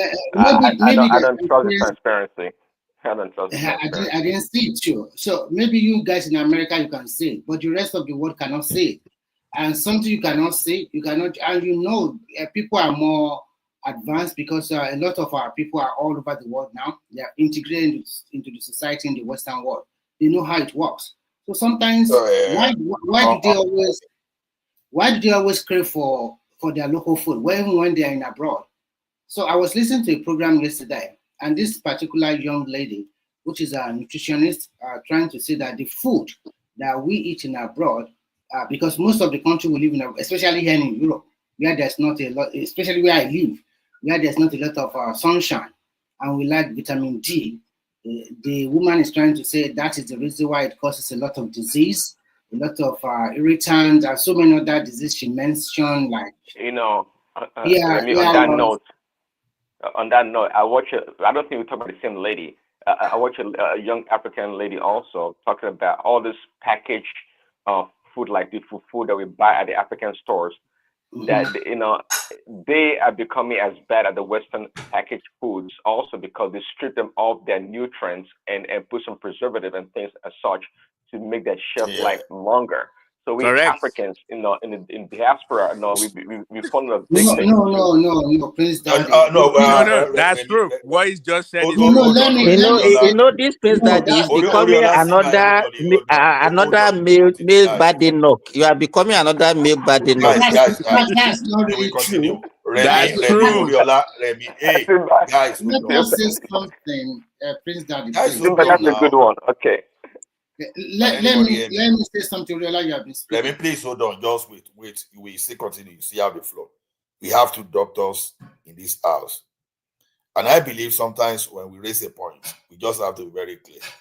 See, I don't believe food, although if you use pesticides like all those, maybe, but I don't necessarily believe that food is responsible for obesity. I think that you consume too much of food is what is responsible for obesity. No, well, and you said it right. So defer to the doctors because you're wrong. Defer to the doctors then because you don't have to be a doctor, by the way. I mean, no. Sorry. I said doctors at the house. There are some health practitioners too. It doesn't. So that's just the focus. Some health practitioners. That's what I was supposed to say. So what I want to say is this: that just in reference to what Prince Daddy said, most of the packaged food are from Africa. Most of them are from Ghana and Nigeria. In terms of pandu yam, in terms of everything, and Nigerian can verify the source of this kind of flour, and including our local amala and the rest. This is not that they put a lot of additive or whatever to make them last longer. No, even when you have an amala, by the time you didn't understand what he said. Let me finish. Please. No. I'm saying let what me he say said this is and not then we continue. He said they are adding chemical to fufu. That's what he said. That to preserve it. That's what he said. You need to listen to what he said. He said it. Now, why are you modifying? Why are you genetically modifying his statement? No, because you didn't understand what he said. He said package. He said no, it's not package. He said they add chemicals to it, preservatives. He said that's what he said. No, you missed I said package. I said package. You missed the word package. I said the package one. But you said they're also putting some additives. Preservatives. Yes, it is true. That is a lie. Hold on. That's true. Okay, hold on. Okay, Remy, I know you get it. Hold on, 5 seconds. So don't tell me that when I go to the African store and I buy a box of food that stays in the freaking cupboard for like months, does not have preservatives and things in there. Yeah, come on now. No natural food which is saying itself like that long. You do not understand the composition. For example, if you make fufu in Nigeria, and you can ask people that are farmers, maybe it can last for like 3 or 4 months. It's possible. But if it's amala, by the time you put the flour into the hot water, and then you start stirring, you yourself, if you are very conversant with Nigerian food, you will know that this particular flour has been in shell for a long time. It's not good for consumption. For that amala, that one is very easy to know. But I know for anything about fufu, they can last as much like more than 3 or 4 or 5 months. Prince Daddy did not grow up in Nigeria. He didn't know how they preserve all this food that he's talking about. He always say everything is in form of chemical. Let me tell you, if you dry gari, you don't need to add anything to it. If it is well dry, it can stay for years. The same thing for cassava flour, yam flowers, and all those things. You don't need to add any chemical or something preservative to it for it to last. The only thing is just keep it in a dry place. That's all. But Can I Simba, ask you a question? Simba, Let Simba, me hold ask you on. a question. Hold on. You're right, Simba. But you're making a general statement. You're assuming that all this, what you're talking about, is the way. Do you know some of the Nigerian food that actually made here in America and Canada? Not locally, not from Nigeria. They make them I here. don't know Do you about know that, that? but most of what we consume I know here, that. Ola Pando yam is made in America, Yeah. Okay. but it's from our yam. The only Legit. that the factory is in the manufacturer No, is in it's is not in even US. real. That so one the is not question, real. The, the the, the, question the, that we Can I ask Kenny, question? like I need to ask something. Can I say this real quick? Sorry. before you go on, take this question along, Odiola. Why are the white people, I'm sorry to use the word white, why are they not consuming more organic food? Why are they consuming more of African food now? All right. So what's organic food? The question: what is an organic food? They have natural food. no, What but made them? all That right. less a lot of preservative and the No, rest. but there's pesticide. They use pesticide, insecticide, whatever. They call fertilizer to grow them, Even but in they're not Africa, natural. even in Africa, you barely eat organic. If you don't know that, Yeah. Remy, you barely eat organic in But Africa. I'm telling you. it's still better than the one that they produce from the laboratory. Okay. Well, I can Yeah, agree with you, but Can don't I think you're make 100% a point? organic. let me tell you something about the food in Africa and Simba. And ironically, too, we believe this in 100%, which I don't believe it is true. See, even if you dry gari 100%, if you dry lafu amala 100%, if you put it where there's moisture, there's likelihood that there will be some kind of fungi. So the thing may really go bad, irrespective of how you preserve that, whether in everywhere. Once you are exposed, when there's exposure to moisture, those food will start going bad. And don't forget, when they are shipping this food, if you are not air freighting it, then you'll be going through the sea. Going through the sea may change all those dryness and everything we may have in Africa. So I don't believe that some of this food they are bringing to this place, I don't believe they don't have preservative. At least I'm not sure, but I don't see how they are going to put something Ola, on Pacific. You are I right, know why. Ola. Can I say Wait something? now, before you say it's right It now, should let me have say been. this. It should have Ola, been wait me, now. though. Okay. Ola, I am saying this based on my experience. You understand? The food Yeah, that, express it. yes, the food that I used to take, I've told you people several times on this platform. As it is now, presently, I'm preparing the gari from my own cassava that I'm going to take back after my vacation. You understand? And the gari that I'm going to take is going to last me for my next 1 year. If you expose it to It's moisture for a day, it it's not. changes. Let me tell you, all the only thing you need to do is just basic things. You don't need to forget about moisture. Gari is not hygroscopic that will absorb moisture. It's only when you add water to it. You understand? Cassava flour or yam flour they are not hygroscopic. You know, you did chemistry. You know there are some things that absorb moisture from the atmosphere. You understand? They are not like that. All you need to do is just It look for doesn't a need to seal. absorb, it doesn't need to condense within that within little space What you have what there. It all just you needs need, to the only way condense. you need to preserve them is you can get a ziplock. You understand? Put them, Simba, yes, sorry, you seal, have to distinguish. put You have it to in distinguish it. between no, Simba. You have to distinguish between commercial, in a transportation or movement of foodstuff and your own personal, transportation. So listen to The what Allah is people saying. that are, let me tell you, the Listen to what people Allah is that saying. Not because the you're people. wrong. You're not wrong, Simba. But again, listen to what Allah is saying. He's talking more on the commercial basis. Okay. Yeah, You people just want to impose that thing and say, okay, they're adding no, chemicals. Simba.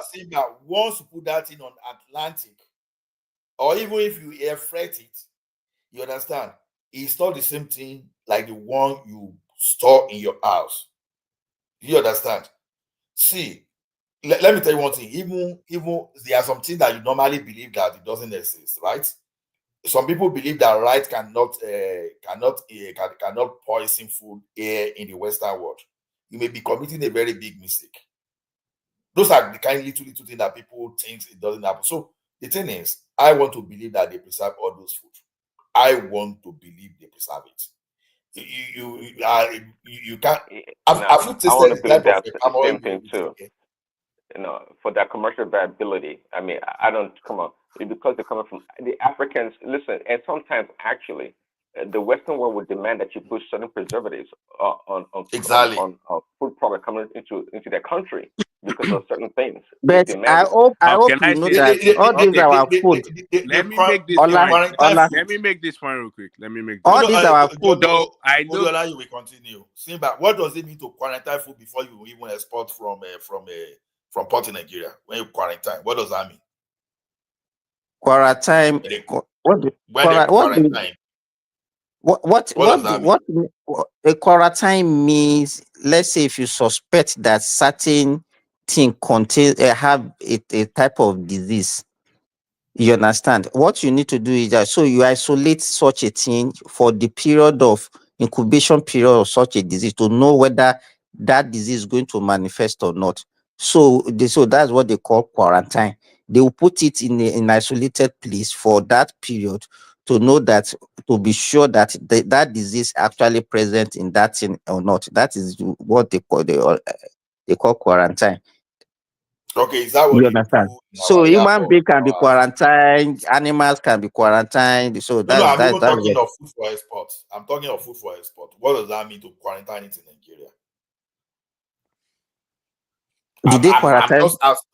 food? Yeah, I used to hear that word. I'm just asking. They don't Nobody. usually quarantine Anybody food. that knows, let the No, person he's speak. talking about plant quarantine. For example, if you're at the airport, there's some kind of certificate you have to take along if you are exporting or maybe taking some food along.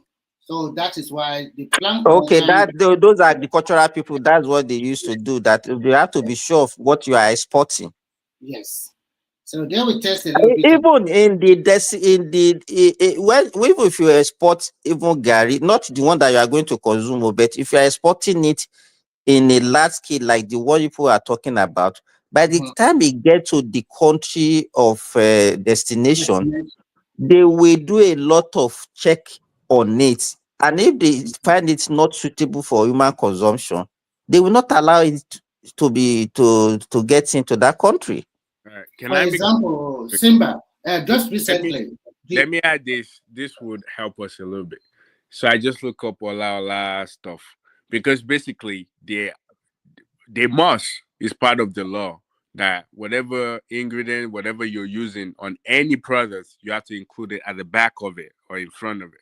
So let's look at Ola for example. They preserve it. These are the chemicals they use.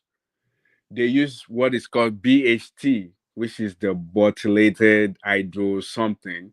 They use that, and they also use sodium bistufilate, whatever that is. They use that in process No, dehydrate.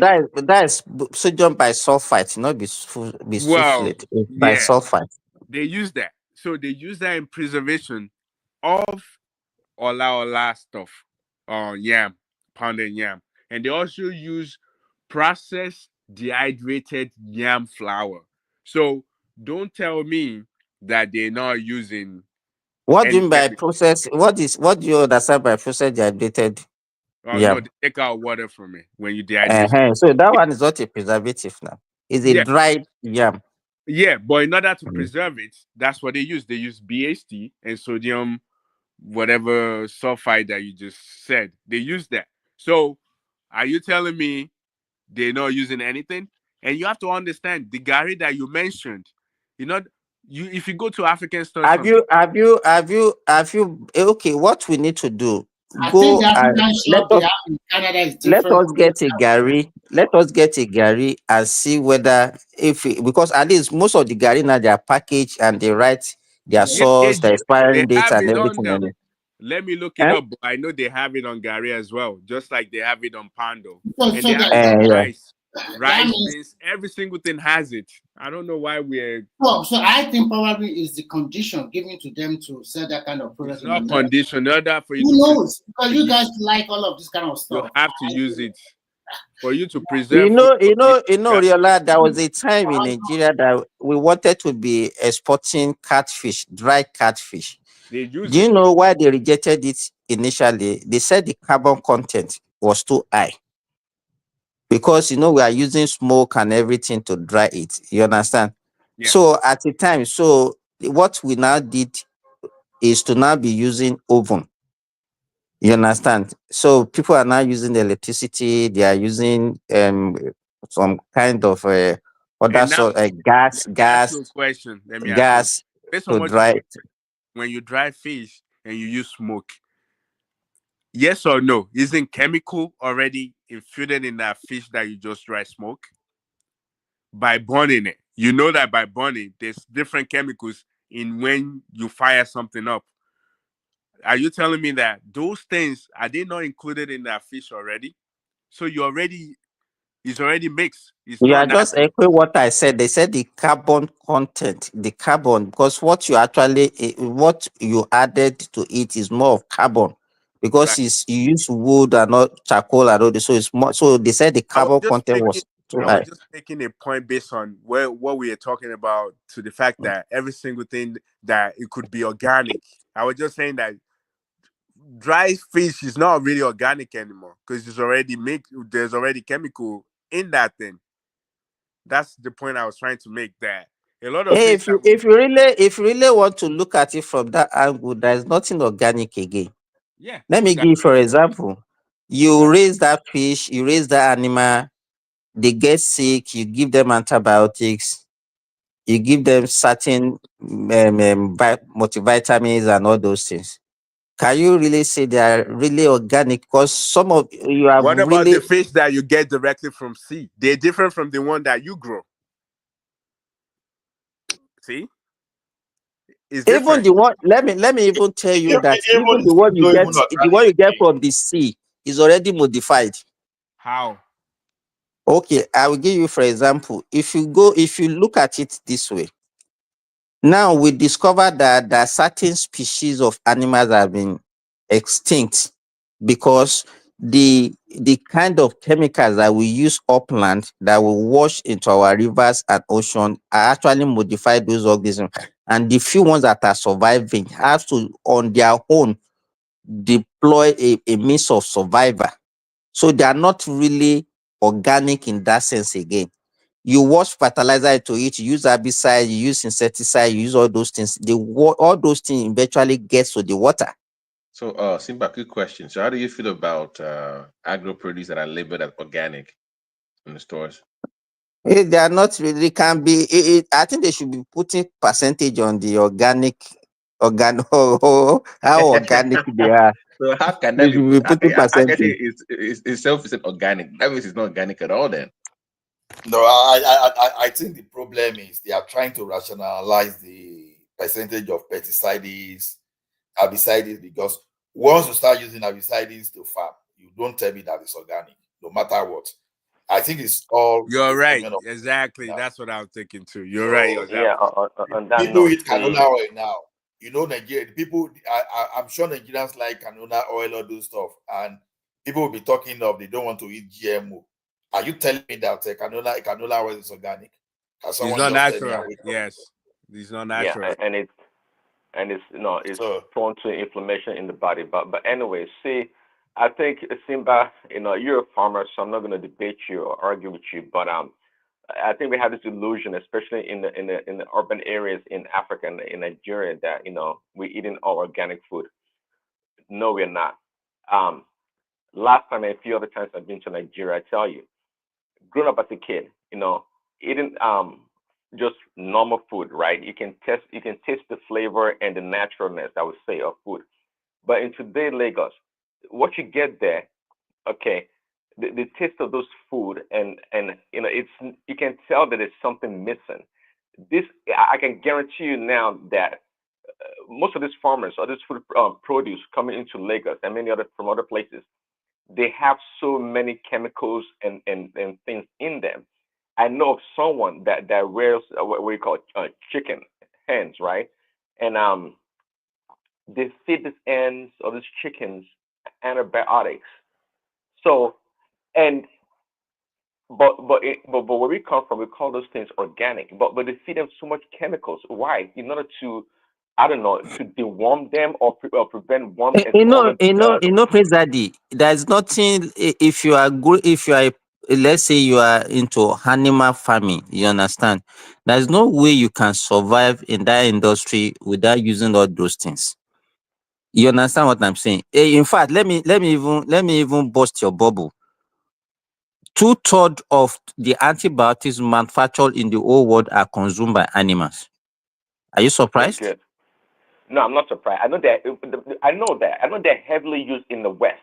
But my point here is that we think otherwise when it comes to Africa. That, it's so natural and organic. We don't do this and that. And I'm saying it's not true. I'm saying that we, you know, people have to, Eh, eh, eh, protect their you know, bottom line.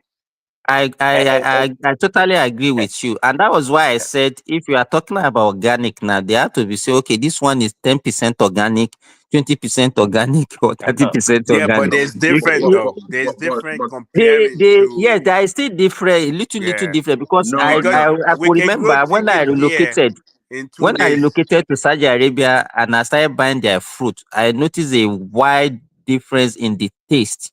No, In fact, Simba. What they do is here they will tell you they won't use the word organic. They will say is 5% processed, 10% processed, half percent. They okay, will tell you, but they won't use the word organic. They just tell you how okay. much they processed it. So because I'm like, you keep using the word organic. I'm like, once you mess with it, it's no longer organic. I don't care how many percentage so. Even, I even, say, even, one second on that let note. me, 1 second on that okay. note, BT. In the West, in America, actually, when you go to the store and buy something that says organic, they don't say the percentage. The FDA or the government allows them to put a percentage of non-organic stuff in those kind of produce, or to No, grow those they things. actually they And allow them and to they actually don't hide. distinguish. They don't distinguish. It can be up to five They and 20% on some non-organic stuff in it. on some items that actually hide some of the ingredients. They are actually allowed to add some of it. Exactly. Yeah. Yeah, they hide it or they don't say it, but it's called organic 100%. That's what it is. Yes, I'm like So it's not really organic. It's like if it's organic, don't tell me an apple is organic and it's still on the shelf for like 2 weeks or a month. How? there you go. There you go. Or tomato. Even in Nigeria, where we don't even do all those large scale farming, even in the rural area now, with the level of acidic rain, because the mining activities in Nigeria now, because I think people don't even consider that all those things have No, environmental impact. You know, but I think it's uh, just preservation, the way they preserve it. It's more like egg. Egg can last like 2 months as long as you put it in a cool place. Tomatoes can last for 6 months or so or more if you put it in a cooler, which is what the difference is. I don't think it's more about if they had chemical or anything. I mean, the way they No, no, grow. no. You people are just limiting it to chemicals. Let me give you, for example, there are some food that has been genetically modified Yeah, we know that. that now makes them to last longer That's the kind Yeah. without of even making adding thing. Yeah. preservative. That's the kind of making. Yeah. Without Once Yeah. you even adding preservative. so would you call that? Would you still refer to that as organic then?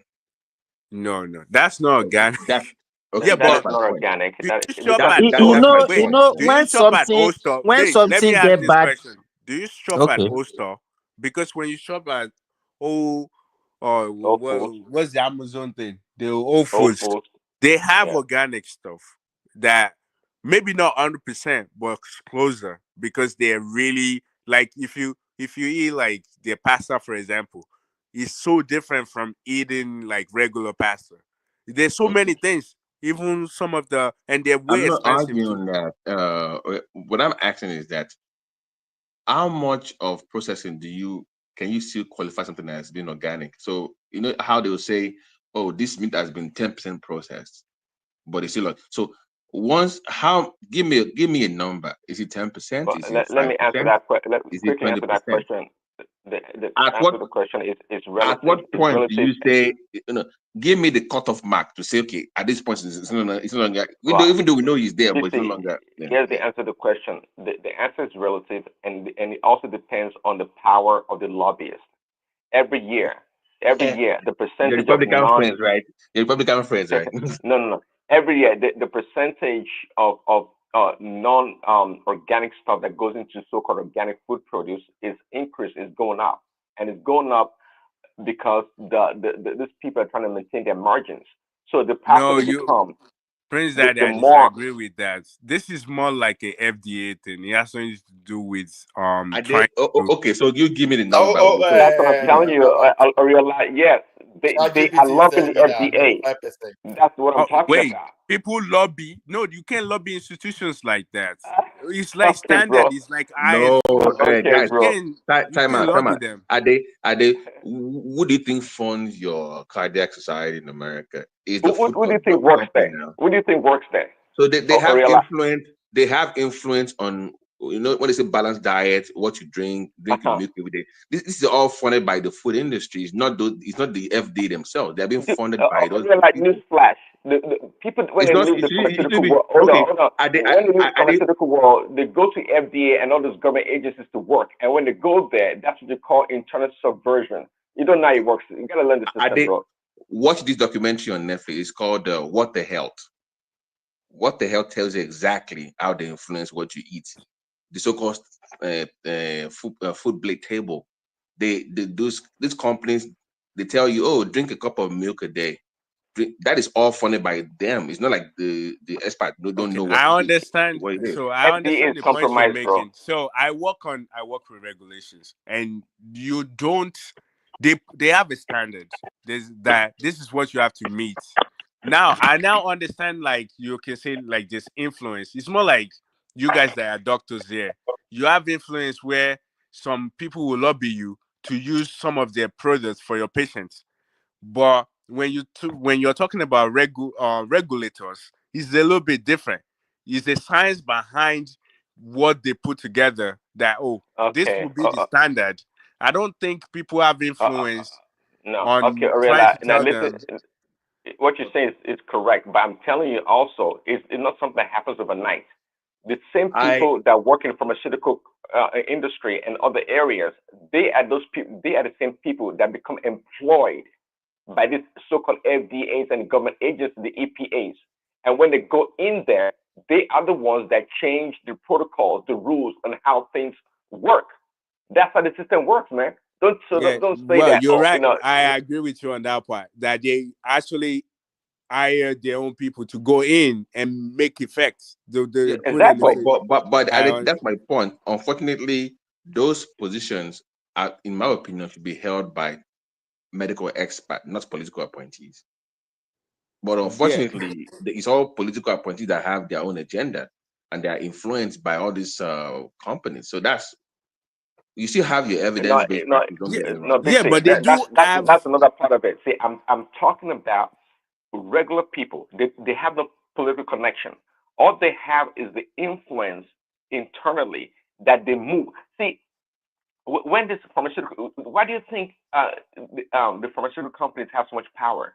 Okay, these same people that pumps billions. Do you know, by the way, the pharmaceutical companies, they fund a lot of research in the FDA also. So how come they won't have an influence? Of course they do. And after they spend their time in the pharmaceutical world, they transition because they have so much connection and network in these government agencies. They are hired back into the system. And when they get into the system, now they're working for the big men on the outside. Guys, wake up. This is how the system works. Yeah, Okay, so let but me. Prince Daddy, you have to see this before you can make a dent, meaning you can change some standards.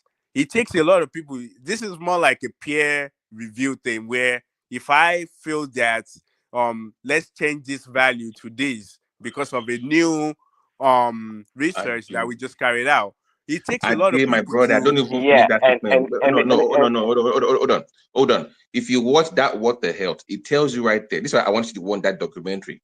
What you are referring to, my brother, is 30 years ago, where you need multiple sources to approve medication. They are approving medication with one source now. Is that bad?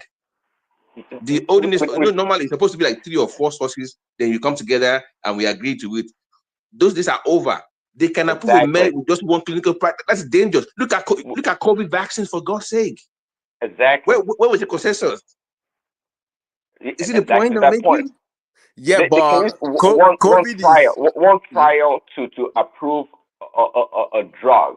Just But one trial, COVID just like is BT said. outlier. They can't let people like I'm buy just to look giving you at an people. example of what has been going on before COVID. Wake up to the reality, man. That's what's One going on. one clinical trial should not be enough to approve a med. It wasn't that way. Let me put that link for that documentary, please. You should watch And that. by the You way, know where I'm see, coming from. if you just like you said earlier, if they need a number to bolster their position on the matter, guess who produces the numbers? The pharmaceutical companies that do the research. They are the ones that spend millions and billions, and they are the ones that say, "Oh yeah, these are the numbers. It actually Yeah, works." but it's a clinical trial there. They have Oh to yeah, bring their right. results. I Clinical understand trial. your point. You can't go There's with one. always going to be manipulation everywhere. I understand it. But at the end of the day, they will still provide us, show us a data that this is why they're making the changes. I But understand. that is not. That's the easiest part of the job. Are they? In today's world, That is not giving you scientific data is the now. easiest part of the job. It's super easy to give you data. No, Super it's not easy. even that. It's that it wasn't what Adest is talking about is what used to was something like years ago, like 20, 30 years ago, the way it's supposed to be. Where even if I come up with something, it has to be given by somebody else and multiple sources. Now you have the consensus, right? So I get what Adest is coming from. I'm saying that today's world I is do too. changed. I do It's too. not, But it's not the same thing you and I talk anymore. about the reality of today's world, with the reality of today's present world, how it works. What you're saying is not wrong. It is correct, just like you said 30 years ago. But in today's world, now there's so much.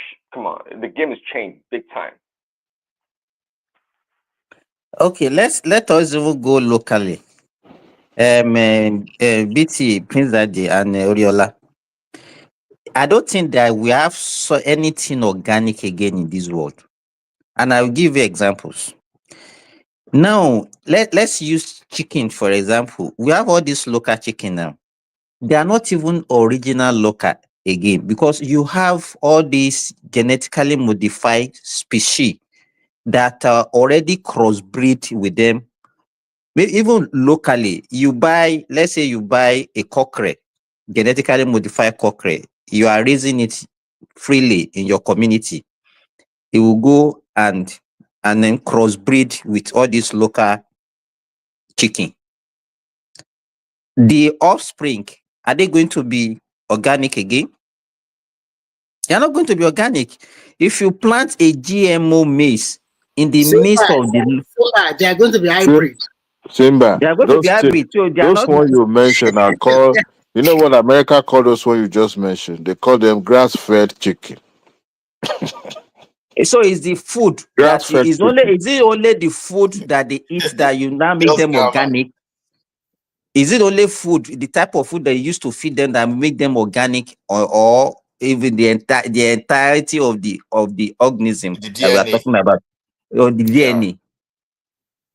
So maybe the organic things that people are talking about is maybe they are just okay. This one, the kind of food that they feed them, or the feed they feed them, that is why they call them organic in the first place.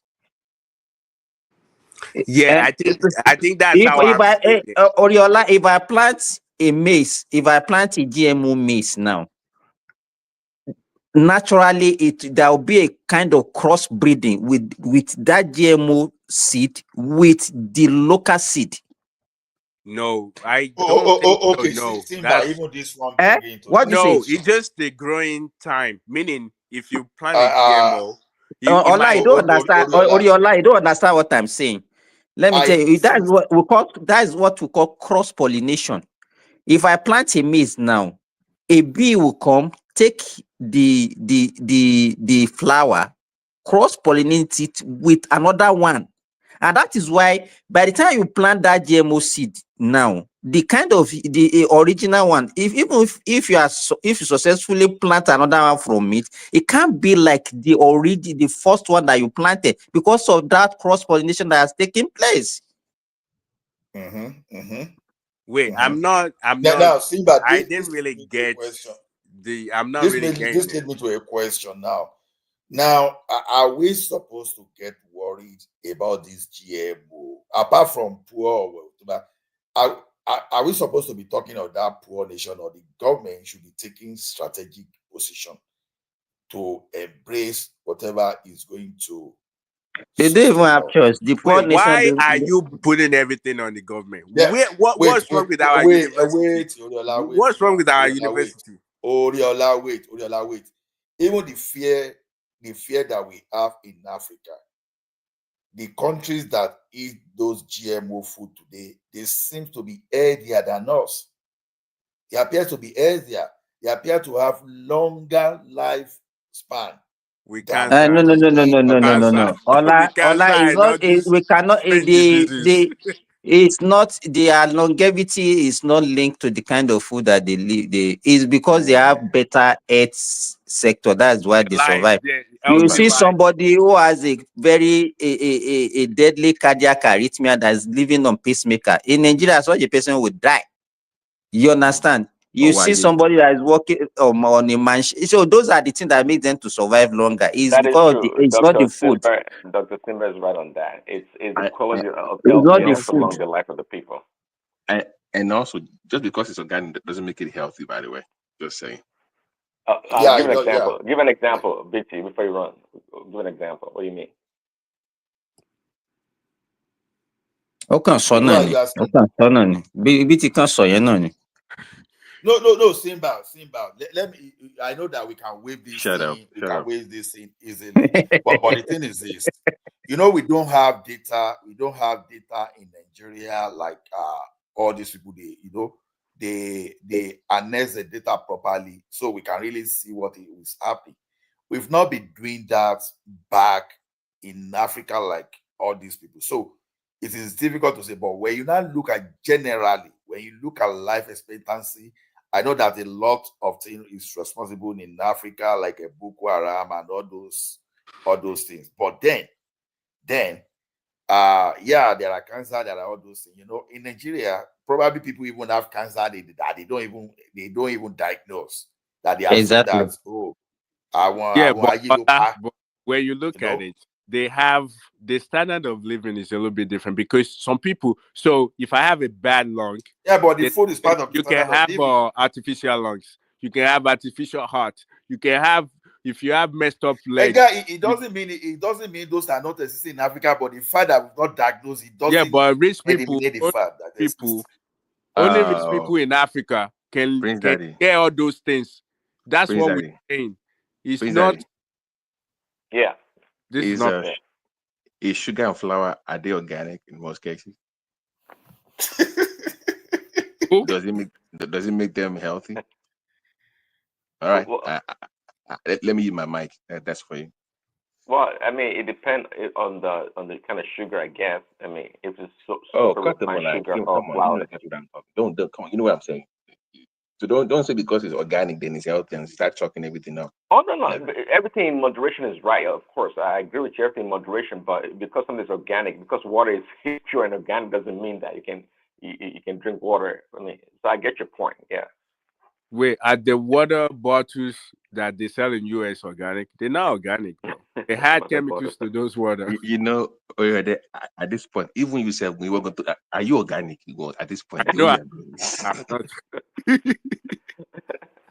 No, see, that thing is not funny, because if scientists want to prove to you, they will say a human being they've gone through the DNA modification over times, over years rather. Olama So Benigo, sorry, I apologize. We that live yeah, in the go West, ahead, Baba. we that live in the West, can you tell? I know the average person that lives in the West on this platform has about 12 vaccinations in their body. I just got my own tetanus shot, like I got every 10 years. I mean, we get all these. So, by definition, are we really even natural beings? I mean, we've been modified by, Maybe they Yeah. maybe you might have a chip in your body that I don't even know now that they're Hello. using to monitor you. Hello. Well, Adewale has a Baba, chip. We Baba, know Adewale has a Baba. chip in his body for sure. Èwo ni Uncle Adewale has a Simba tún chip. gbé wọlé báyìí. Conspiracy did that. They are already doing they're already doing that in Denmark already. So probably in the next few years, everybody's gonna have a chip in their palm or in their body. Lobato. So Lobato. it's not a big deal anymore. Yeah, Elon is doing that right now, though. He already put in like chips in 2 or 3 people's head, anyways. With his new something, he has a company that's putting chips in people's head. To do what? To do what exactly? Oh, so it's basically if those paralyzed people that they can't use their hand, or maybe some of their neurons is already faulty, so they can use their brain to communicate. So do you believe in? Yes, see, on that do you point, believe in? Do you believe in neurogeneration? I But mean, guys, the result shows that it's on the working issue, perfectly. listen, when it The comes to result is good. electronic biomedicine, it's nothing new now. You guys know that. From the pacemakers to all these other devices in our body, it's always been around for a long time. But the issue now with chips is it's all about control of human beings.